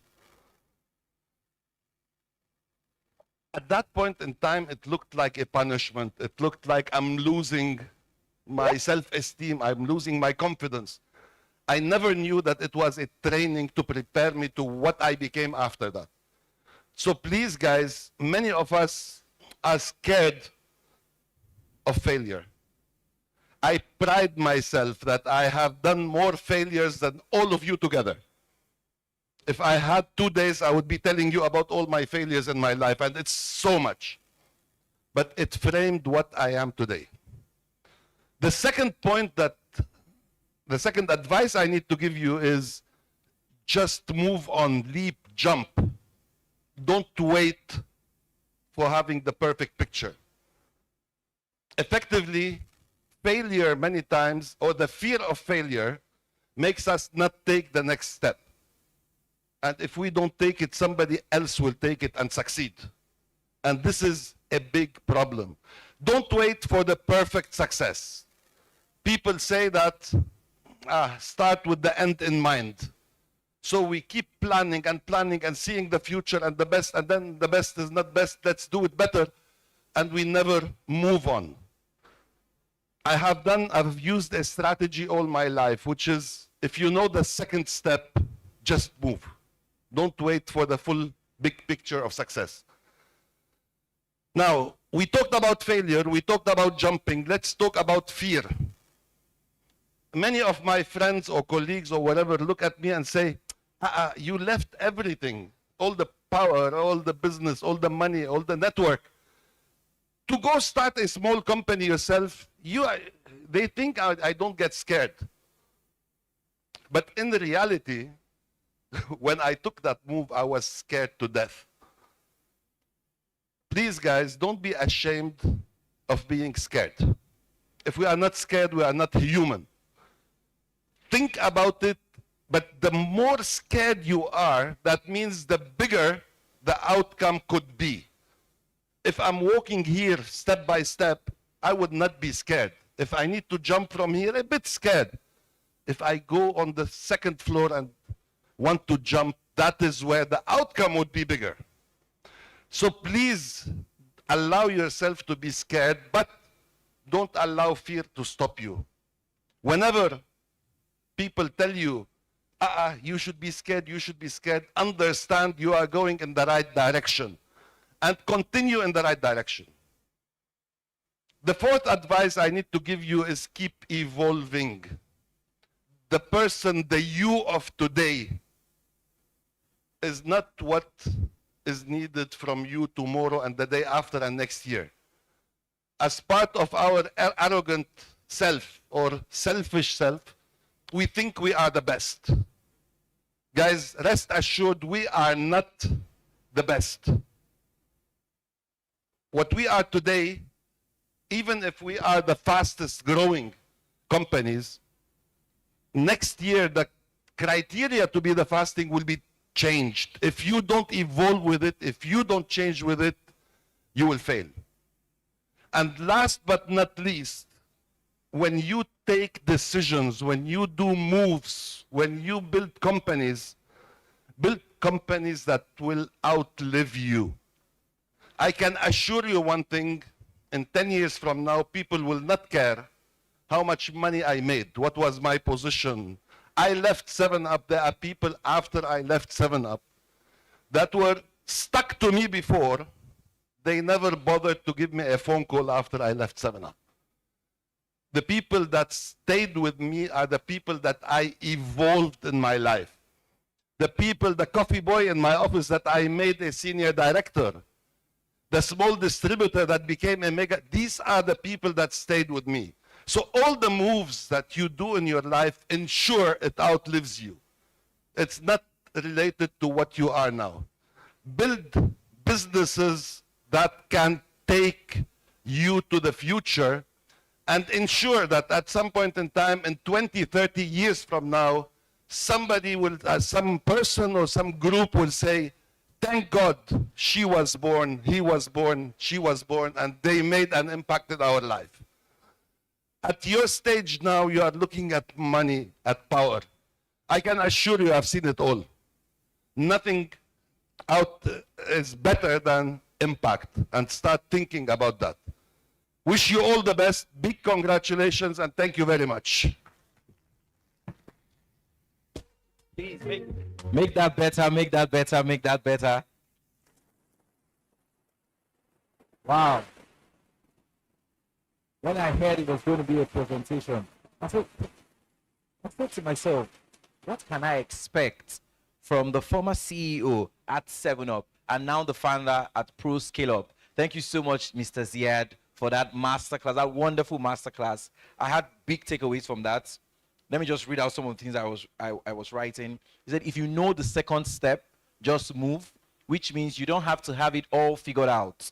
Once you know that if I take this first step and I take the second step, I think that's your currency, just go. He said, the more scared you are, the more bigger the outcome. So take big risks. You don't know what might be on the other side. And he said, build companies that outlive you. While he was at 7-Up, he was the #1 man, and he had a lot of friends, you know, the way it always happens, Ninja style. But when he left, a lot of them haven't called him since then. So, ladies and gentlemen, this flight is now at the highest altitude, and it's about to land right now in Lagos, Nigeria. So, we have the business pitch session, and we'll be having 10 businesses pitch, and we'll get to pick the top 3. The top 3 businesses will be leaving here with awards, monetary and also business awards. But we're not going to review the awards. We want them to, first of all, come and pitch. Just like I said, at the Go Local Summit, someone won 1 million naira. So who knows the prizes for this particular session? On stage, as one of the judges for the business pitch session, we have Ogechi from InterSwitch. Please put your hands together for her as she comes on stage.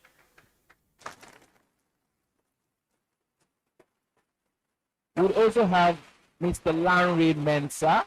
Please put your hands together for Lanre Mensah.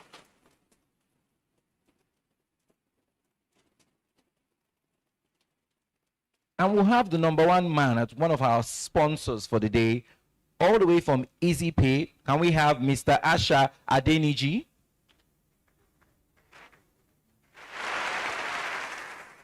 Just to correct, is Mr. David Lanre Mason, not Mensa. He's from Nigeria. My apologies for that, sir. And we also have the chief deal maker in the room, Comfort Arosa Osenwige. Please put your hands together for her.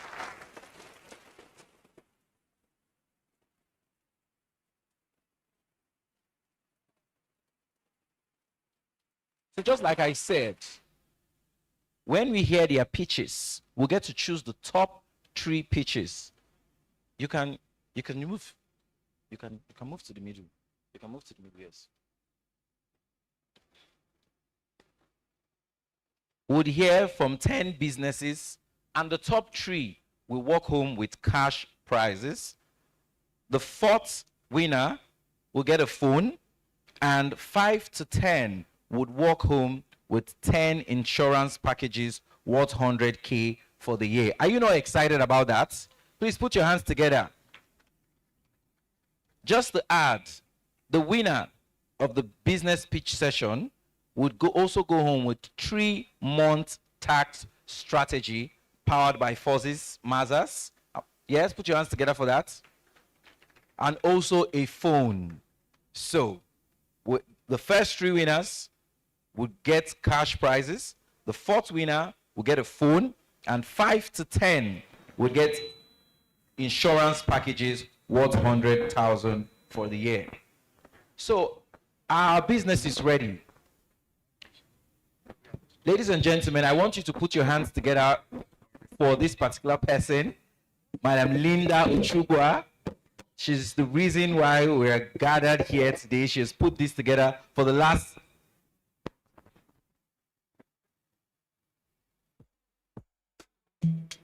Wow. I've just been reliably informed that the winner of the business pitch session would also get 1 year free mentorship from Mr. Zayad Malouf. Please put your hands together. Thank you so much, sir. Sir, what about me? I'm not pitching, but even if it's 3 months. Okay. Ladies and gentlemen, I was about to celebrate Linda Ochugwa. Please put your hands together for Linda Ochugwa from Business Day. 8 years now of putting this together, celebrating SMEs. You can literally see her eyes shine whenever she speaks about SMEs. And she's been up and down ensuring the event is a great success. Thank you so much, Linda, for all that you do. She can't even hear that we're trying to shine the spotlight on her. She prefers for the spotlight to be shined on SMEs.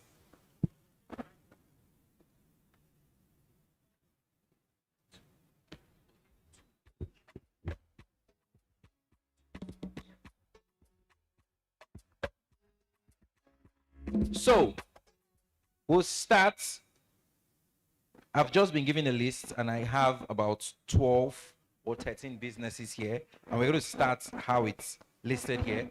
Please, you have 2 minutes. 2 minutes.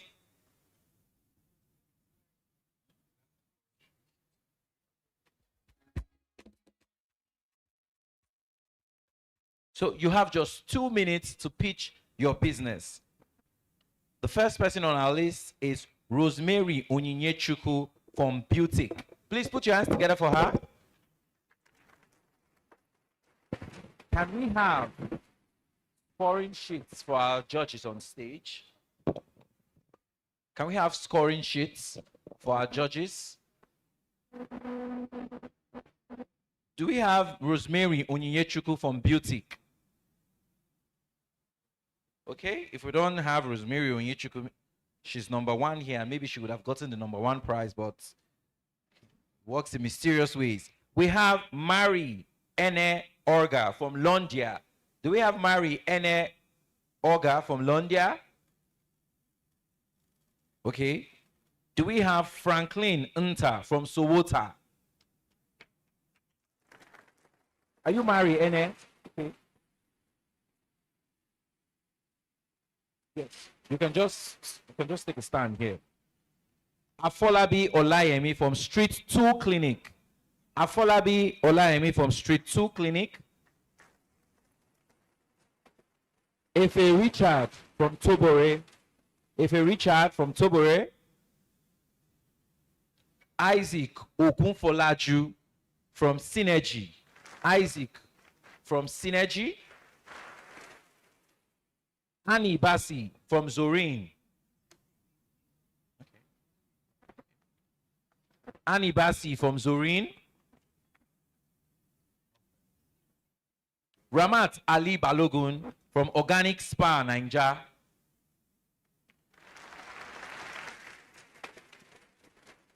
Ebere Ugwai from Food Store. Ebere Ugwai from Food Store. Amidu Mohammed from Plasti Build Creative Solutions Limited.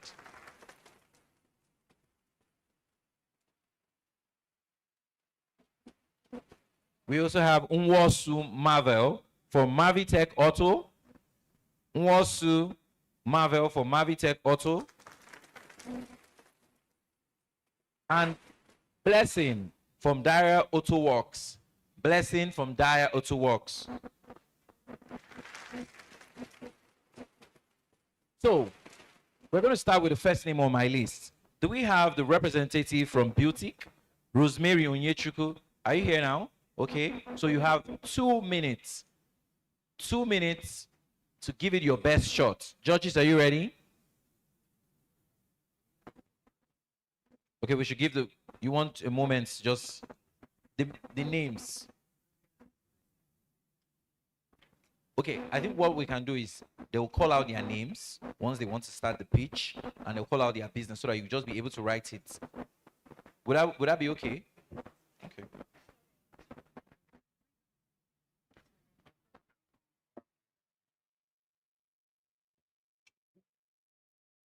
Let's just give the judges about a minute to get prepared. Business pitchers, are you ready?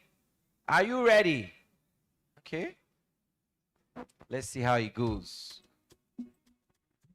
Whoever takes home the grand prize, you know what to do now. You know what to do. You know what to do. You don't know what to do. You've not even won the money yet. You're ready. You know what are you going to do? Okay. Grand prize. The cash prize. 3 months free tax strategy and 1 year worth of mentorship with Mr. Zayed Malou. Doesn't get any better than that.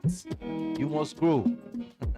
You must stop being an SME within 1 year. Right. Judges, are you ready?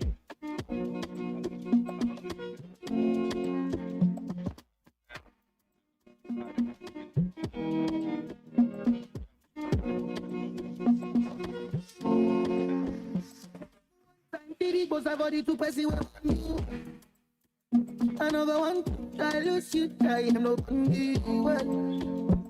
I know be tired for you, but I like that, say I know do. Suddenly man, I come down, man, down for only you. For this line, yes. Just they whine, many girls they try to whine me. Baby, no go mind them, just be whining. Many man they try to whine you, but I don't really mind, they just they whine. Many girls they try to whine me. Baby, no go mind them, just be whining. So me say, ciao, Jawa, look into my eyes, oh baby, Jawa, will you be my wife, oh baby, Jawa, baby, oh yeah, raga for me.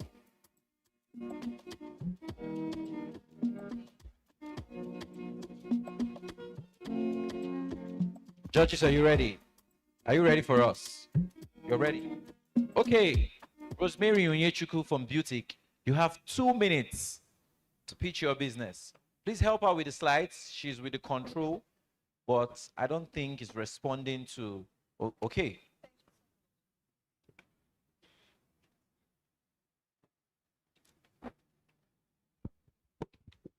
Thank you very much.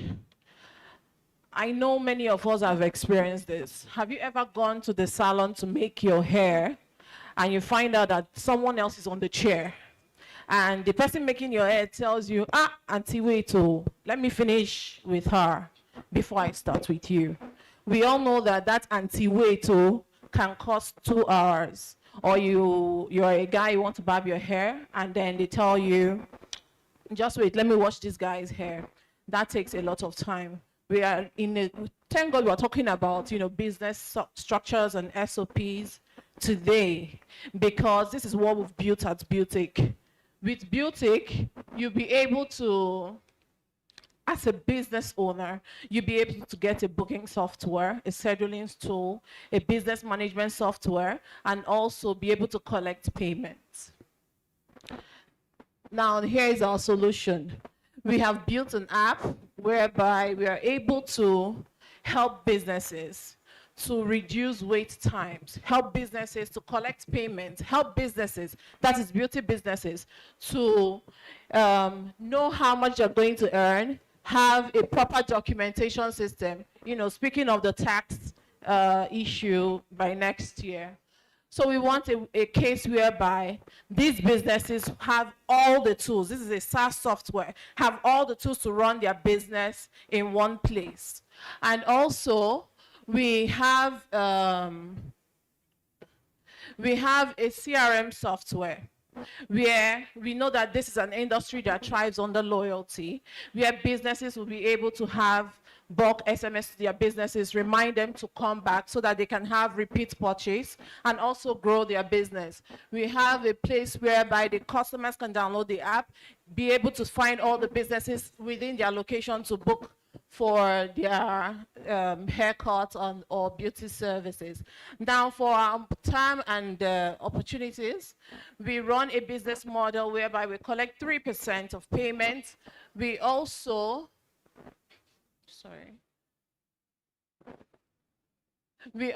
for our market validation, we have gathered a number of 400 plus users. We have made over about ₦1 million so far, and still we are in the beta testing phase. We have over Ladies and gentlemen, put your hands together for Rosemary Onyechukwu from you Beauty. so Thank you so much. Your 2 minutes is up. All right. Moving very quickly, do we have Marie Ene Oga? Marie Ene Oga from Londia.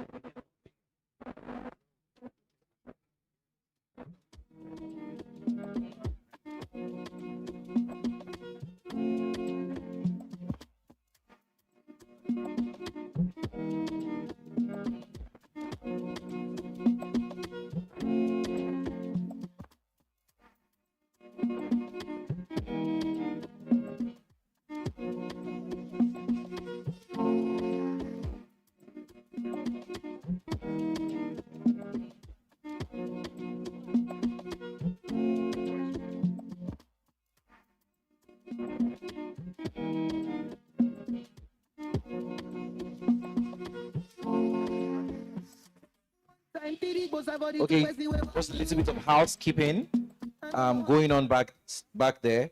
I think we would have to invite Rosemary Onyechukwu for a brief line of questioning from the judges. Okay.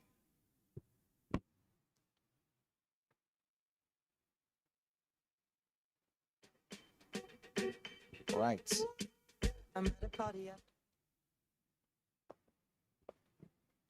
Judges, the floor is yours.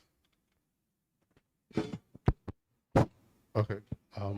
Thank you for your pitch. I mean, I really want to ask you a question because I was a bit confused as to whether you are a payment collection platform or a marketplace for beauty businesses. So I wasn't clear about that, which is why I was going to ask you that question. Thank you so much for that question. We are a SaaS company, right? We provide SaaS tools to beauty businesses, whereby they do collection of payments, we do booking, scheduling, we are able to give them CRM software, and we are able to give them recording, which is a problem that small businesses face. So we are providing all of these tools to really empower beauty businesses. Okay. Hello? Can we take a question from the audience? Hello? Please, can I ask a follow-up question? Yes, Are these tools individual tools, or is it like an ERP, something that is integrated, a big system that has like Thank modules? you. It's all integrated. It's a vertical It's a single solution. system that It's has a multiple single modules. system. We have all of this under the system. Yes, Okay. it is. In fact, the businesses will be able to even do, SMS to bulk customers. We have all of this integrated in the system. And then we're still, building some of them as well, because we are building with actual data from the market. So we've gone to different cities, Calabar, Imo State, Lagos, and different places. We've seen the problems that this business have faced, and we've collected all of this data, and we're using it to build something that is actually going to serve the businesses. Okay, thank you very much. Please put your hands together for Rosemary Onyechukwu from Beauty. All right.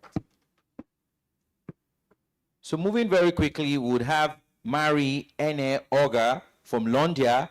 She would pitch her business for 2 minutes, and then we would have one question from the judges. So judges, you levy just one question to her from your panel. Thank you very much. Good afternoon, everyone. Londia Foods and Farms is all about health and wellness, convenience, quick fix, especially in this jet age when you have executives, very busy executives, working young mothers and students held up in traffic in a place like Lagos, in an urban area, who love to eat their rice, getting home when it's late and taking so long to cook. Londia Foods and Farms, we have prepared for you Londia Harmony instant rice that cooks in just 10 minutes to 15 minutes max. You just pop it in your microwave, especially now with gas that is expensive. You are cutting down on time, cost of energy. It is tasty, it is nutritious. And to make it better, Nigerian rice, completely naturally cultivated without fertilizers. So you are eating healthy, tasty, nutritious, in short time, stress-free. Thank you. My name again is Marie Orga. Okay. Judges, do you have a question for her? No, you can hold it.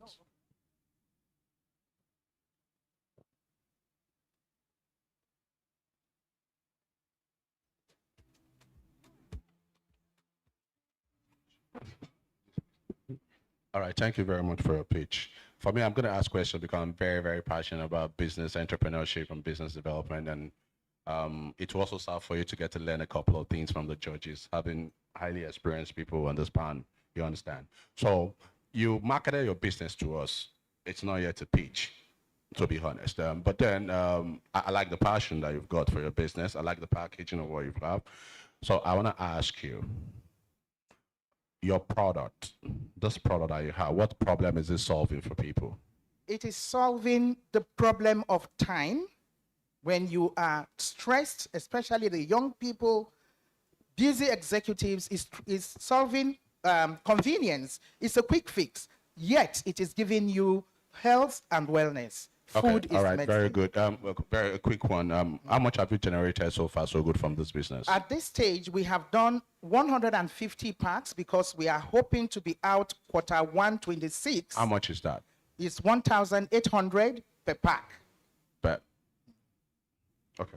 All right, thank you very much. Okay, thank you so much. Please put your hands together for Mary Ene Oga from Londia.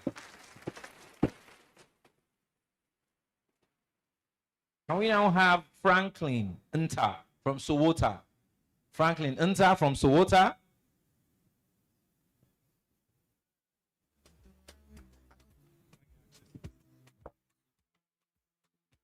Franklin Nta from Sowota. Your 2 minutes start now.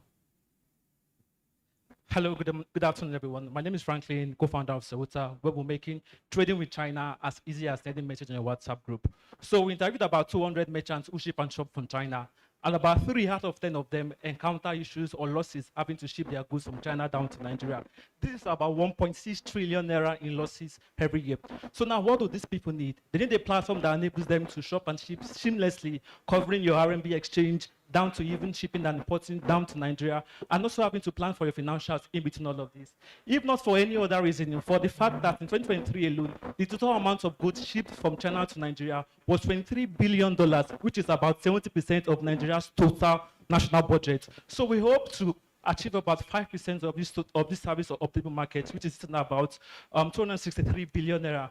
How do we make money? We make money through commissions, we make money through we make money through 1 to 2% commissions on sourcing and RB exchange. We make money through warehousing. We make money through sourcing and procurement.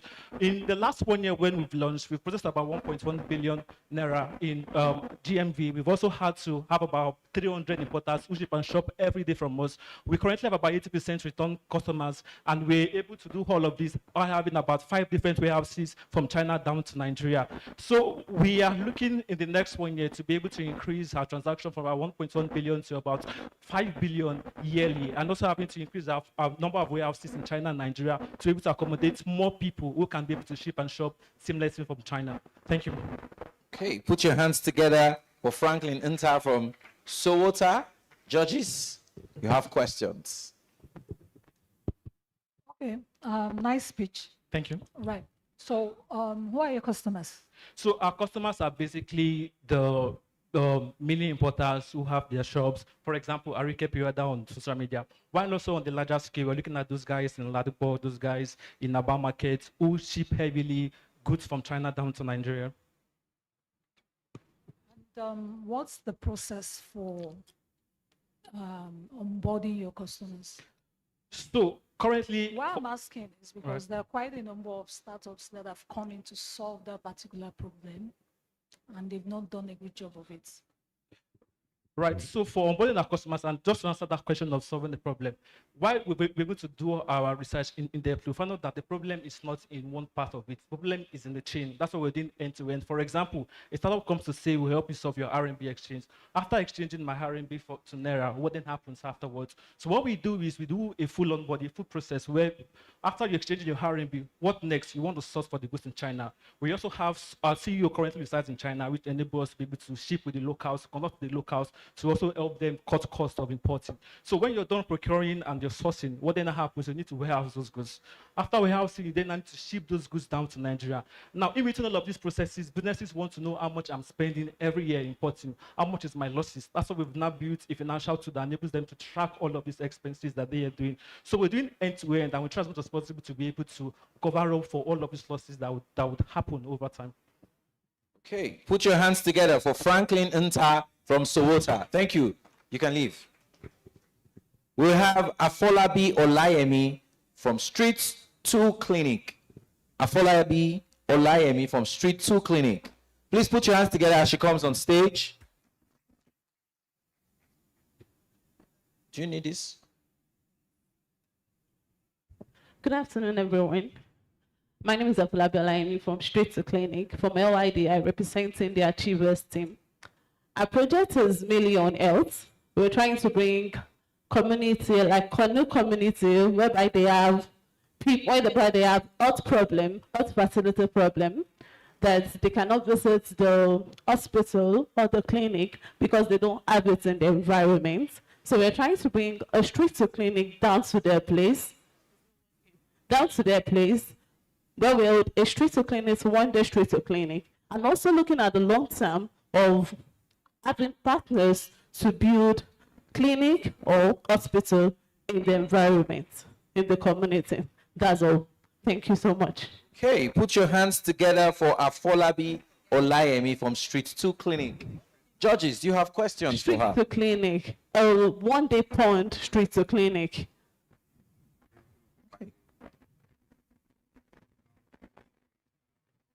Yes, sir.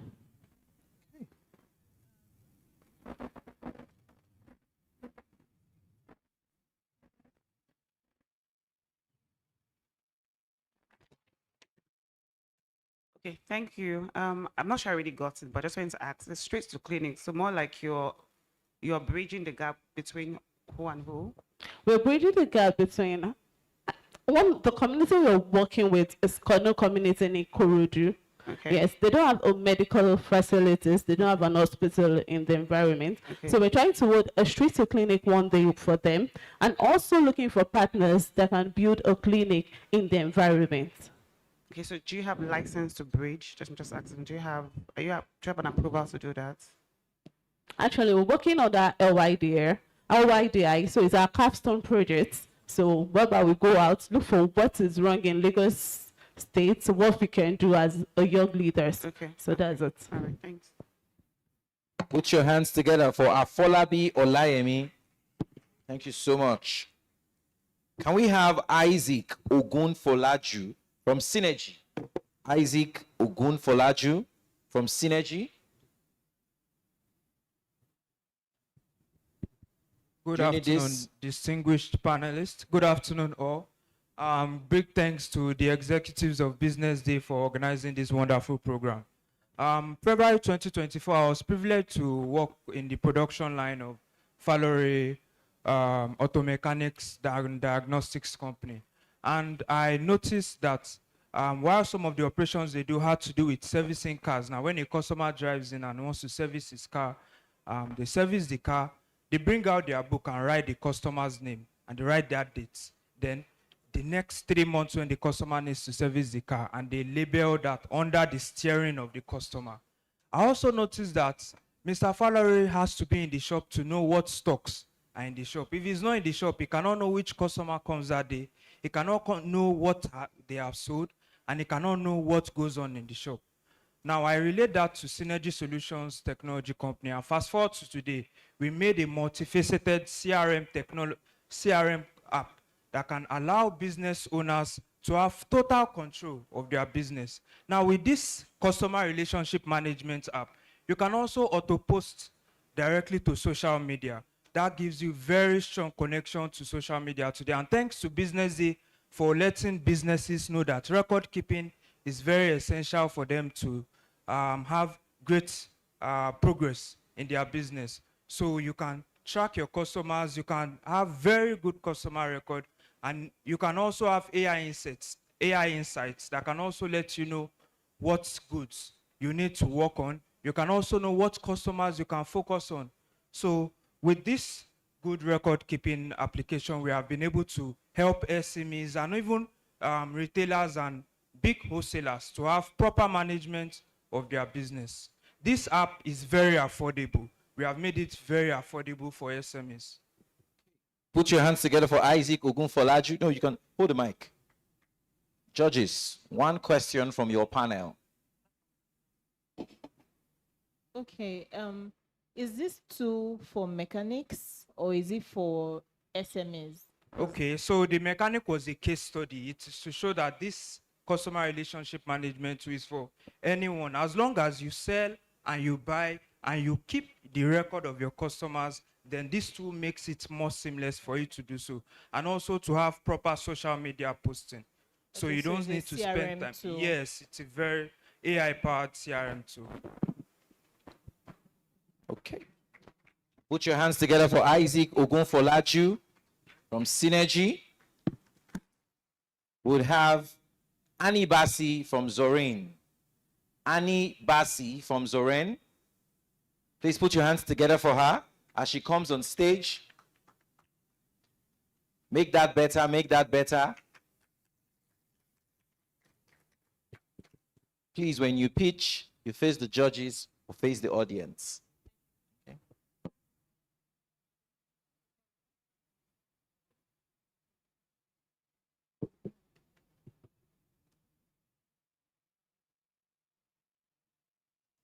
If it doesn't work.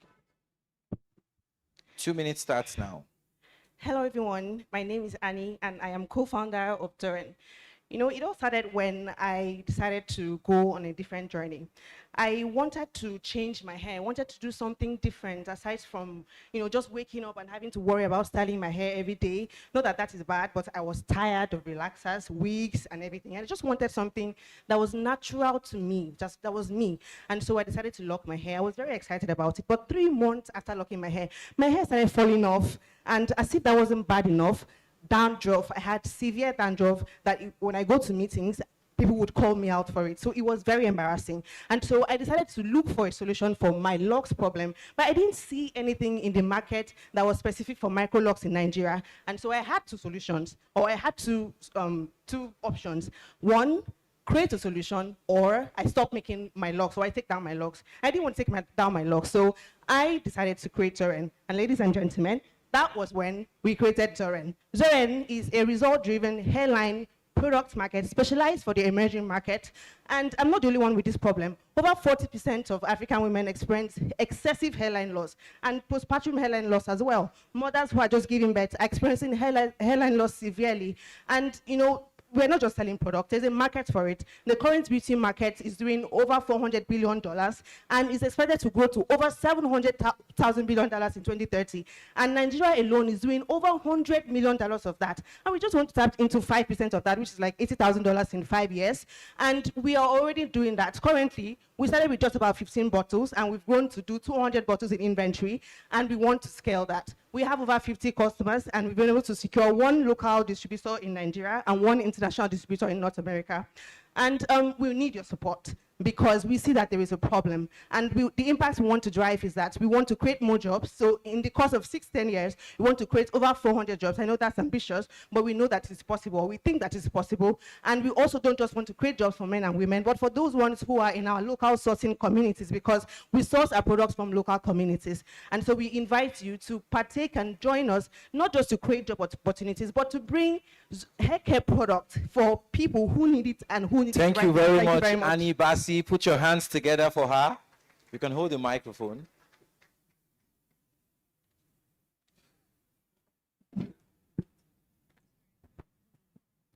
Okay, well done. So my question is this. How much would you need to scale your business? I'm sorry, Ma, I didn't get that. Please, can you say How that again? much would you require to scale this business? How much should I need to scale my business? So our plan for next year is to do $20 million, and that's just like 1 million naira a month. And so we need about 5 million naira right now to get to that particular goal because we have a very low production cost. Our production cost is quite low, and our profit is 50% of our sales. So, and it's expected to go high depending on if we are able to manage marketing and lower the cost of production. So how many bottles do you produce at the moment? At the moment, we have 200 bottles in stock. Some of it are already arranged to be sent to one. How many have you sold? We've sold over 50 bottles.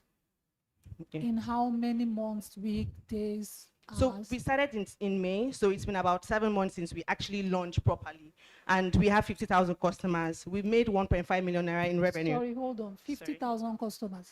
I'm sorry, 50 customers in total. Okay, and you sold how many bottles? Sorry, hold on. We sold over 70 bottles. 70 bottles. Yes. All right, thank you. Okay, please put your hands together for Annie Bassi from Zoren. That's an impressive pitch. We have Ramat Ali Balogun from Organic Spa, Nigeria. If you see the way she stood up, she's ready for us. Please put your hands together for Ramat Ali Balogun.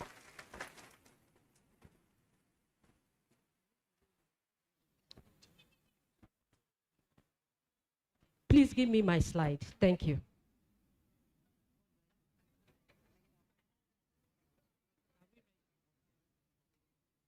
Can we have our slides up, please?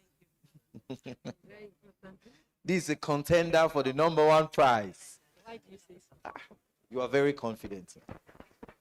So you can take center stage. Your time starts now. Thank you. Good afternoon, everybody.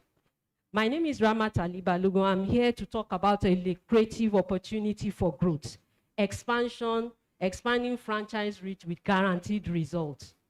Well, the issue is that there are a lot of young people that need passive income. And there are a lot of people that have investment money, but they could not access passive way to make their money work. So that is how Organic Spa coming. We are offering luxurious spa, and our business is a 3-in-1 business model. Organic Spa, massage and spa, Organic Spa skincare manufacturing from natural products, and the training and franchise business. What is Organic Spa? Organic Spa is from Organic Spa, Organic Blend Manufacturing Limited, is a manufacturer of high quality products, and Organic Spa is our franchise vehicle. We have scaled over the years. We have 5 locations. 2 locations are working, 2 locations, we rent it out, and then 2 are upcoming. Organic Spa over the years, when we revamp our business, in 2 years had made 35 million naira, and we have 95% customer retention. This is our team, and investment opportunity. Why are we here? We are here to talk about our franchise opportunity. With 30 million, you can actually own an organic spa location. And with 25 million, we will be able to be paying you 300,000 naira every month for the next 15 to 18 years. This is our advisory board. And customer, you can go on Google, you get our customer testimonial.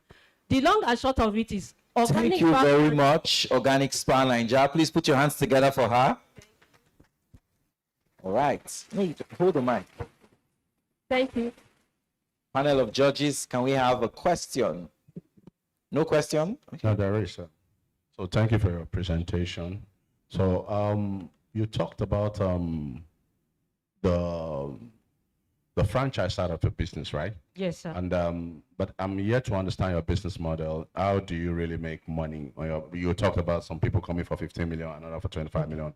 That is your pricing. But what exactly? How do you make money in terms of your business model? We make money through 3 ways: organic spa, massage, and spa. We have 2 locations that are working right now. The second way we make money is through selling of skincare cosmetics, shower gel, facials, and stuff. And everything we manufacture through organic blend manufacturing, we use it in our spa. So what is the core of your business? Is it the manufacturing or the franchise? The thing about our business is that we have done a forward and backward integration. So we have been able to perfect the value chain. So massage and spa, because of the location, the skincare, we used it in the spa. So my challenge now is that if you have 2 locations and you want to set up the third, and your production is based on the number of location organic spas that you set up, don't you think there's a problem with scalability? No, Organic Blend Manufacturing is a company on its own. It manufactures skincare. So we sell to other people, we sell to our spa and everything. Okay, I think you should have pitched that part really, because I have a little bit of problem with the location, the franchise side, because you have 3 that you are setting up. How does it prove to me that you are going to scale that business even quickly? So you should have pitched the product. You understand? Thank you very much. All right, thanks. Thank you. Okay. Please put your hands together for Ramat Ali Balogun. Thank you. Would have Ebere Ugwanyi from Food Store. Can we have Ebere Ugwanyi from Food Store? All right. Please welcome her on stage with a warm applause. Don't get tired. Don't get tired. We're almost at the finish line. Do you need your slides? Good afternoon, everyone. My name is Ebere from Food Stores Nigeria. Food Stores Nigeria is a health-focused agro-processing company. And what we do is that we solve the one of the major problem of food industry in Nigeria today. And the problem is the problem of over-processing. So we make sure that all that we produce them natural. What I have here, and again, we promote local products, locally grown natural products that are healthy. What I have in my hand here is red rice. I bet you that more than half of us that are here do not know about red rice. And it's a locally grown rice. It's not imported. This is African red rice. So being in business for some years now, we have made some mistakes. And one of the mistakes is buying dehydrator that wasn't functional. And here we are asking that with what we will get today, we will be able to get a 32 tray dehydrator. So we are solving the problem of health challenge, which in Nigeria today, most people come down with one chronic disease or the other due to what we eat. So here we are, we have our natural spices and our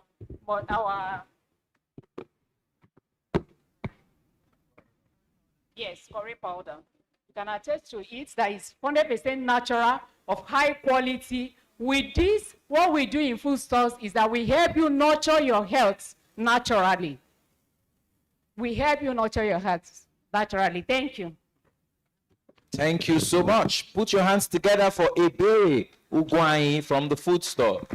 Judges. All right, thank you so much, Ebere. Just one question, because I'm actually interested. How, because your target audience is everybody.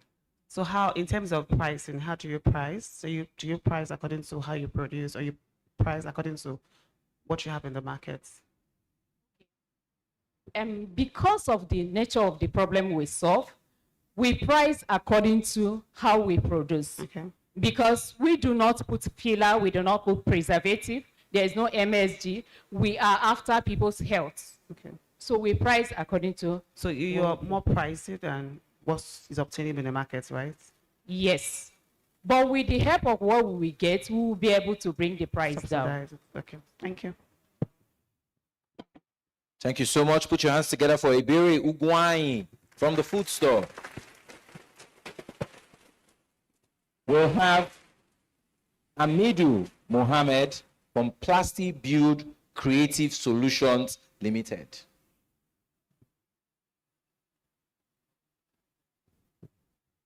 Good day, everyone. My name is Amidu. Friends call me Amidu Climate.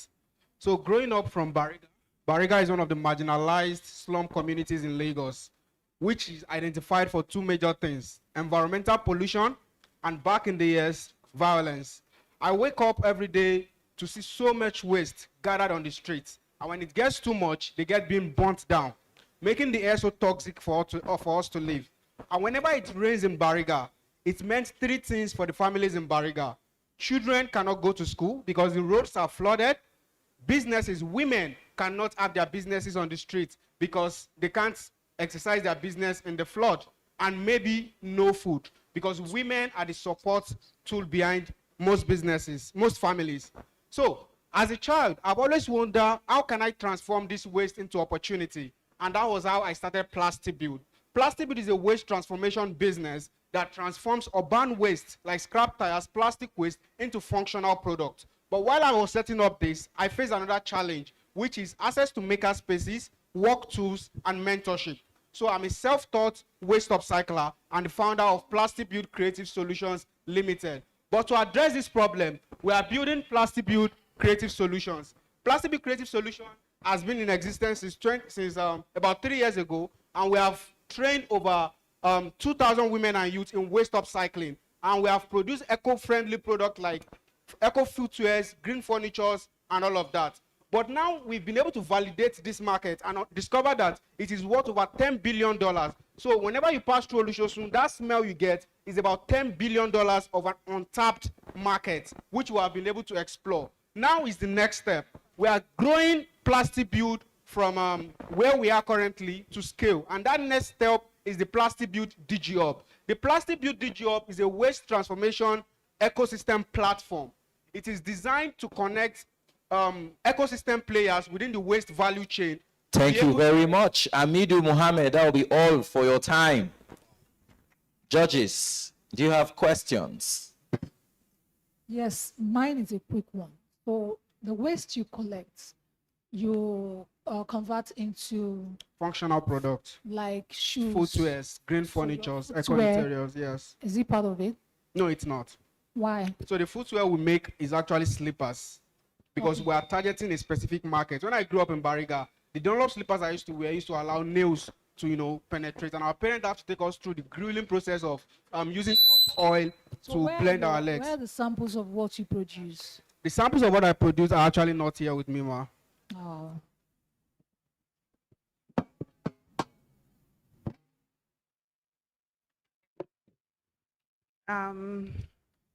So can you just run us through how the process, is? Okay, so the process, what's it called? The strength of the process is through collaboration. Okay. I'm not a shoemaker, but I'm a circular product designer. So what that means is I collaborate with local artisans and waste pickers. So waste pickers within Bariga collect this waste and bring to me. And I collaborate with the local artisans, which are the shoemakers or the cobblers or the what called the furniture makers and meet them. Okay, I want to make a footwear. So they give me options of, okay, leather and all of that. I said, no, I don't want the contemporary thing.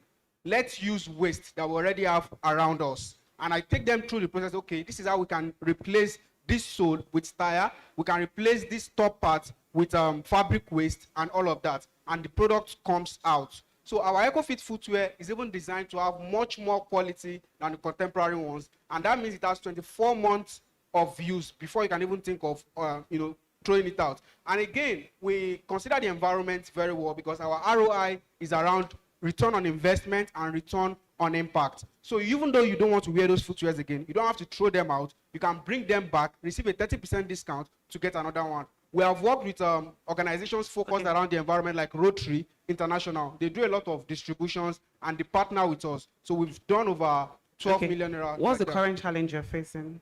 So the current challenge we are facing now is around scalability and meeting up with demand. And that is why we are building the Plastic Build DG Hub. The DG Hub is a platform that will connect waste pickers, product designers to produce the same products across various locations. Okay, thank you. Yes. Okay, put your hands together for Amidu Mohammed. Now we have Nwosu Marvel from Mavitech Auto. And from Dyer Auto Works, Blessing. Can we have Blessing? Yes, just be on standby. All right, you have 2 minutes. Your time starts now.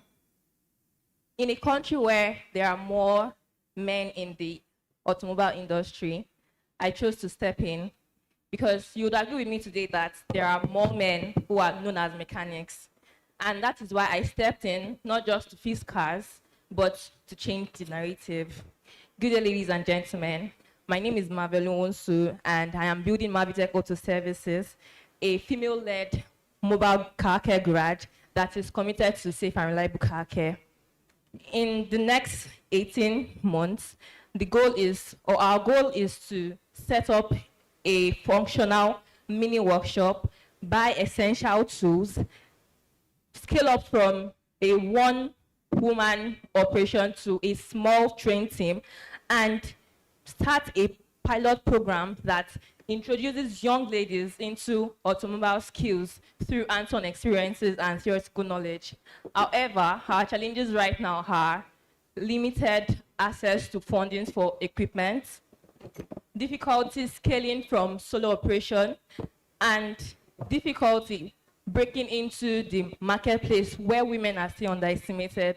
And that's what I'm saying today, is that if you invest in Mavitech Auto Services, you are not just building or supporting a startup, you are shaping an industry, you are promoting women who are ready to step into this industry. Thank you. Okay. Judges, we have one question from the distinguished panel of judges we have here. So, well done. So, a version of Lady Mechanic? Yes, ma'am. All right. What's the name of the business? Mine is Mavitech Auto Services. Mavitech Auto Services. Okay, Mavitech Auto Services. So what would you be doing exactly? I didn't get that. So yes, we will be fixing cars and also teaching young women, bringing them into... Are you a trained mechanic? Are you a trained mechanic? Yes, I am. Okay. You have certification for it? Yes, I do. Oh, okay. Beautiful. Okay. Thank you very much. Put your hands together for Mavitech Auto. Last but not the least, Blessing from Dyer Auto Works.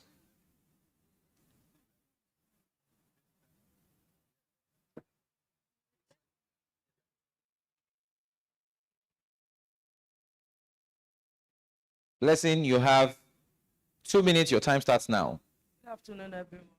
My name is Iplobu Blessing Oyolua, a student of mechanical engineering student, and I'm also a mechanic. I repair cars, and I have a small challenge. Why I'm here is that I builded this. I'm a founder of Dyer Auto Works. I started this with nothing, just skills and determination to grow the company and to grow my works. So I'm on Instagram as female technician. So the little challenge I have is that as for some customers, as a car owners, we have those that we want customers that are reliable, that we can call on, that will leave our cars in their hand, and they'll be very satisfied with the work we do. So the issue we have is to be able to get some materials, the tools to use to continue the work.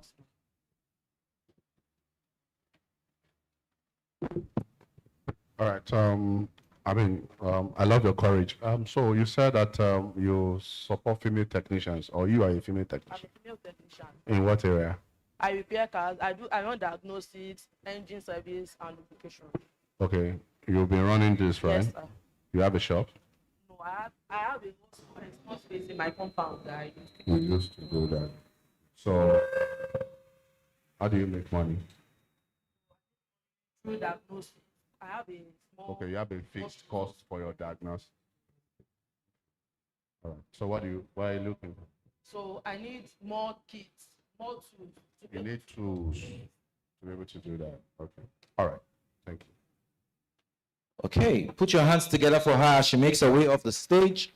Thank you so much for that wonderful pitch. Last but not the least, we'll have for 1 minute F.A. Richard from Tubere. Please put your hands together for him. Hi, good afternoon, everyone. My name is F.A. Richard Lagos. I have a product called Tubere. Tubere is an autonomous AI growth engine, basically. So when I say autonomous AI growth engine, it simply means that we've been spending so much money on Facebook, Instagram, social media ads specifically, yeah? And the industry has, taken a whole lot from people, about $640 billion thereabout. Now, what we have is an AI autonomous system that's, goes around different websites, crawls through the website, gathers their details of specific buyers, goes through the blockchain to verify these details. And after verifying all of these details, it gives them a call or give them a text message or WhatsApp message or email, whichever way it is, to be able to educate them about your product and give you ready buyers instantly. So we have, we've been able to do a beta test with about 4 persons, generated $1,000 within just 24 hours. And we've been in the system we've been building for a while now. So I think I'm just going to be fast about it. My ask is $300,000 basically because of the engine that is powering the entire system. We have our product pretty much ready, and but we needed to power the AI engine. I think that's just it. Thank you. All right, put your hands together for F.A. Richard from Tubere. Judges. Okay, hi. One question. Are you sure you're in the right platform? But thank you. Just to ask, who are you building this? The SMEs, all of these guys will spend their money on social media ads. We slash it by we take 70% out of it. I mean, the entire system is basically built against you. It just makes you feel like an algorithm is working for you, but in the true sense, it's built against you, so you keep coming. So what we do is that, yes, we still want you to keep coming, but we actually give you readily buying customers with over 60% guaranteed. Okay, what kind of data would you require from the SMEs? We first off, we need to make sure that they are registered companies before we can onboard them into our system. And they don't need to do anything. All they just need to do is get into our system. I wish I could play the demo of it. They just get into our system, state out the audience, location, and all of the necessary things. Then the system crawls for them, gets all of these details, goes through the blockchain technology, verifies them. After verifying them, it calls them. You can train it with your voice, with a 30 seconds voice, like, hey, hi, my name is Richard, and this is what I'm doing. So it's going to educate them, and you put in your script, the AI does everything. And this data sits with you? It's with me, 100%. Do you have... I have a demo. It's on my website. No, it's not a demo. Are you supposed to have this data of these customers? No, that is the reason why we're trying to raise funds so that we can get license. We're registered in the US, and then we're also in Nigeria registered, but we're trying to get the license, to function in both ways. And you're asking for... Yeah, did I answer the question? So a very quick one for you. So, it looks like you're trying to solve a problem, but at the same time, you are invading the privacy of the users that you are giving to these guys. Because why will you crawl on people's website and go and still harvest their data, and then because if I get a call that I'm not expecting. Okay, so crawling is not illegal. It's a legal thing. You could check it out. Crawling is not illegal. It is only illegal when you begin to invade. I mean, I'm a developer or an hacker. So, but it's when you begin to invade into certain system. But what we do is we build from intent. When you search Google, when you do all of those things, we build from all of those intent. My brother, crawling, I'm in the tech space. You understand? In as when I said that crawling is not illegal, but using that data that you got from crawling is now illegal. You agree with me? All right, Mr. Efe Richard, thank you so much. Put your hands together for him. That will be all we can take. Judges will leave you to just collate the data that you've gotten legally right now, and we'll be expecting that information in 2 minutes, please. But can we have the winners from the raffle draw? Are you still here? Winners from the raffle draw, are you here? That guy that won a phone, I'm not sure he can leave this place. Okay, so if you have your raffle slips, can we have Linda Ochubwa from Business Day come on stage? She will be presenting the award. Okay, we can just have it down here, yes. She'll be presenting the gifts and the goodie bags to the winners from the raffle draw. DJ Midobi, can you give us something light?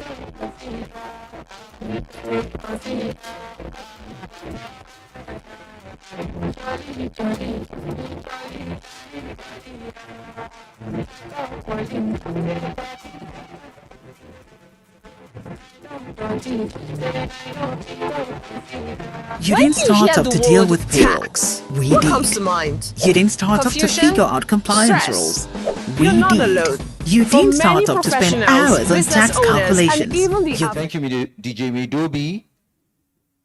That was a cruise into what we expect for the award ceremony this evening. I hope you all know there's an award ceremony this evening where 100 businesses, which their names are contained in the brochure, would be rewarded and awarded for being among the top 100 fast-growing SMEs in Nigeria. So while we have the judges, are you ready for us? Oh, you're not yet ready. So moving very quickly because we have to be out of here to prepare the hall for the award ceremony this evening. Can we have the editor of Business Day Sunday, Mr. Zebulon, come on stage to deliver the vote of thanks before the judges do us the honors of giving us the results? Can we have, yes, please put your hands together for the editor of Business Day Sunday. Make that better. Bro, because you won your gifts now. Please put your hands together for my editor of Business Day Sunday.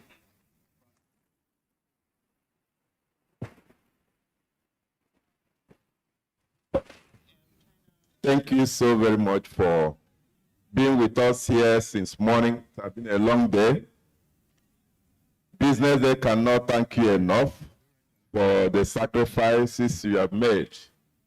Coming down here alone is a great sacrifice, let alone staying through the end of the event. Like I said at the beginning of this event, my publisher is unavoidably absent. And I said earlier that he could be here before the end of this event, and it appears now that he will not be here, and he would like us to extend his greetings and his appreciation. Please, every one of us who have been here since morning, I believe that you have taken something out of this place as you are going, or you'll be taking something out of this place as you'll be returning home, because a lot have been said, and what matters is the doing of it. The SMEs who have been here, the drivers of those businesses, I believe that you have gotten a lot, or you got a lot to chew that will also enhance your business after here. In the course of the conversations we've had here today, we've heard about the challenges of accessing funds. And as SMEs, you have spoken a lot about how difficult it has been to access funding. And we have also heard about the easiness, the ease at which you could also access funding. The keynote speaker, the president of Asborn, listed a lot of openings, a lot of opportunities that are available to you that through which you could also access funding. And the question is, having accessed the funding, what do you do next? It's just not to blow it out. Then we also have had, we listened to a pep talk, I would say, by Mr. Zed Malov, founder of Scale Up. That was a great speech that he gave. Even though we may think that since he didn't have a PowerPoint, but he really gave us something to chew. And part of what he said was, we must not be afraid of being scared. you have to be scared. And allow yourself to be scared, but don't allow yourself to be afraid to the point of giving up. You have to innovate. That is the beauty of what we are doing. And we had a lot about what technology can do for our business. And when you appropriate technology, it can do a lot for you and for your business. And our brother here that is sitting very at my front here really moderated a panel, and they spoke a lot about what technology and all that can do for our business. We also heard about what to do when the new tax regime kicks in from January next year. So there's nothing to be afraid. A lot has been said about what will happen next year, but we are going to outlive everything, and we are going to outlive the challenging times. Business Day has been on now for 25 years. And in fact, while I sat down there, my publisher also was sending me messages, and I also sent there that we should send certain things to him concerning next year. Already we are planning, and by next year you will also be here. It may not be at this point, but we also will invite you to other places. You have been great, and you have been great supporters to Business Day, surviving, and the operations we have been having in Business Day. First, let me again take this opportunity to thank you so warmly for taking time to be here. And I also want to specially thank our sponsors who made our gathering here so simple today, without whom it may not have been possible for us to gather everybody here. So all our sponsors, I say, we thank you so much. And we do not take your sponsorship lightly. May the Lord continue to strengthen you and continue to give you more money. So as we sit back to listen to the panel of judges who will be reading out the names of those who will be cutting away some money, some dollars that will help them to scale their businesses. And I say, thank you so very much. And I pray that the good Lord will take you safely back to your destinations as you leave. Thank you so very much. Thank you so much. Please put your hands together for the editor of Business Day Sunday. Hey, judges, are you ready for us? The flight has landed and is taxiing the runway, and the passengers are about to alight.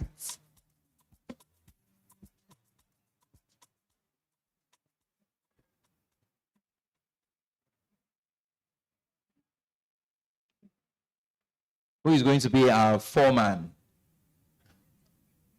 Are we going to have the only man on the panel be the foreman? Will you be the foreman and read out? Okay.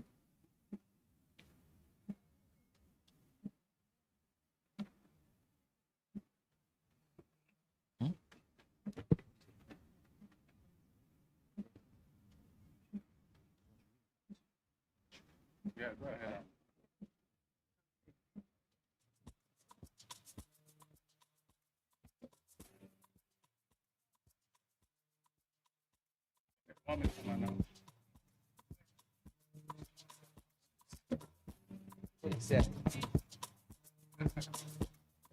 All right. So thank you. So first of all, I think the startups should give themselves a round of applause. The businesses, because really it takes a lot of courage to come out to pitch your business and all of that. But of course, we are limited by opportunities in terms of those who will win. So we have to just ensure that 3 people come out. It was tough, but what is important is that you all came out to showcase your business. There are people here who have listened to you, and you never can tell.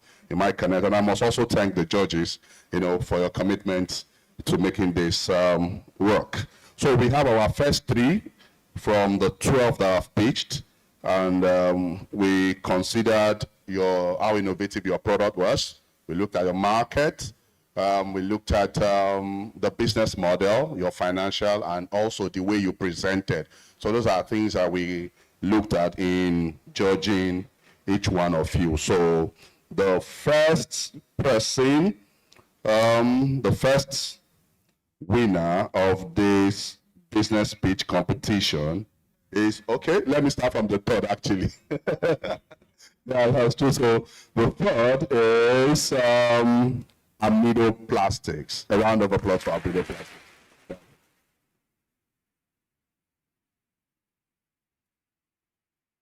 All right, congratulations. And the second is Zoran Hair.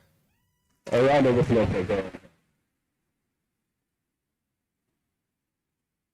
And of course, the first.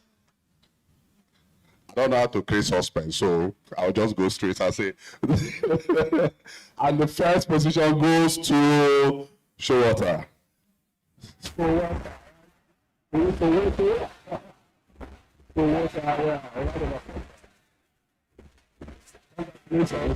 Happy judges. To be the best. So can we have the top three? Nothing less. It's lead me to my destiny. I have waited patiently. I have vision, though I believe. I know I can count. Yes, Franklin. So can we have the top three take pictures with the judges? Stand up for the champions, stand up for the champions, stand up. Can we have food stores? We have food stores in first position. Food store. Food store. We have the representative of food store in first position.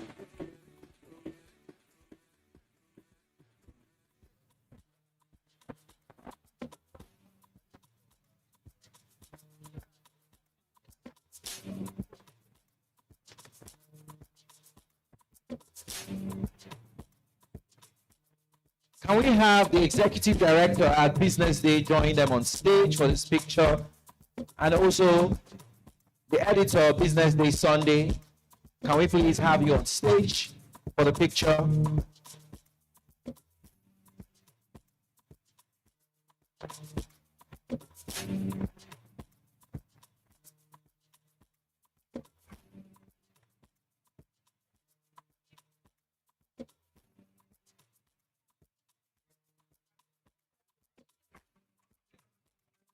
It's a good time to add that the winner in the first and fourth category would also get a phone in addition to the cash prize. First and fourth.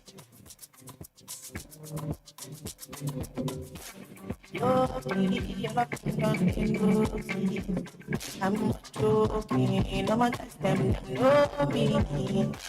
So see, I'm your Right, thank you so much. Please put your hands together for them as they make their way back to the exit. Music chose me, just know this and know Please be informed that the other piece, the 10.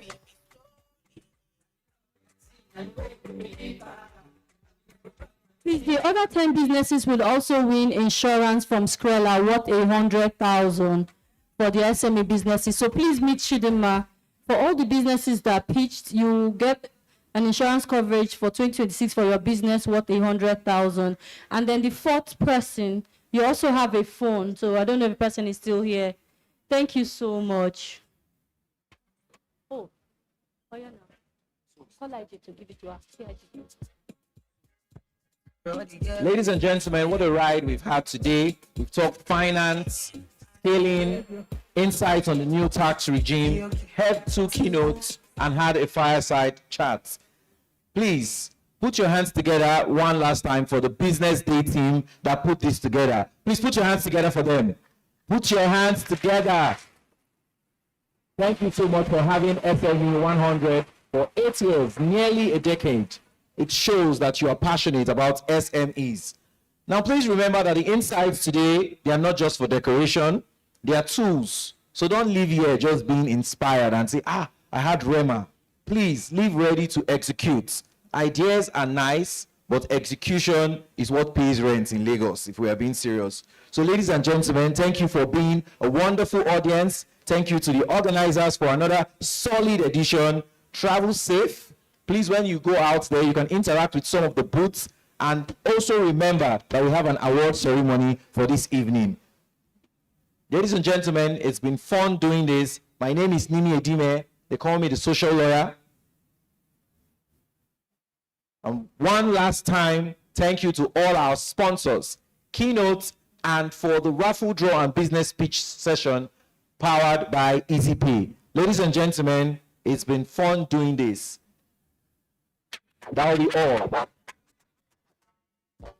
We proceed now to the exhibition booth. When you hear the word tax, in a world what comes that to never mind? stops moving, Confusion? stay in control Stress? with a bank You're not that's alone. always working for you. many professionals, Even business if your owners, internet and connection even shuts the average down, Nigerian, banking understanding continues tax rules instantly can feel with our overwhelming. That's why BusinessDay created the Tax Aid, your all-in-one hub for clarity and control. With our new tax calculator, you can instantly see what you owe and how to stay compliant, clearly, confident, and without the guesswork. No stress, no surprises. Just the clarity you need to make smarter financial decisions. To get the tax calculator and order tax. Keystone Bank, we grow together.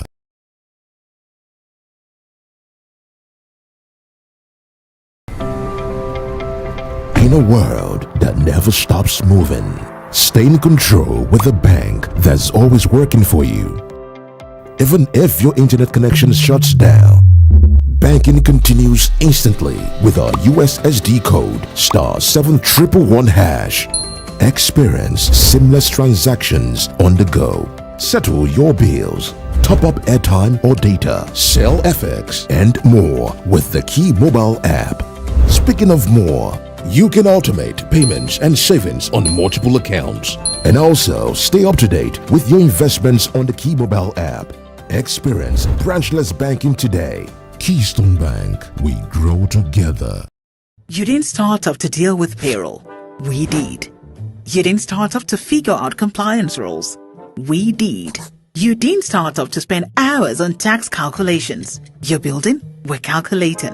You didn't start off to chase pension receipts. We send them automatically. You didn't start off to do manual uploads on bank portals. We handle salary payment, bulk pay, instantly to all banks. You didn't start off to pay fines. We settle your payee pension instantly. You didn't start to get ripped off. We make sure you pay right and stay compliant. You didn't start out to explain late salaries to your team. We make sure they are paid on time. Your job? Build your business. Ours? Handle your payroll. Payroll, benefits, loans. We handle it so you don't have to.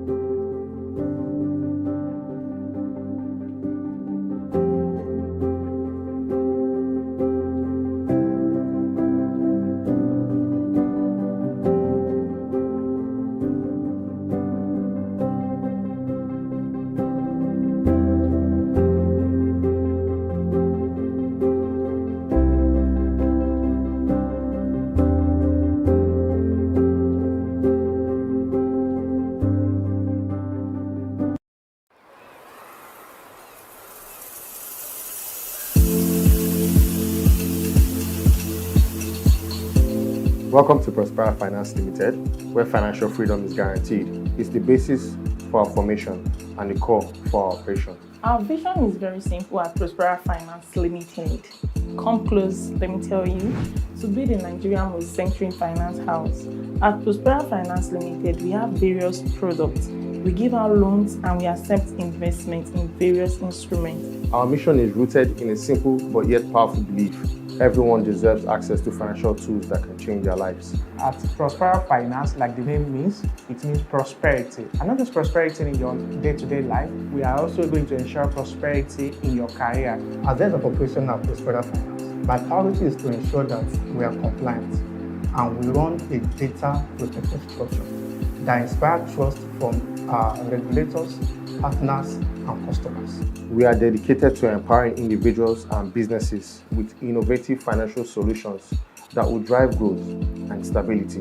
On our loan products, we have the SME loans, we have the payroll loans, asset financing, and the LPO. For investment at Prospera Finance, we give high return on interest and on our savings. When you join Prospera Finance, you're going to be working with smart people, hungry people that want to do great things for themselves, humble people that you will enjoy working with, coming to office every single day to work with them. Ultimately, my goal at Prospera Finance is to ensure a benchmark for responsible innovation, where growth and governance are going hand in hand. By choosing Prospera Finance Limited, you partner with an institution that understands your goals and will work tirelessly to achieve them. We lay great emphasis on KYC, CAF, while also observing optimal structure on anti-money laundering. And we ensure that we do due diligence, proper due diligence. And also doing this, we ensure that we give 100% return and confidence to our customers. Now that you are part of Prospera Finance family, be rest assured that in the HR department, we will take very good care of your career. Our benefits, employee value proposition are very structured to help you grow with us at Prospera Finance. Do well to visit our website today. We can't wait to have you because we want to fuel your growth. Together, we will build prosperity for today and for the future.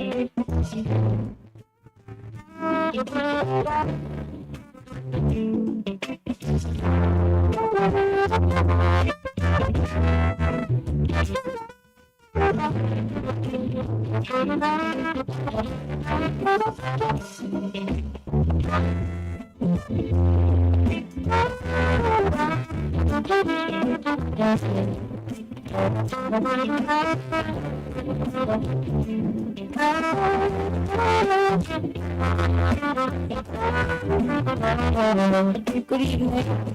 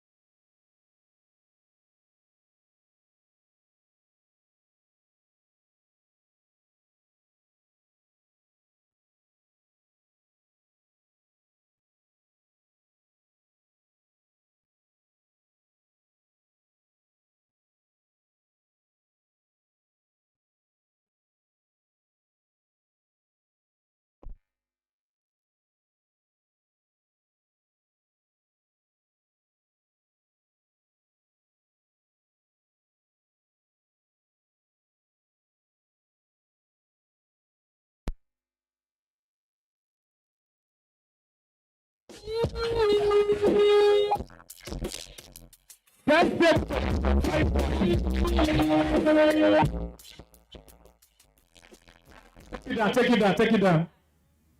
Wow. It's Fuji's. Turn the lines down low. DJ Yumi, is that correct?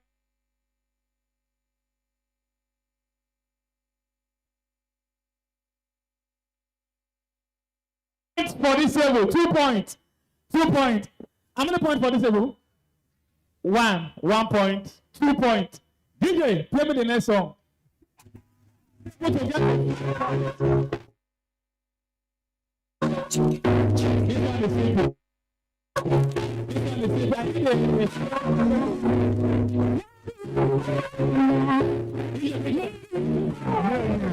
you have been smiling. This one is easy. You can try something.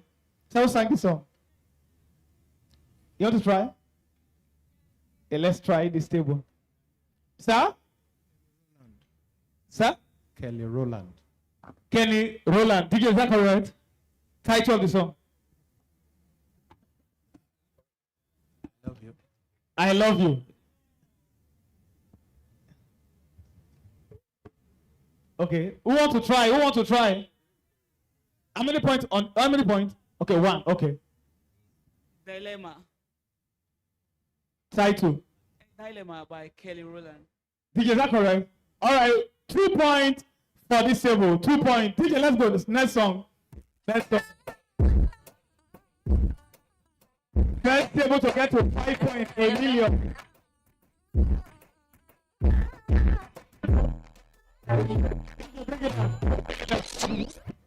How many points do we have on this table?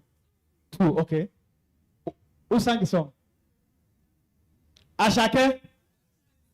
I fear. Ashanti, is that your final answer? Title of the song. Title of the song. Baby Boy. DJ, is that correct? Yeah? DJ, is that called Ashanti Baby Boy? Eh? That's not correct.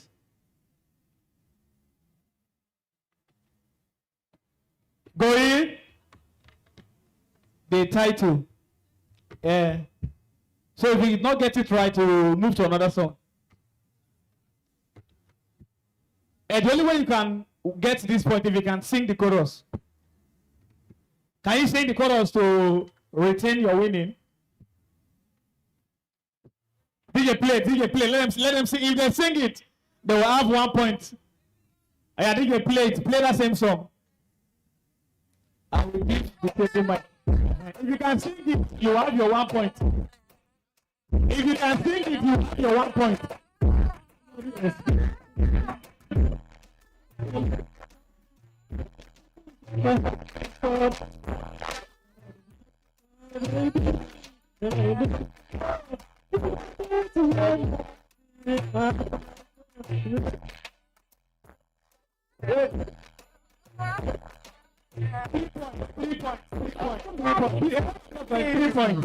Three points. Wait, this table is 3 points. 2 points, right? 2 points. DJ, play me the next song.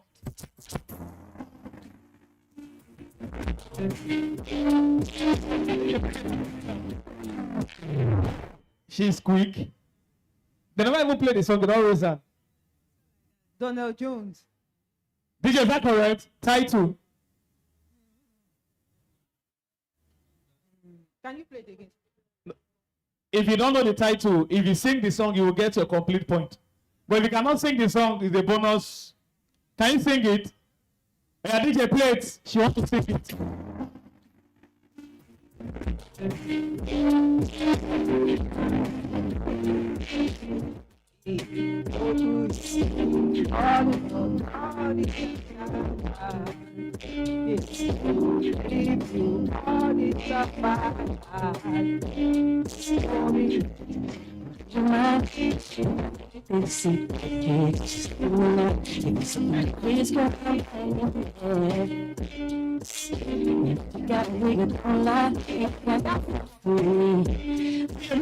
That's how many points? 3 points. 3 points. How many points? 1 point. This level, okay, 0 points. How many points? 1 point. 2 points. DJ, play me the next song before we want to have 3 tables that are sitting in 4 points. We will proceed with the event before we continue in the middle of the once we have 3 tables that can get to 4 points, we will pause it. We will continue while the event is going on. So DJ, play me the next song. This one is DJ, break it down. Okay, DJ, break it down. Lagbaja. DJ, Lagbaja, is that correct? Title. Can you never? DJ, is that correct? Never far away. How many points? 2 points. All right. We are coming up. DJ, play me the next song. We are coming up. Once we have 3 tables. DJ, play me the next song.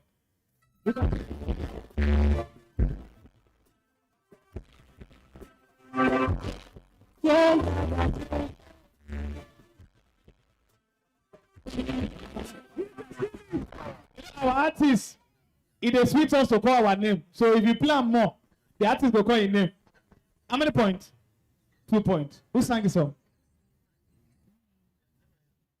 So you raised your hand to your Caribbean con here.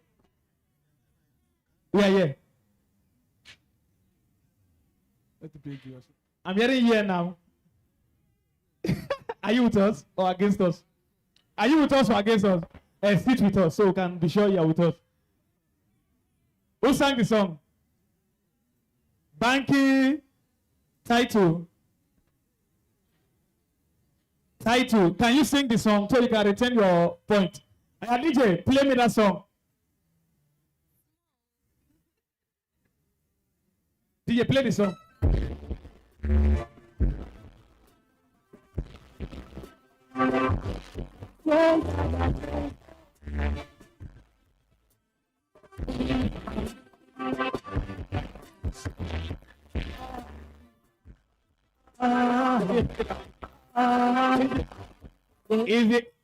DJ, is the title strong thing? Okay, they are correct. How many points? 2? Take a 3 point. Okay, good. So we will pause the game now. We will pause the game. No, we'll come back. We'll come back. We will pause it. We have this table. How many points? 3 points. 3 points. 3 points. We will continue with the game. So, but before we do that, DJ, play me this one. Just play me any random music while I have my co-host on stage, so we can call out the.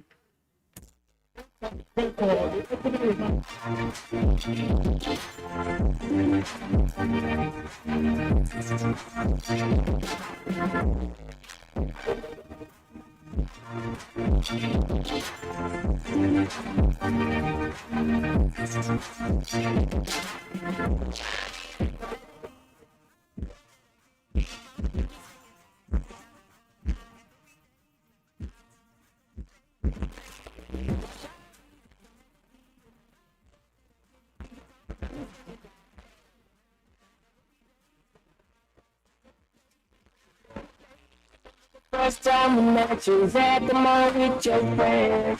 You was scared to approach you, but then you came closer, hoping you would give me a chance. That you would be more than fucking you feel good. Take it all by the room. Feel like a sound, say they get All right, thank you, distinguished ladies and gentlemen. Before we proceed with the event, please, I want you to give our hosts a round of applause as she comes out for our opening speech. Please, if you know your hands are not busy, let me make welcome Kemi Michael. Please, you can do better. Kemi Michael for our speech.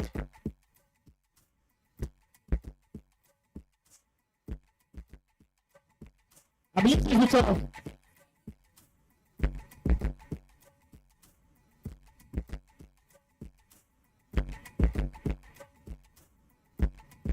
Once again, DJ, thank you very much for that. I would like to call on stage the Sunday editor of Business Day, Mr. Zebulon, to come on and give us an opening speech. Thank you very much. Please put your hands together as he comes on stage.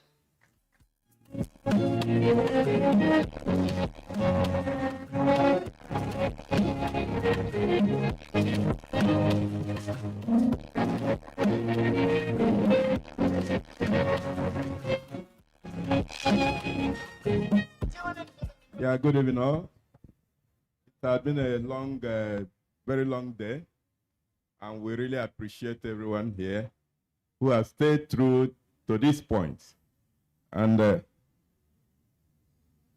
I will especially want to appreciate and recognize the husband president who has been here since morning, and the able representative of the MD of Keystone Bank, who was there in the morning and is still here.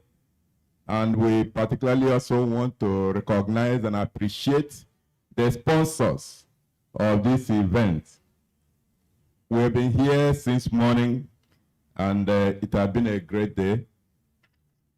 Ladies and gentlemen, I also want to especially recognize and appreciate the Executive Director, Sales and Marketing, BusinessDay, and all the senior managers in BusinessDay and our colleagues who have been here ensuring that things go smoothly. I really appreciate you all. And on behalf of our publisher, I want to once again appreciate the contribution of every one of us here who have been here ensuring that this event goes and will go smoothly at the end of the day. Again, you all were here, and this is not a talking time. In the morning session was business-like. This evening, cool evening, we want you to sit in and sit back. Enjoy yourself, make yourself happy, and our prayer is that by this time next year, we shall be gathering again for more robust enjoyment and collaboration. We really thank all the SMEs that are represented here, and we believe that next year it will be bumper harvest for all of you. And whatever challenge or challenges you may be experiencing in the line of your business, next year there will be silver lining in the sky, and it shall be well with every one of us. And by the time we shall be leaving here, I wish every one of us safe journey back to our respective. I know that by the time we'll be leaving here, some people may have taken their leave without waiting for the final or final remarks here. Once again, I say sit back, enjoy yourself this evening. Thank you so very much.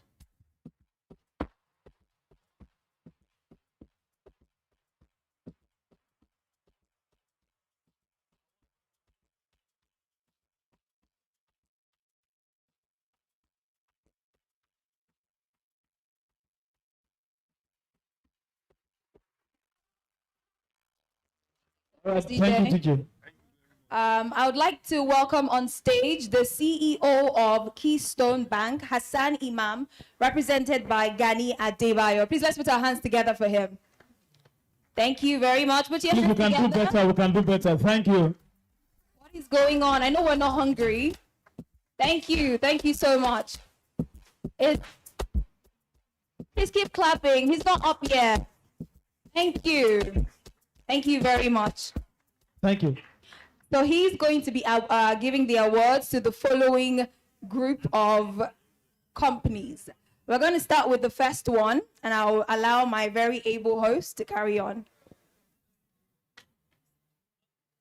And the first award is going to Kusnap African Limited. Please, let's put our hands Please, together. a round of applause for Kusnap African Limited. Please, we can do better. We can do better. We can do better. Thank you. Kusnap African Limited. Thank you. Let's have you.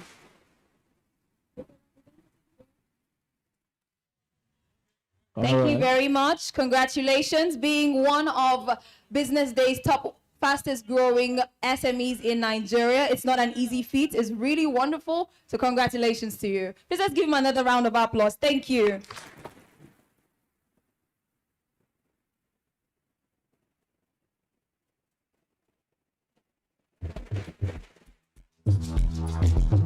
Thank you. Congratulations. Thank you. Right, the second award will be going to Yunus Global Venture.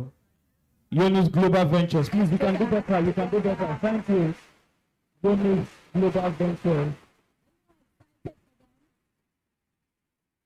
Well, this award is in no particular order. So that means one person is getting first and another is getting second. Every single person here is a winner and an awardee. So thank you so much. And congratulations, Yunus.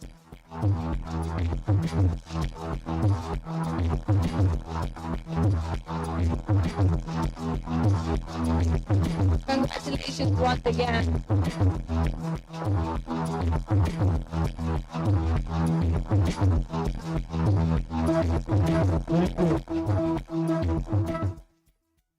The next award is going to Airsoft Digital Limited. Hillsoft Airsoft Limited. Digital Limited.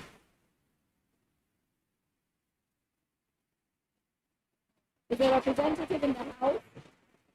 Oh, we have a representative in the house. Hillsoft.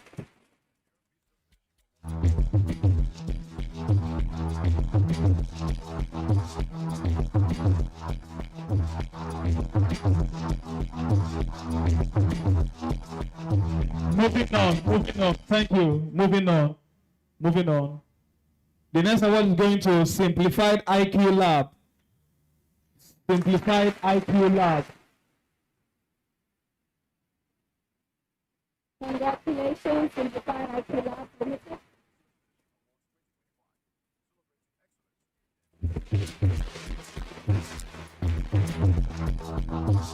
Congratulations. If you were here earlier on in the day, you would have listened to a speech that mentioned that being an SME is not all you should be. You should look forward to going bigger and, of course, better. And that's exactly what this award is about. Encouraging you to not just remain a small, medium enterprise, but also to become bigger and, of course, maybe one of the biggest companies in Africa. So congratulations. All right. The next award is to M Inc. PR. M Inc. PR. Please, a round of applause for them, please.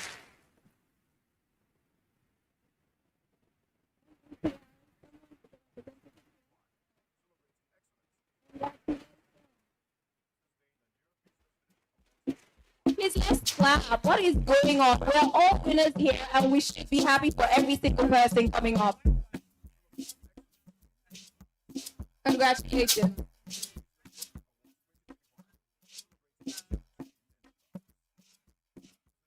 All right, I would like you to listen to my able host while we get more. Thank you for your time. Thank you God very bless much, God sir. bless you. And Thank that you. is the representative of the CEO of Keystone Bank. Please let's give him a round of applause. Let's give him a round of applause. So moving on, we are going to play a game before we proceed for the next set of award. Please, I need one representative from each of our tables. We have a game to play. Each table will provide a representative for the next game. So I'll start with this table. Who is representing this table, sir? Who is representing this table? I need a representative, sir. Sir, appoint a representative. Well, let me start like this. I need one person to represent this table. It's up, yes, you have a fellow. She's representing this table. Oh, yeah, please come out. Come out. Thank you. Thank you.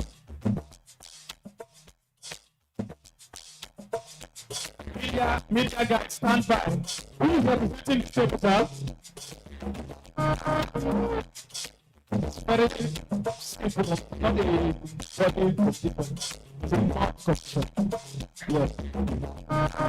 Thank you. God bless you. God bless you. God bless you. Who is representing this table? Who is representing this table? No. She's representing you. Thank you. Thank you. Thank you. Thank you. Sir, please. Who is representing this table? Yeah, sir, let's have it. Thank you. God bless you.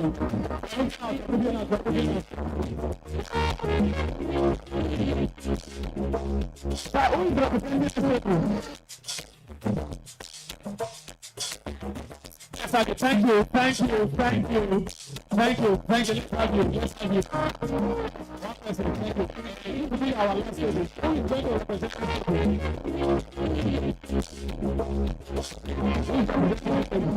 Thank you. God bless you. God bless you. God bless you. Thank you. Thank you. We are going to do a naming game. A naming game. Please, I will need the second mic. Please, let's line up. A naming game. Just line up.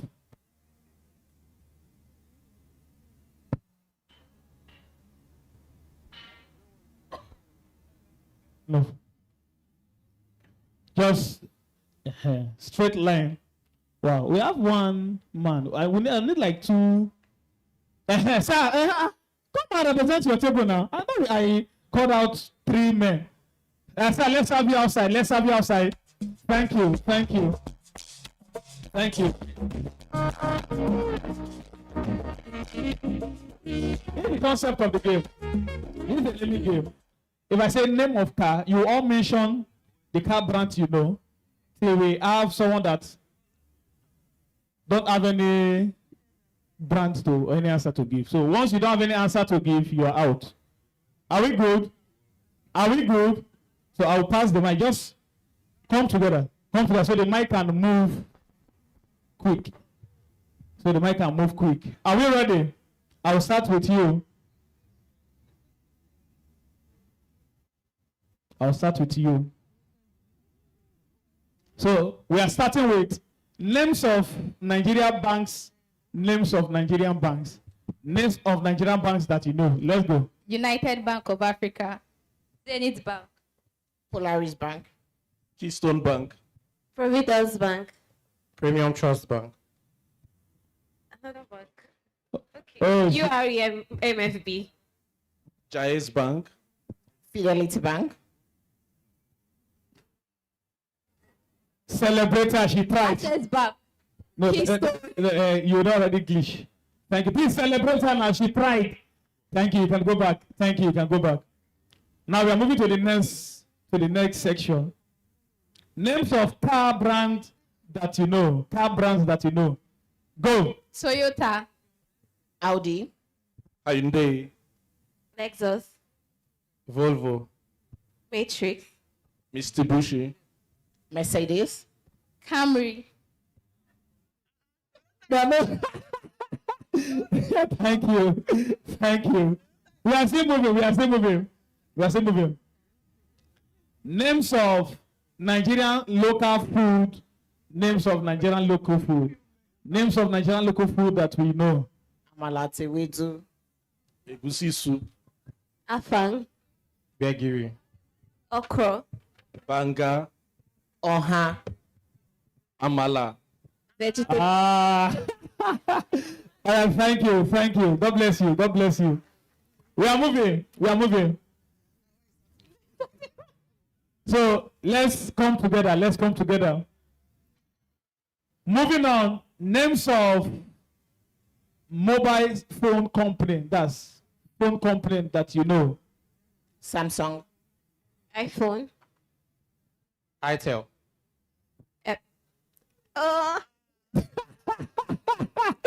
Thank you. Thank you. Thank you. So now, this one is simple. Female names that you know. Action. Female names that you know. Anne-Marie. Sandra. Ayodele. Clementina. Ayomitosi.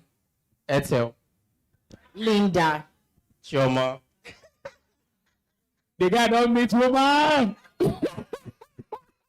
Make some noise for our winner. Make some noise. Make some noise. Wow. Wait, are you married? You don't marry, you got to mention other female names. You go ask that question. You go ask how you take those names. So you're married and you know other names aside your wife's name.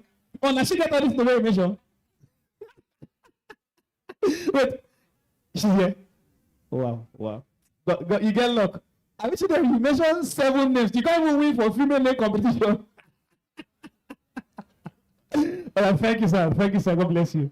God bless you. Thank you. Please, a round of applause for our winner. Celebrate our winner. So we are going to continue with our music game. We have 3 tables that are. We have 3 tables that are on 3 points. So we are moving to 5 points. So we can have our table winner for $1 million. So DJ, you will give me one more song. Let's have our $1 million table winners. DJ, let's go. Old school.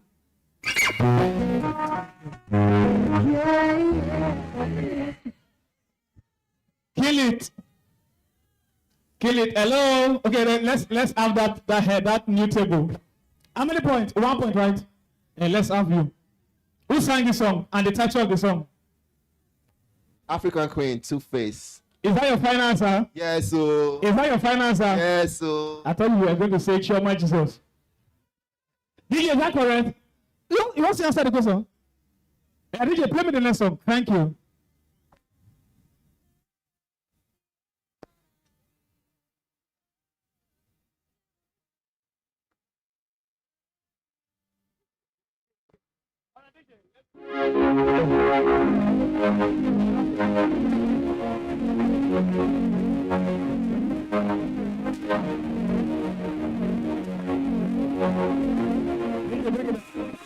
Who sang the song and the title? No, let's other table participate. Who sang the song and the title of the song?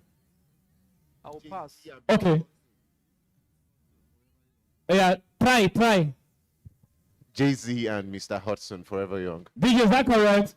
1 point for this table. 1 point. DJ, play me the next song.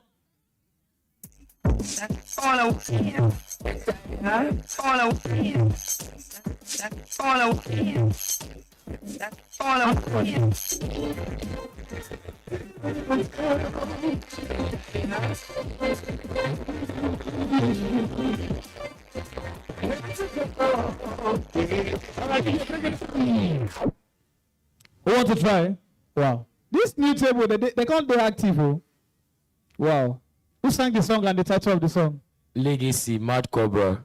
Is that correct? Wow. 2 points. 2 points for this table. 2 points for this table. Let's have this one more song before we continue with the award. Just this song. Let's go.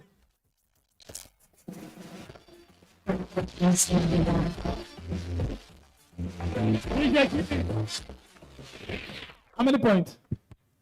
1. Okay. Try. Madonna. Title. Last night.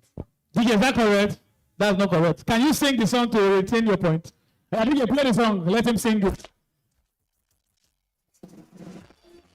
If you can sing the song, you have your 1 point.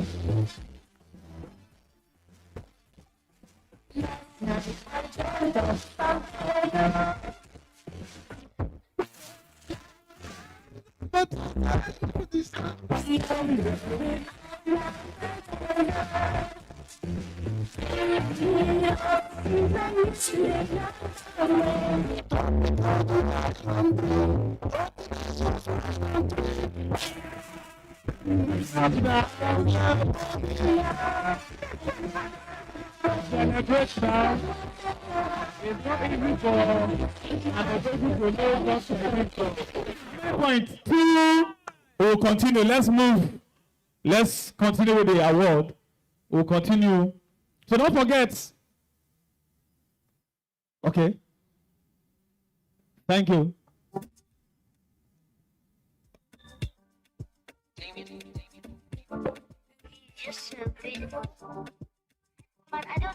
I trust everybody's having fun and enjoying themselves because I can see people smiling. I can also see people eating. That's very amazing. I would like to call on our very own in Business Day, our Chief sales officer by the name Madam Ijoma. Please let's give her a round of applause as she comes up stage.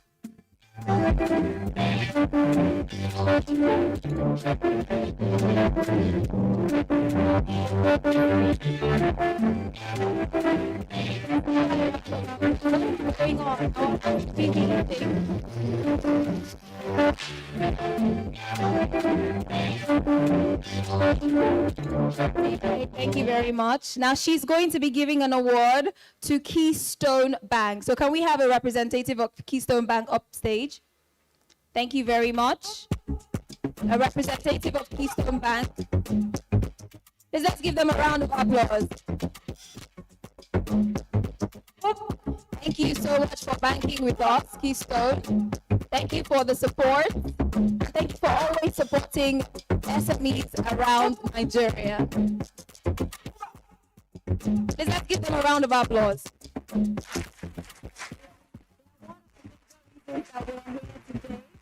So we have to thank them properly.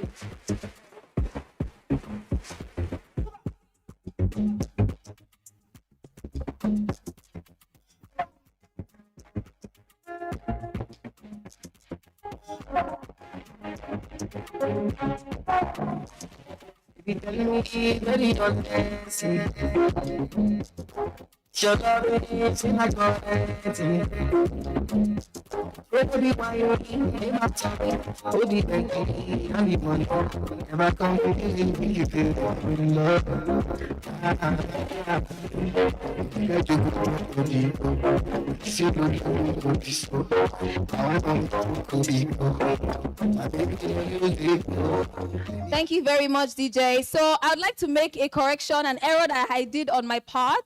So Ijoma Ude is not a chief executive officer. No, she's an executive director, sales and marketing at BusinessDay. Please let's give her a round of applause. Thank you so much. Thank you. And now moving on to the awards, I would like to call on a representative from Platnova. Platnova, are they around? Are they in the building? Please let's give them a round of applause. What is going on? Why is my audience dull today? Thank you. A representative from Platnova. Thank you very much. Congratulations once again. Starting is one thing, you know, when you have an idea and you want to go into the conceptualization and ideation, it's a very hard thing. They have started, and we're proud of them. Congratulations. Okay, thank you.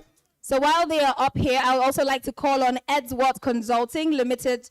Edsworth Consulting Limited, please make your way up stage. Thank you very much, and congratulations once again. Thank you.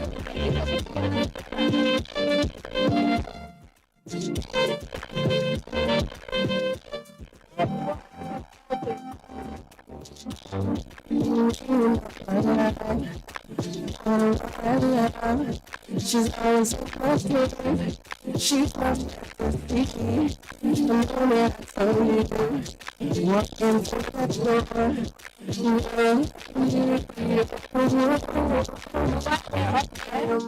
I'd like to also call on Ehuzua Lab. I'm hoping I'm pronouncing this right. Ehuzua. All right, thank you very much. Please, let's give them a round of applause. Thank you. Congratulations once again.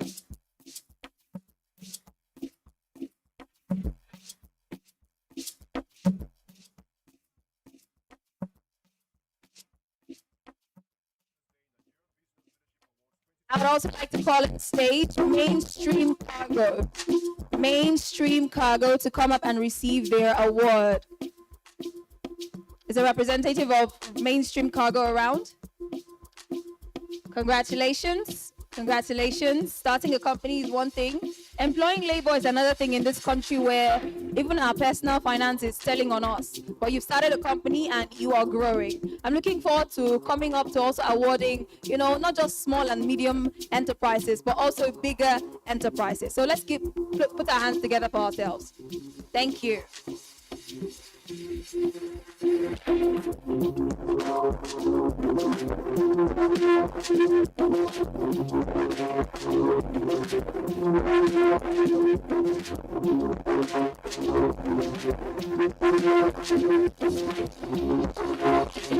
you very much. And now, while they are upstage, I would like Beautiful Ideas Group to come upstage. Beautiful Ideas Group. And while that is going on, I'd like Nita Sense Kitchen to prepare herself. Nita Sense Kitchen, prepare yourself to come upstage and receive your award as well. Beautiful Ideas Group, congratulations once again. Really isn't an easy feat starting a company.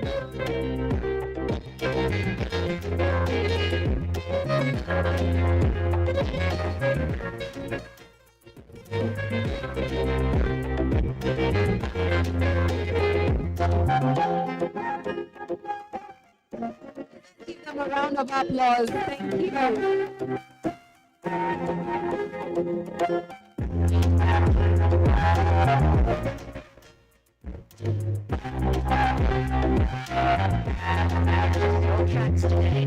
Alright, Nita Sense Kitchen. Is Nita Sense Kitchen in? Okay. Are you the one giving us this lovely aroma in the room today? Okay. Let's give her a round of applause. It's not easy. Thank you. Thank you very much. And while Nita Sense Kitchen is coming up, I would also like Thrust Communication to also prepare themselves to come up stage. Thrust Communication Group.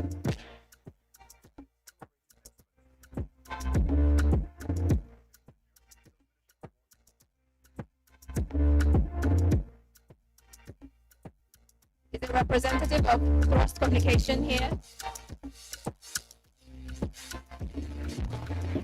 So one thing you should know is that the thing that you have in front of you, that you are enjoying and munching on, was done by Nita Sense Kitchen. So I know she really does deserve an award. Well done. Thrust Communication. Congratulations, starting a company. Of course, stay till this time. Nigerian economy has really been going up and down. So starting an organization in this economy really is something. Well done.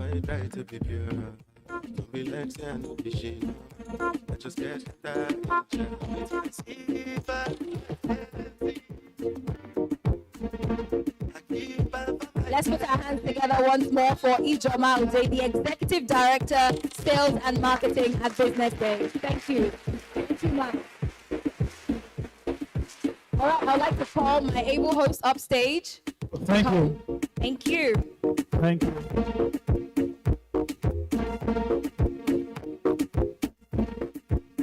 All right, DJ, thank you. Moving on. DJ, let's still go old school. We need to have our winner. DJ, let's go. We need to have a winner. We need to have a winner.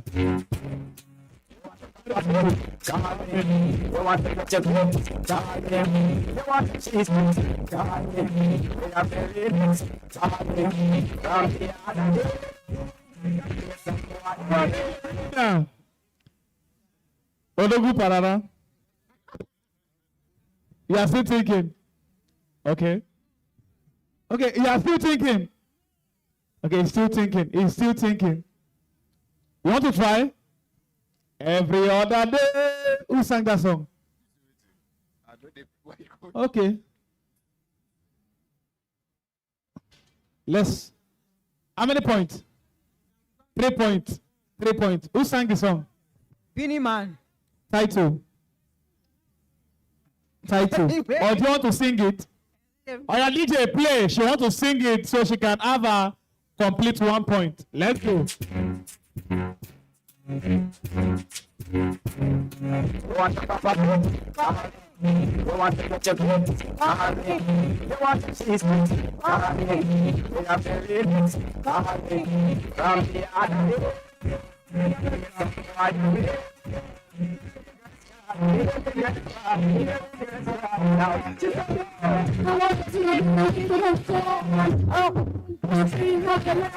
I want to How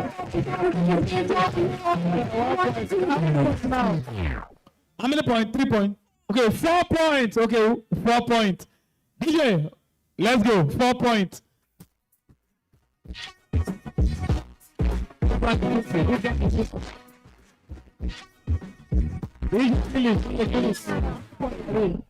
Three. If you get this song correctly now, we are moving to 4 points.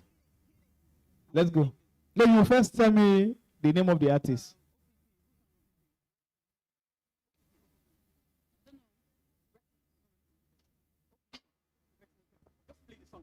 You first tell me the name of the artist before you have the. I think you play the intro 2 seconds.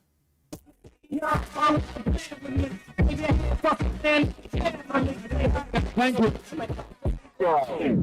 Who sang the song? An effect. Rest. The people that sang OPP. Rex and effect is something I can't remember. You can try.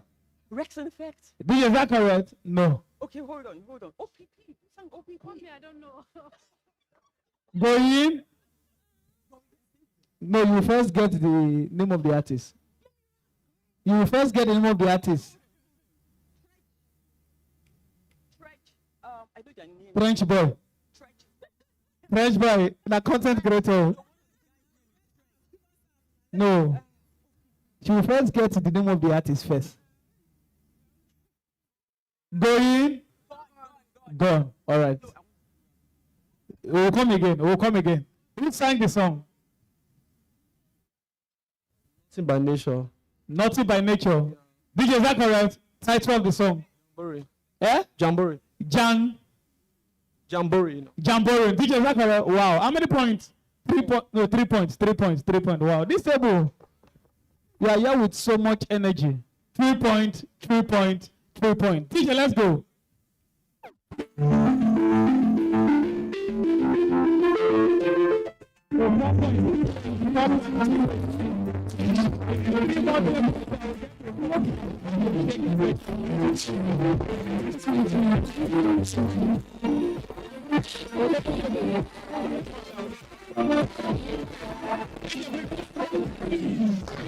Able to be sitting. The boy is my Brandy. The boy is getting my Brandy. DJ, is that correct? Wow. How many points? 4 points now. 4 points. 4 points. Oh, wait. Eh? DJ, stay with me. You say yes. Now they say it's not complete. Brandy and Guinea. Going. Gone. Brandy and Monica. They know. Odogu know the artist. He was just too happy. 4 points. DJ, let's go. We need 4 tables that will be on 4 points before we. Put the fucking mics on. Mic is on. Jump back down. 4 points.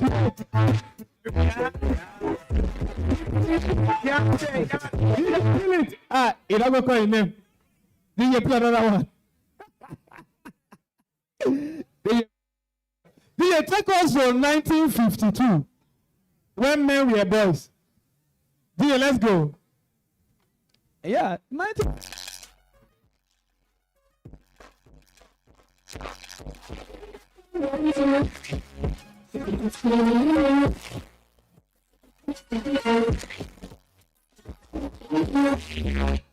DJ, break it down. Who want to try? We need 4 tables to get to 4 points. I think Jarul, Christian Milian. You are getting it. It's a long time. But Yeah. DJ, is that correct? It's a long time. No. I'm saying like the song is a long time. So like everything that we do. Everything that we do by Jarul and Christian Milan. No. The title of the song is not correct. Do you want to sing the song to have your 1 point?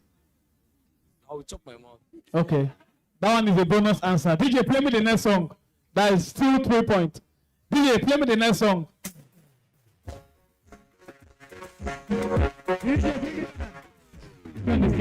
This one is simple. This one is simple. I think it's Donna Summer. Donald. Donna Summer, Unconditional Love. Donald what? Donna Summer. DJ, is that correct? Donald. Summer. DJ, is that correct? Title. Unconditional Love. DJ, is that correct? Wow. 4 points. 4 points. I need one more table that will get to 4 points before we compete for the winner, for the winning. DJ, play me one song.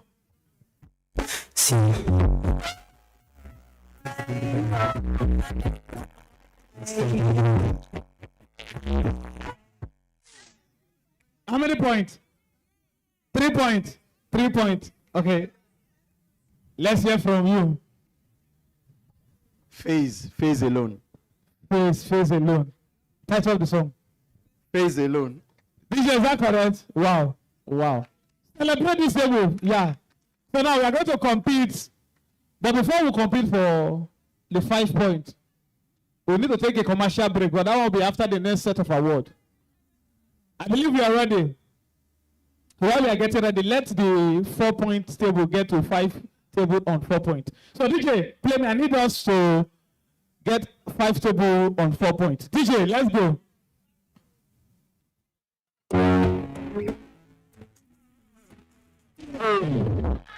I wrote this song in the year 2006. Let's hear from you. Nice. Street credibility. Is that your final answer? Yes. Do you want to change the artist? Don't you think if the artist is portable? Never. Portable going? Alakpo Meji. You wow. Did you work all right? Eh? Wait. Did you say your title is not correct? Wait. What's the title of the song? The title of the song.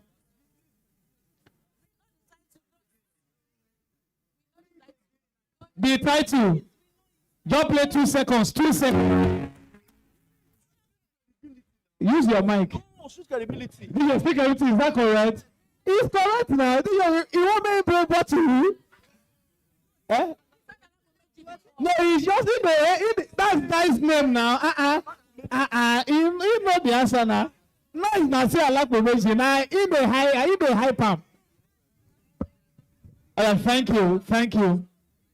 4 points. Before we compete for the 5 points, let's have the third set of.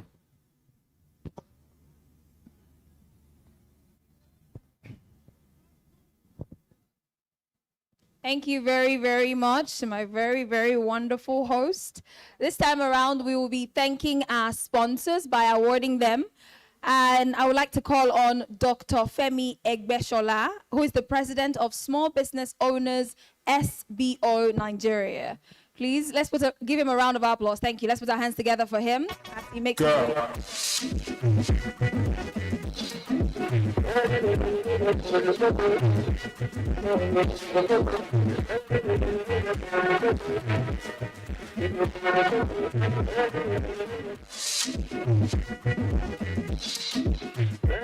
he's going to be awarding our very wonderful sponsors, and I'm going to be starting with the Microfinance Bank supporting SMEs, and that is Ibile Microfinance Bank. Please, let's put our hands together for Ibile Microfinance Bank.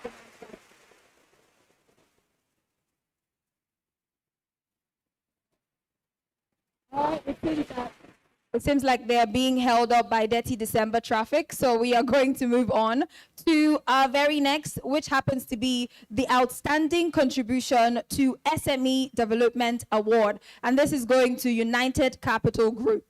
United Capital Group. Let's give them a round of applause. Thank you very much.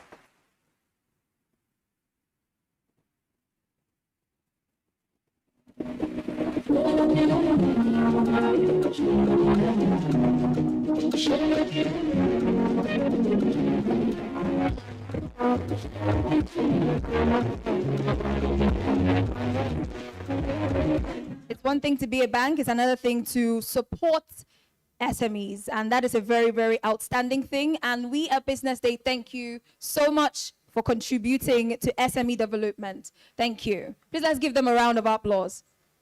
Thank you very much.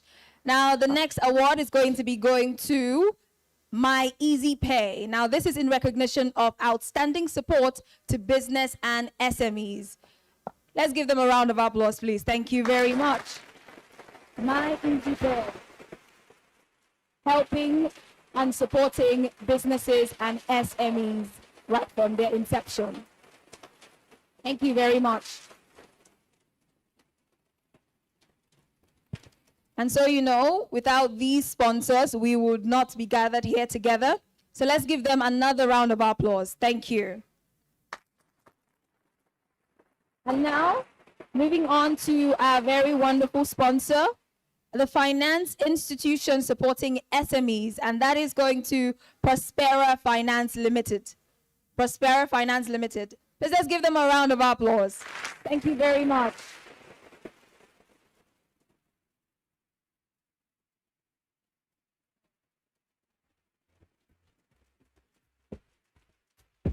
Welcome, and thank you so much for supporting, because I know without your finance, without your help, we would not be gathered together here. So thank you so much for that. Let's give them another round of applause, please. Thank you.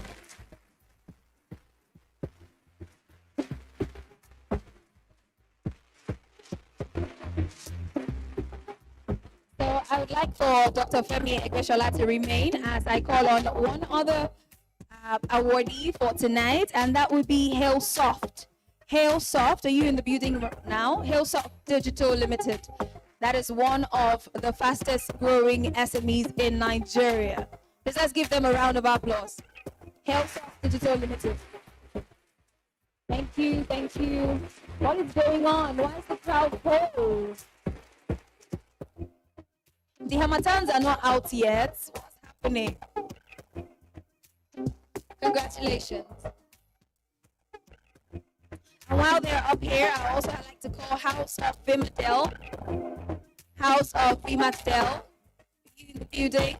Congratulations on being one of the top 100 fastest growing SMEs in Nigeria. Now, if you have your brochure with you, all you have to do is turn to the page towards the end. That would be, well, these pages are not numbered. But if you go straight down before you have your adverts page, you're going to see the top 100 fastest growing SMEs in Nigeria. Do well to check them out, patronize them, and make sure to tell and preach the gospel of these SMEs, because they're doing wonderful jobs as not just people starting businesses, but also people employing labor. Thank you so much, Dr. Femi Egbeshola. I appreciate it. Please let's give him a round of applause. Thank you so much. And I'd like to call back on able host. Thank you. Thank you.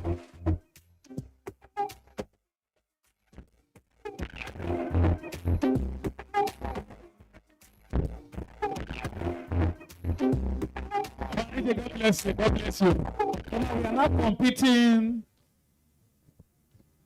to have a winner or a winning table.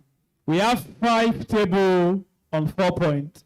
So what we are going to do, the new rule for this game is each of the table will vibe to a song, and I will sing the song from beginning to almost the end of the song.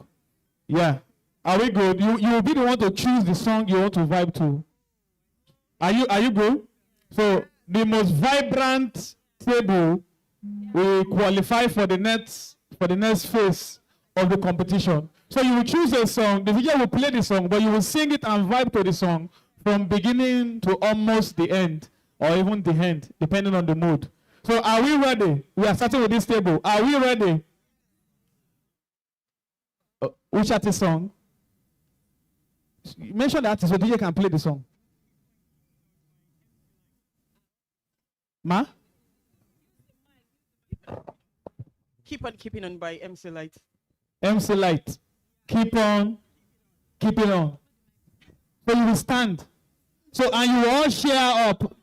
That's the vibe, so not standing and minus. So, are you ready? You will stand and enjoy the song. DJ, over to you.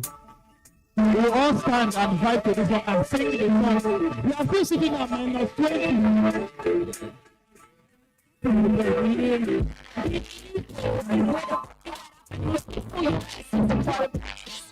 Bees and butter, baby, come and get the supper. Make you suffer. That's where you got. Yeah, I can't you the man. I got produced like a line.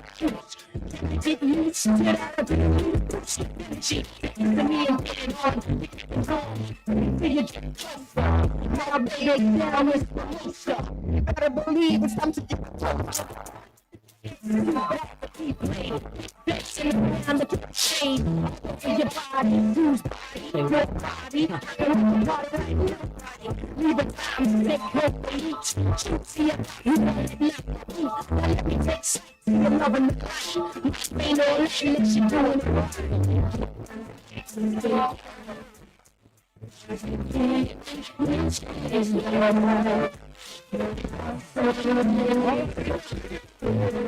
Please, a round of applause for the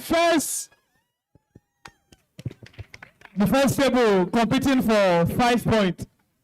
That's a wonderful performance. Moving on to the next table. Which song are we vibing to? Song. Take. Hope we see the energy. You saw the energy, right? Your request.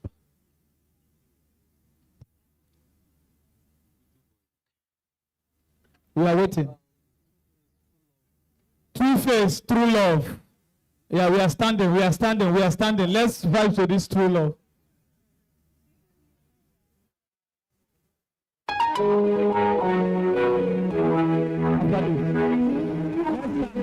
Let's start. Let's start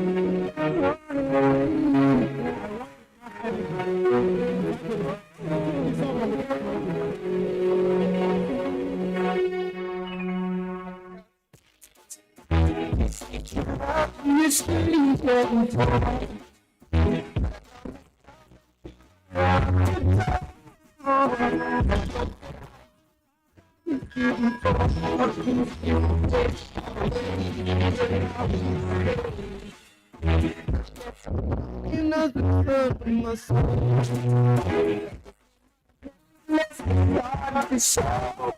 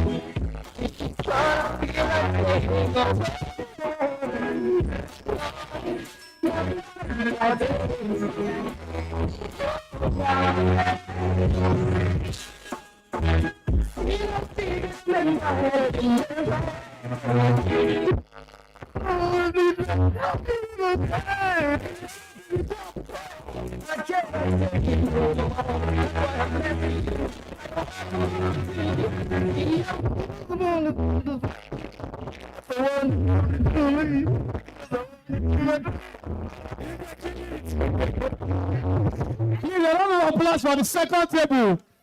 No, we all judge to know our winner now. How many points? Okay, you not qualify for 4 points. Thank you. That's a wonderful performance.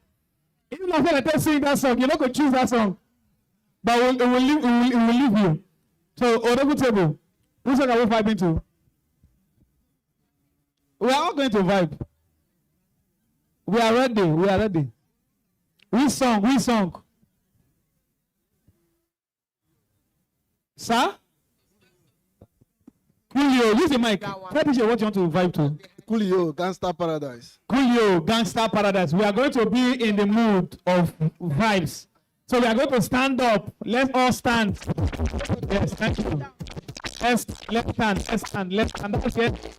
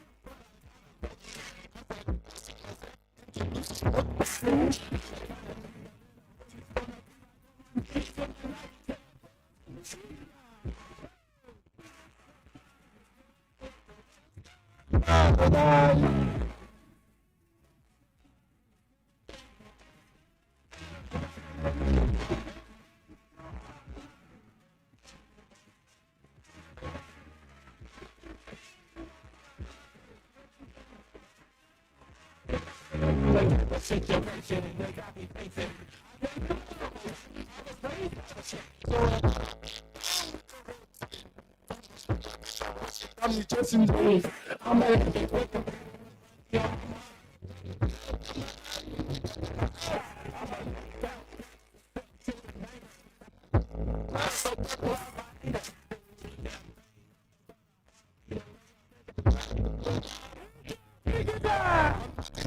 I'm gonna live to 2024 the way it is you be I don't know. Please, a round of applause for table 3. Table 3. Let's, before we get to table 5, table 4. Which song are we vibing to? Let's do Bruno Mars, 24K Magic. Bruno Mars with 24K Magic. 24K. Please, let's be on our feet. Let's vibe to this song. Together, in unity, in unity. Let's go. Let's go.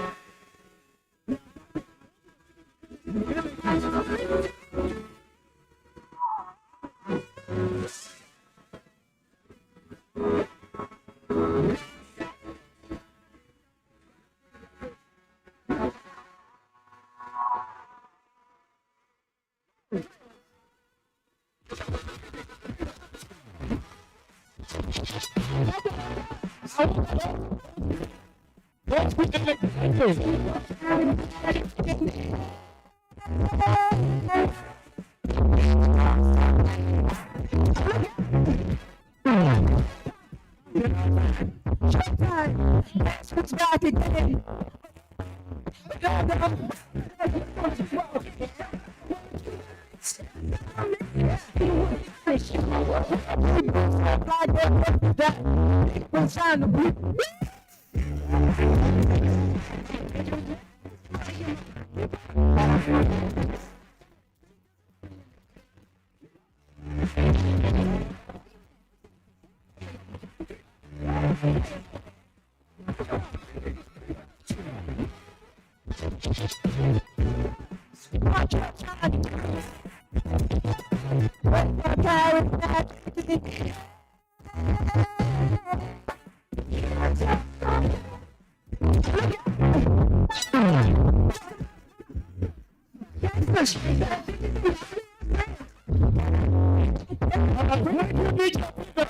For table 4.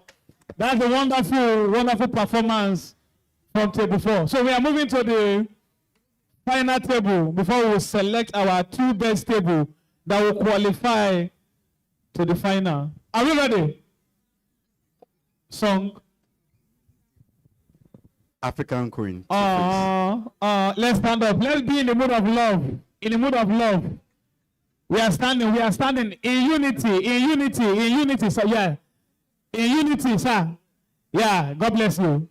DJ, African Queen by Chioma Jesus.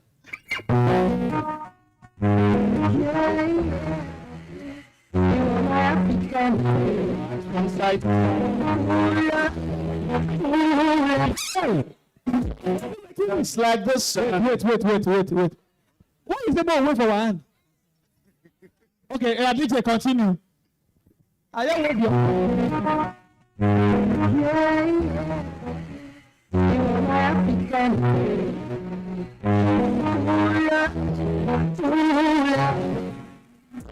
Just like a top, lights up the light of my eye, yeah.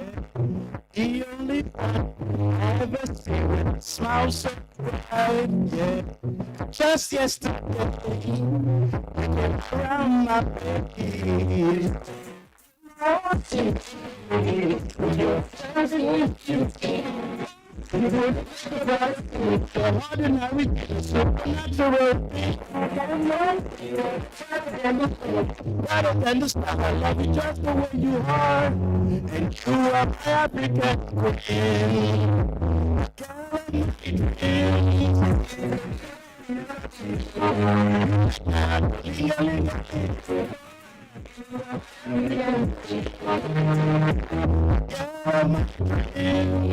and you remind me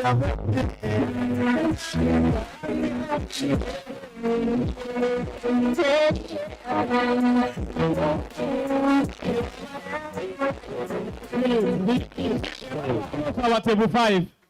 So now, from table 1 to table 5, we need 2 tables that will compete. 2 tables will compete for the finals. Are we good? From table 1 to table 5. I want you to shout the 2 tables that you want to move to finals. Is table 1 going for finals? If you are going for finals, say yes. If you are not going, say no. Okay. The eyes have it. Is table 2 going for finals? If you want to go for finals, say yes. If you want not to go, say no. The no's have it. Mind you, 2 tables will be qualifying to go for final. 2 tables. Is table 3 going for final? Are they going to final? Are they qualified for final? Are they not qualified? If they are not qualified, say no. All right. If table 4 going for final, are they qualified?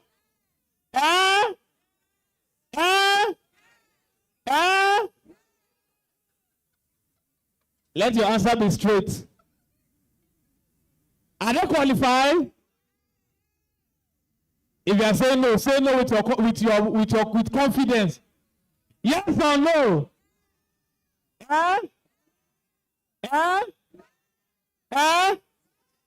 Okay, no. No. Table 5, are they going? Are they qualified?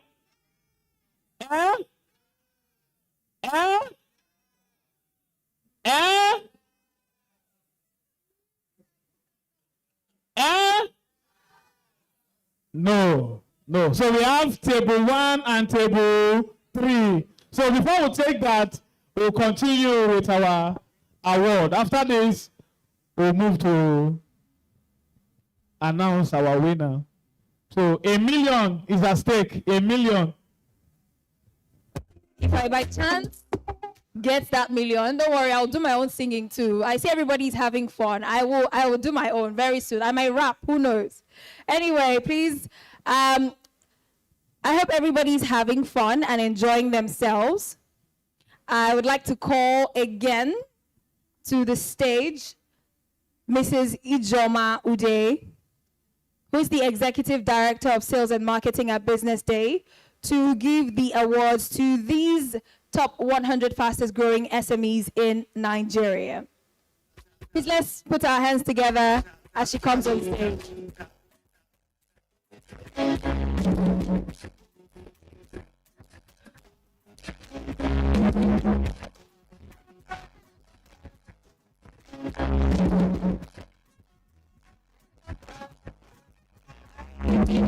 These awards will start with Prestige Shot It. Prestige Shot It. Please let's put our hands together for Prestige Shot It. A representative of Prestige. Thank you so much.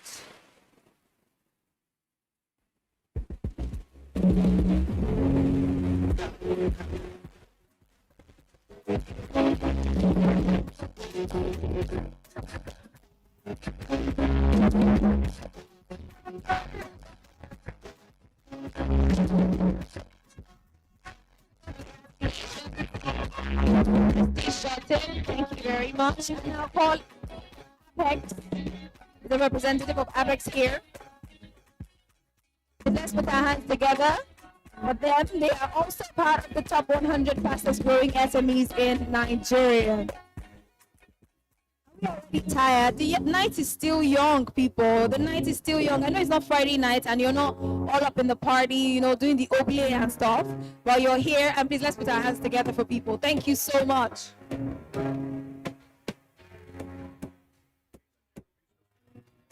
Congratulations. Founder of Apex.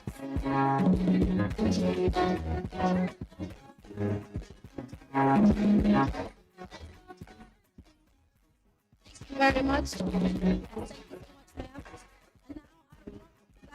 call on a representative from My Easy Pay, the wonderful table that has been giving us the vibes and you know the hit songs all night. I love it so much. Please let's put our hands together. They are not just great at doing business, they're also great at entertainment too. That's a good thing. It's a good mix, if you ask me.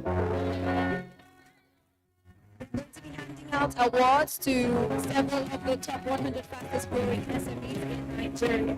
And I'd like to call on stage Hair by Bees Roots. Hair by Bees Roots.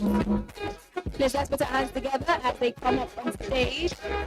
Congratulations.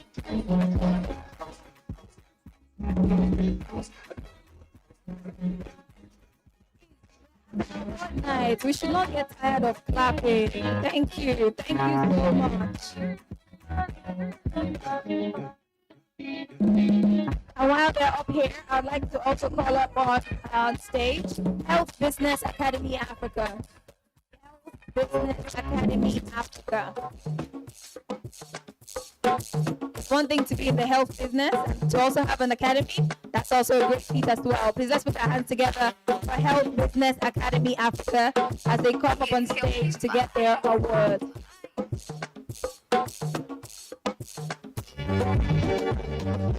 Congratulations, Health Business Academy Africa. And while they're up here, I'd like to also call BVL Agency Limited.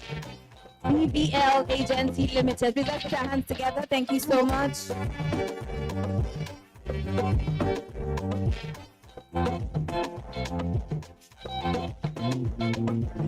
Still on this round of awards, I'd like to call Stella Africa. Stella Africa to prepare and come on stage as well. Congratulations. BVL Agency Limited, is there a plaque for them?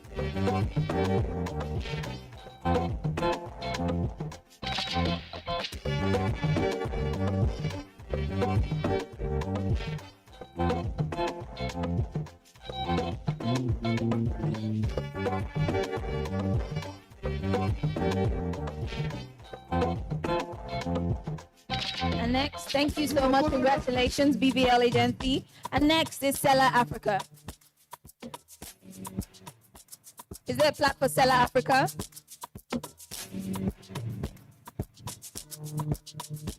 Congratulations, Stella Africa, for doing what you do. For starting, it's one thing to have an idea, it's another thing to start. Congratulations and well done.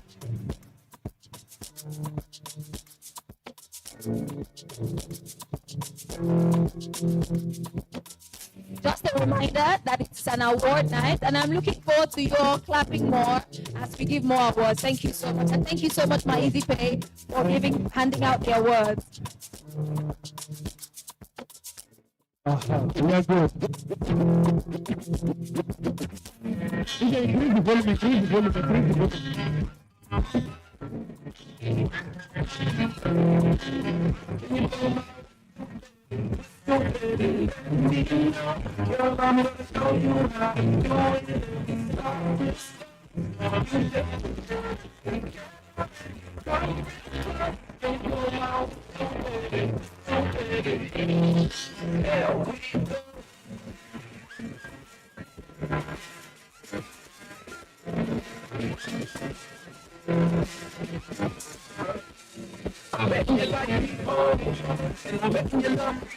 God bless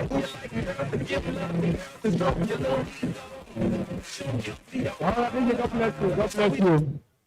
So now we have 2 tables that will be competing to win $1 million. Are they ready or they are eating? Are you tired or to continue? You are tired? Nah. Aha. So we have 2 tables. And this is the rule for the next round. I will give a representative the mic.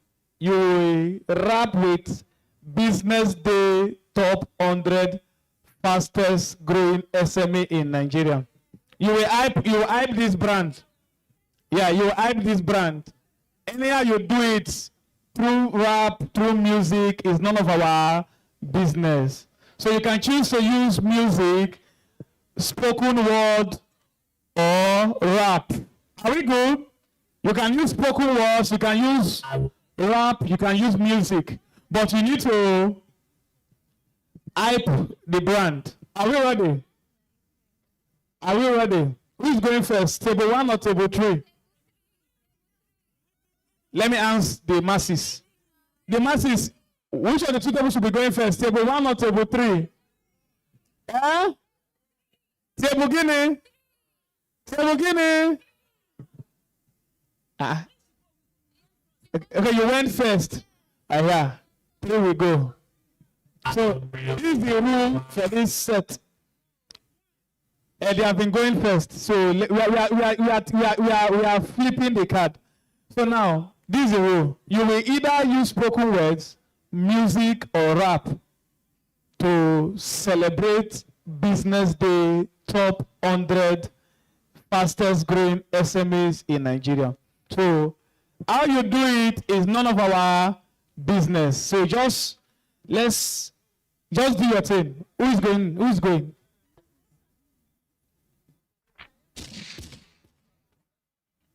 Do you need any sound or a cappella?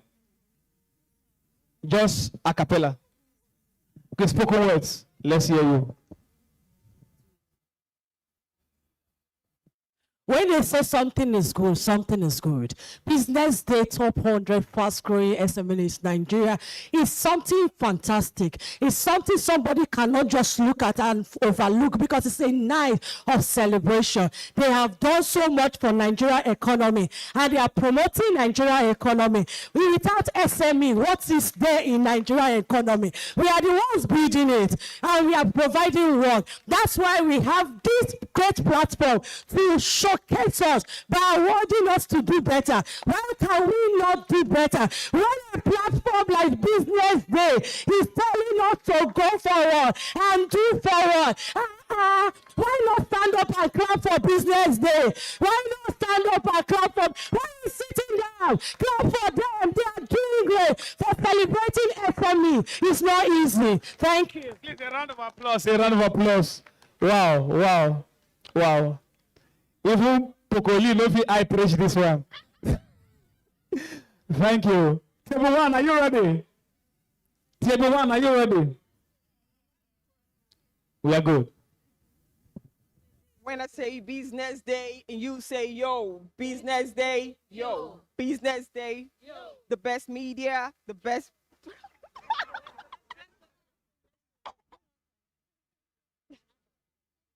Can we get beats? We need beats. Oh, DJ, give us a beat. Give us a Business Day beat. Any trap in here, God bless you. Let's use the stand up energy. Are you ready? Use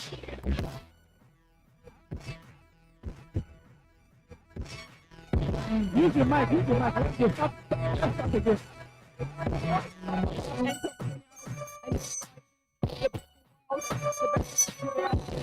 Because all you talk about is the best media. You can't.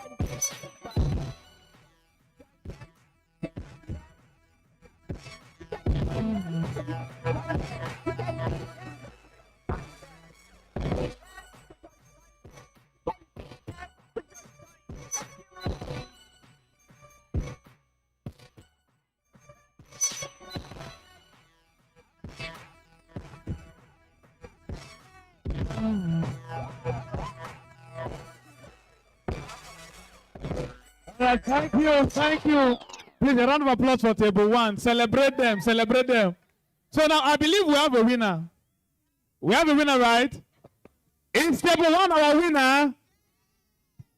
Is table one our winner? If you know table one is your winner, please raise your hand up. Let me count. Raise your hand. If table one is your winner, if table one is your winner, raise your hand.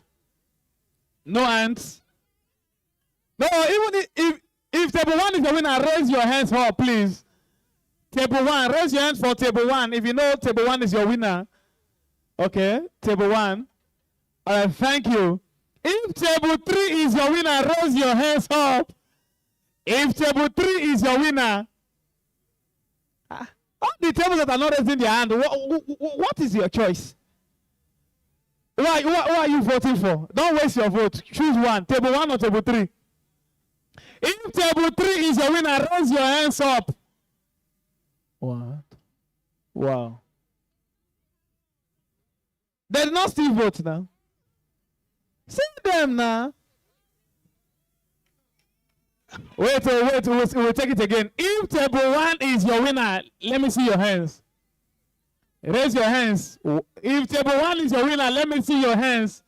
1, 2, 3, 4, 5, 6, 7, 8, 9, 10, 11, 12. 12. 12. 12. Thank you. Table minus the table. If table 3 is your winner, let me see your hands. Table 3. Table 3. 1, 2, 3, 4, 5, 6, 7, 8, 9, 10, 11, 12, 13, 14, 15, 16, 17, 18, 19, 20, 21. 21. DJ, play stand up for our champion first. We have not announced the winner now. If you too happy, referee will blow off. Break it down. So now, before the game starts, we were competing, or we competed for $1 million, two of us. $1 million. $1 million. God bless you. So now, we have this table as the winner for that section. So DJ, play that sound.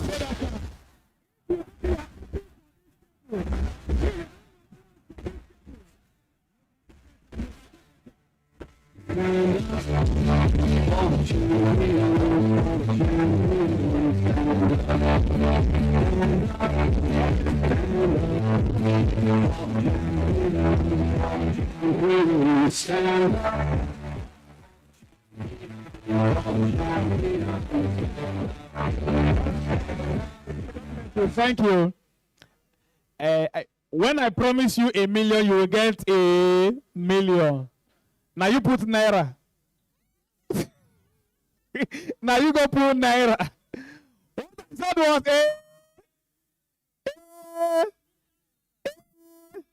yeah, $1 million you will get. So on behalf of the host, why are you laughing, sir? Why are you laughing? All right. So before the end of today, we just type $1 million. We will type $1 million on your WhatsApp. So check your WhatsApp, you will see $1 million on your message box. So celebrate, you not too much.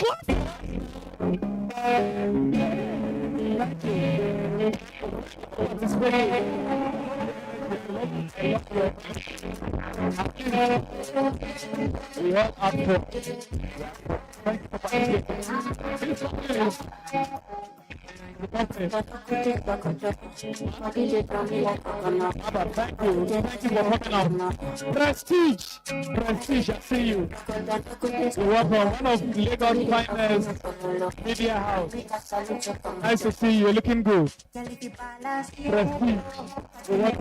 Thank you. Give us good music. We'll be taking our period time.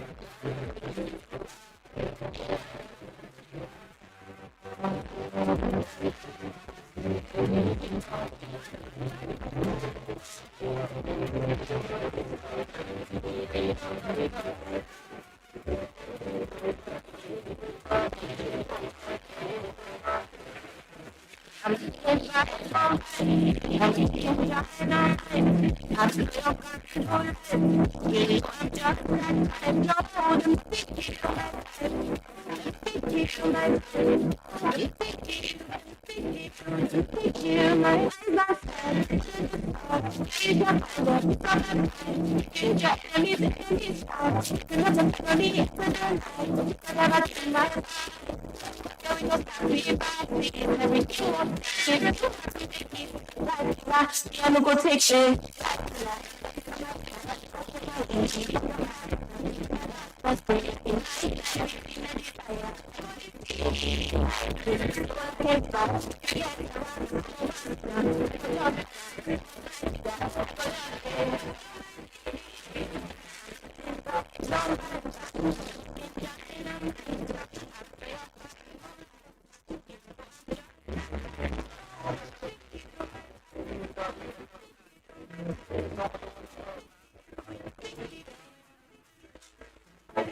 Shawty want $1 million.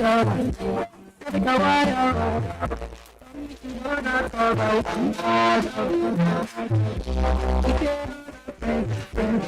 La vida con el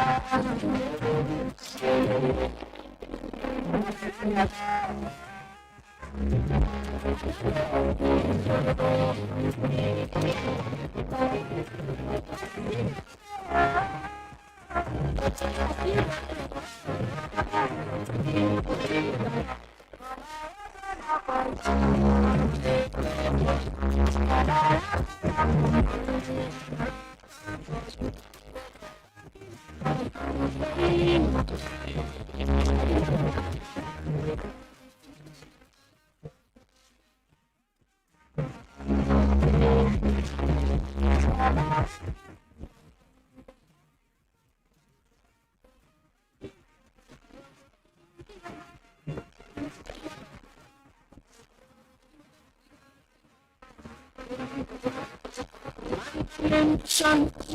I feel no conviction. Thank you very much. Thank you very much, DJ. Thank you for that one. I'd like to call on the manager of the digital ads Business Day, Linda Ochoa, to come up stage. She'll be presenting the final set of awards.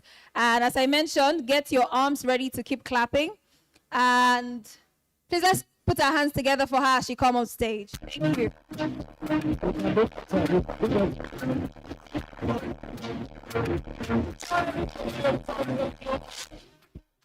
All right, we're going to start with Explicit Express. Is a representative of Explicit Express in the building? Explicit Express. Please let's put our hands together for them. Explicit Express. We can do better. We can do better. We can do better. While Explicit Express is coming up, I'd like to also call on Trio Citini to also make their way up stage as well. Trio Citini. Explicit Express, are you coming up? Together for them. Thank you. Thank you very much.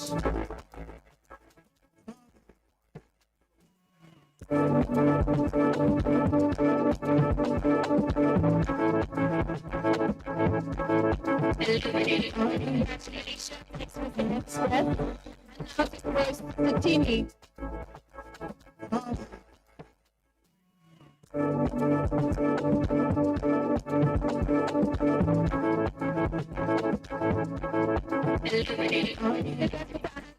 For them. And Detail Africa, are you in the building, Detail Africa? Detail Is the representative in the building? Detail Africa. One representative. All right, if they're not here, is a representative of Jaylon Limited in the building? Jaylon Limited.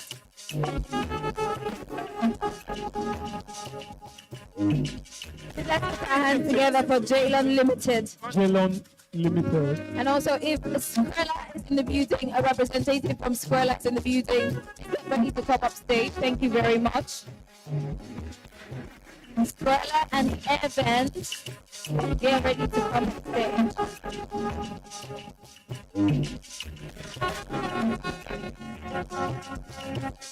Congratulations, Jaylon Limited. Let's put our hands together. It's not easy to be part of Business Day's top 100 fastest growing SMEs in Nigeria. Is a representative of Squarela in the building? How about a representative from Airband? All right, if they're not here, I'd like to call on NearPay. NearPay. All right, thank you so much to every single person that has gotten awarded tonight. And yes, there's more, but at the moment we can see that the hall is we're reducing in number and we need to go home. Thank you so much for coming in. I'd like to give the mic to we have NearPay in the building. Please let's put our hands together for NearPay. Thank you.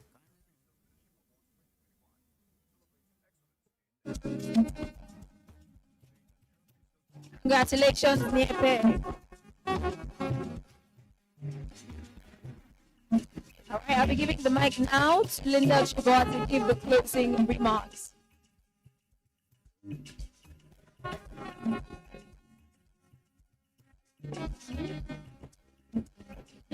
Jennifer, please, would you like to represent Squarela?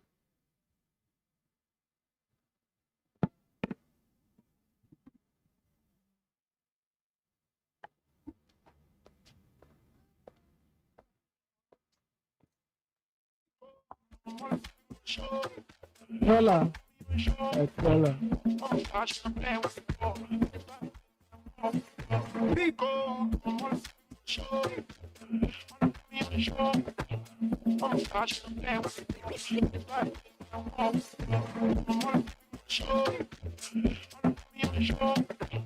Oh, I should pay with it for. I'm gonna show you. I'm gonna show you. Good evening, everyone. Good evening, everyone. Good evening, everyone. On behalf of myself and Business Day, we would like to say a very big thank you to everyone that has made today possible. We wouldn't have had this day without you present with us from 9 o'clock in the morning till now. Our goal and our dream every year is to bring together amazing businesses from across Nigeria, those that have traveled from far and wide, from Abuja, from Benin, and even in Lagos. Every year, we celebrate the fastest growing businesses across every sector, rewarding them for the great work. We know how challenging and difficult it is to run a business in Nigeria, but even with that, some companies are doing amazing and great jobs, and that is why we are here this evening, and we say thank you. To our sponsors, Keystone, Prospera, Easy Pay, Ibile, United Capital, UC, Lasena Water, we want to say thank you. To our partners, Asbon, First Founders, Mamba, AWE, and of course, all other partners that have worked with us during this entire event, we really want to say thank you. We are grateful for your time, for your resources, for spending the entire day with us. We look forward to having you again come next year, 2026. I hope you've had a beautiful evening as I have, and I hope you enjoyed our food. MC, thank you for the entertainment. To my bosses, I say thank you. And to everyone, do have a lovely evening. And let me be the first to wish you a Merry Christmas and a Happy New Year in advance. Good night.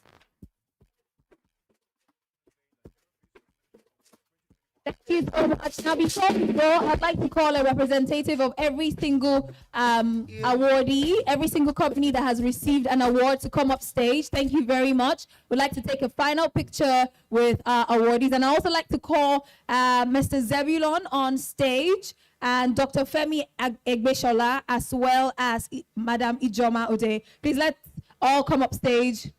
One representative from each organization that has just been awarded. Please do well to make your way up the stage. Thank you very, very much. Just as we are wrapping up, please do well to come up stage. One representative from every company that has been awarded here tonight.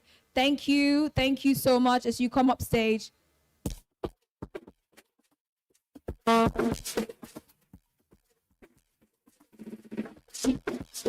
representative. I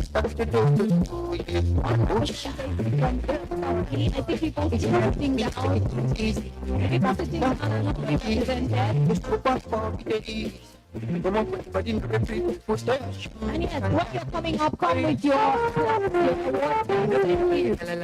Come with your award flash. Thank you very much. One thing you should know is that a business would like you to be known and to be seen, and not just you being a business owner, but you being an authentic business owner. So as you know, we're going to be on the front page by morning. Thank you very, very much.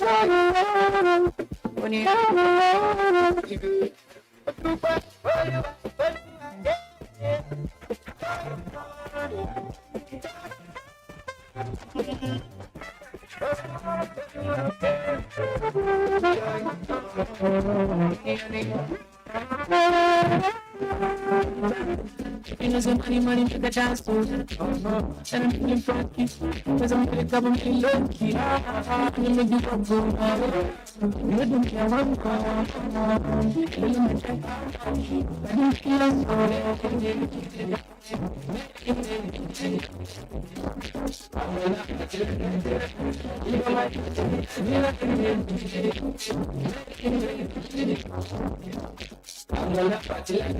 We all stand in a four. Thank you very much. Yes, thank you so much for coming out tonight. My name is Michael.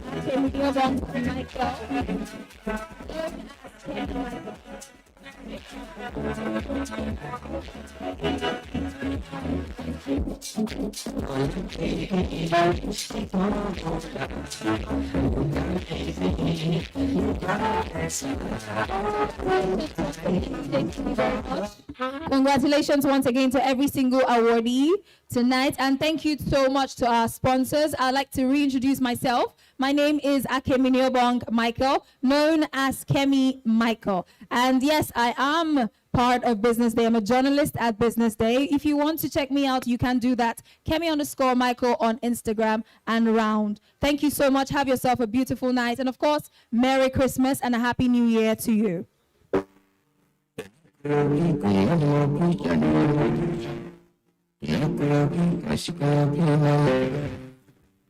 Yeah,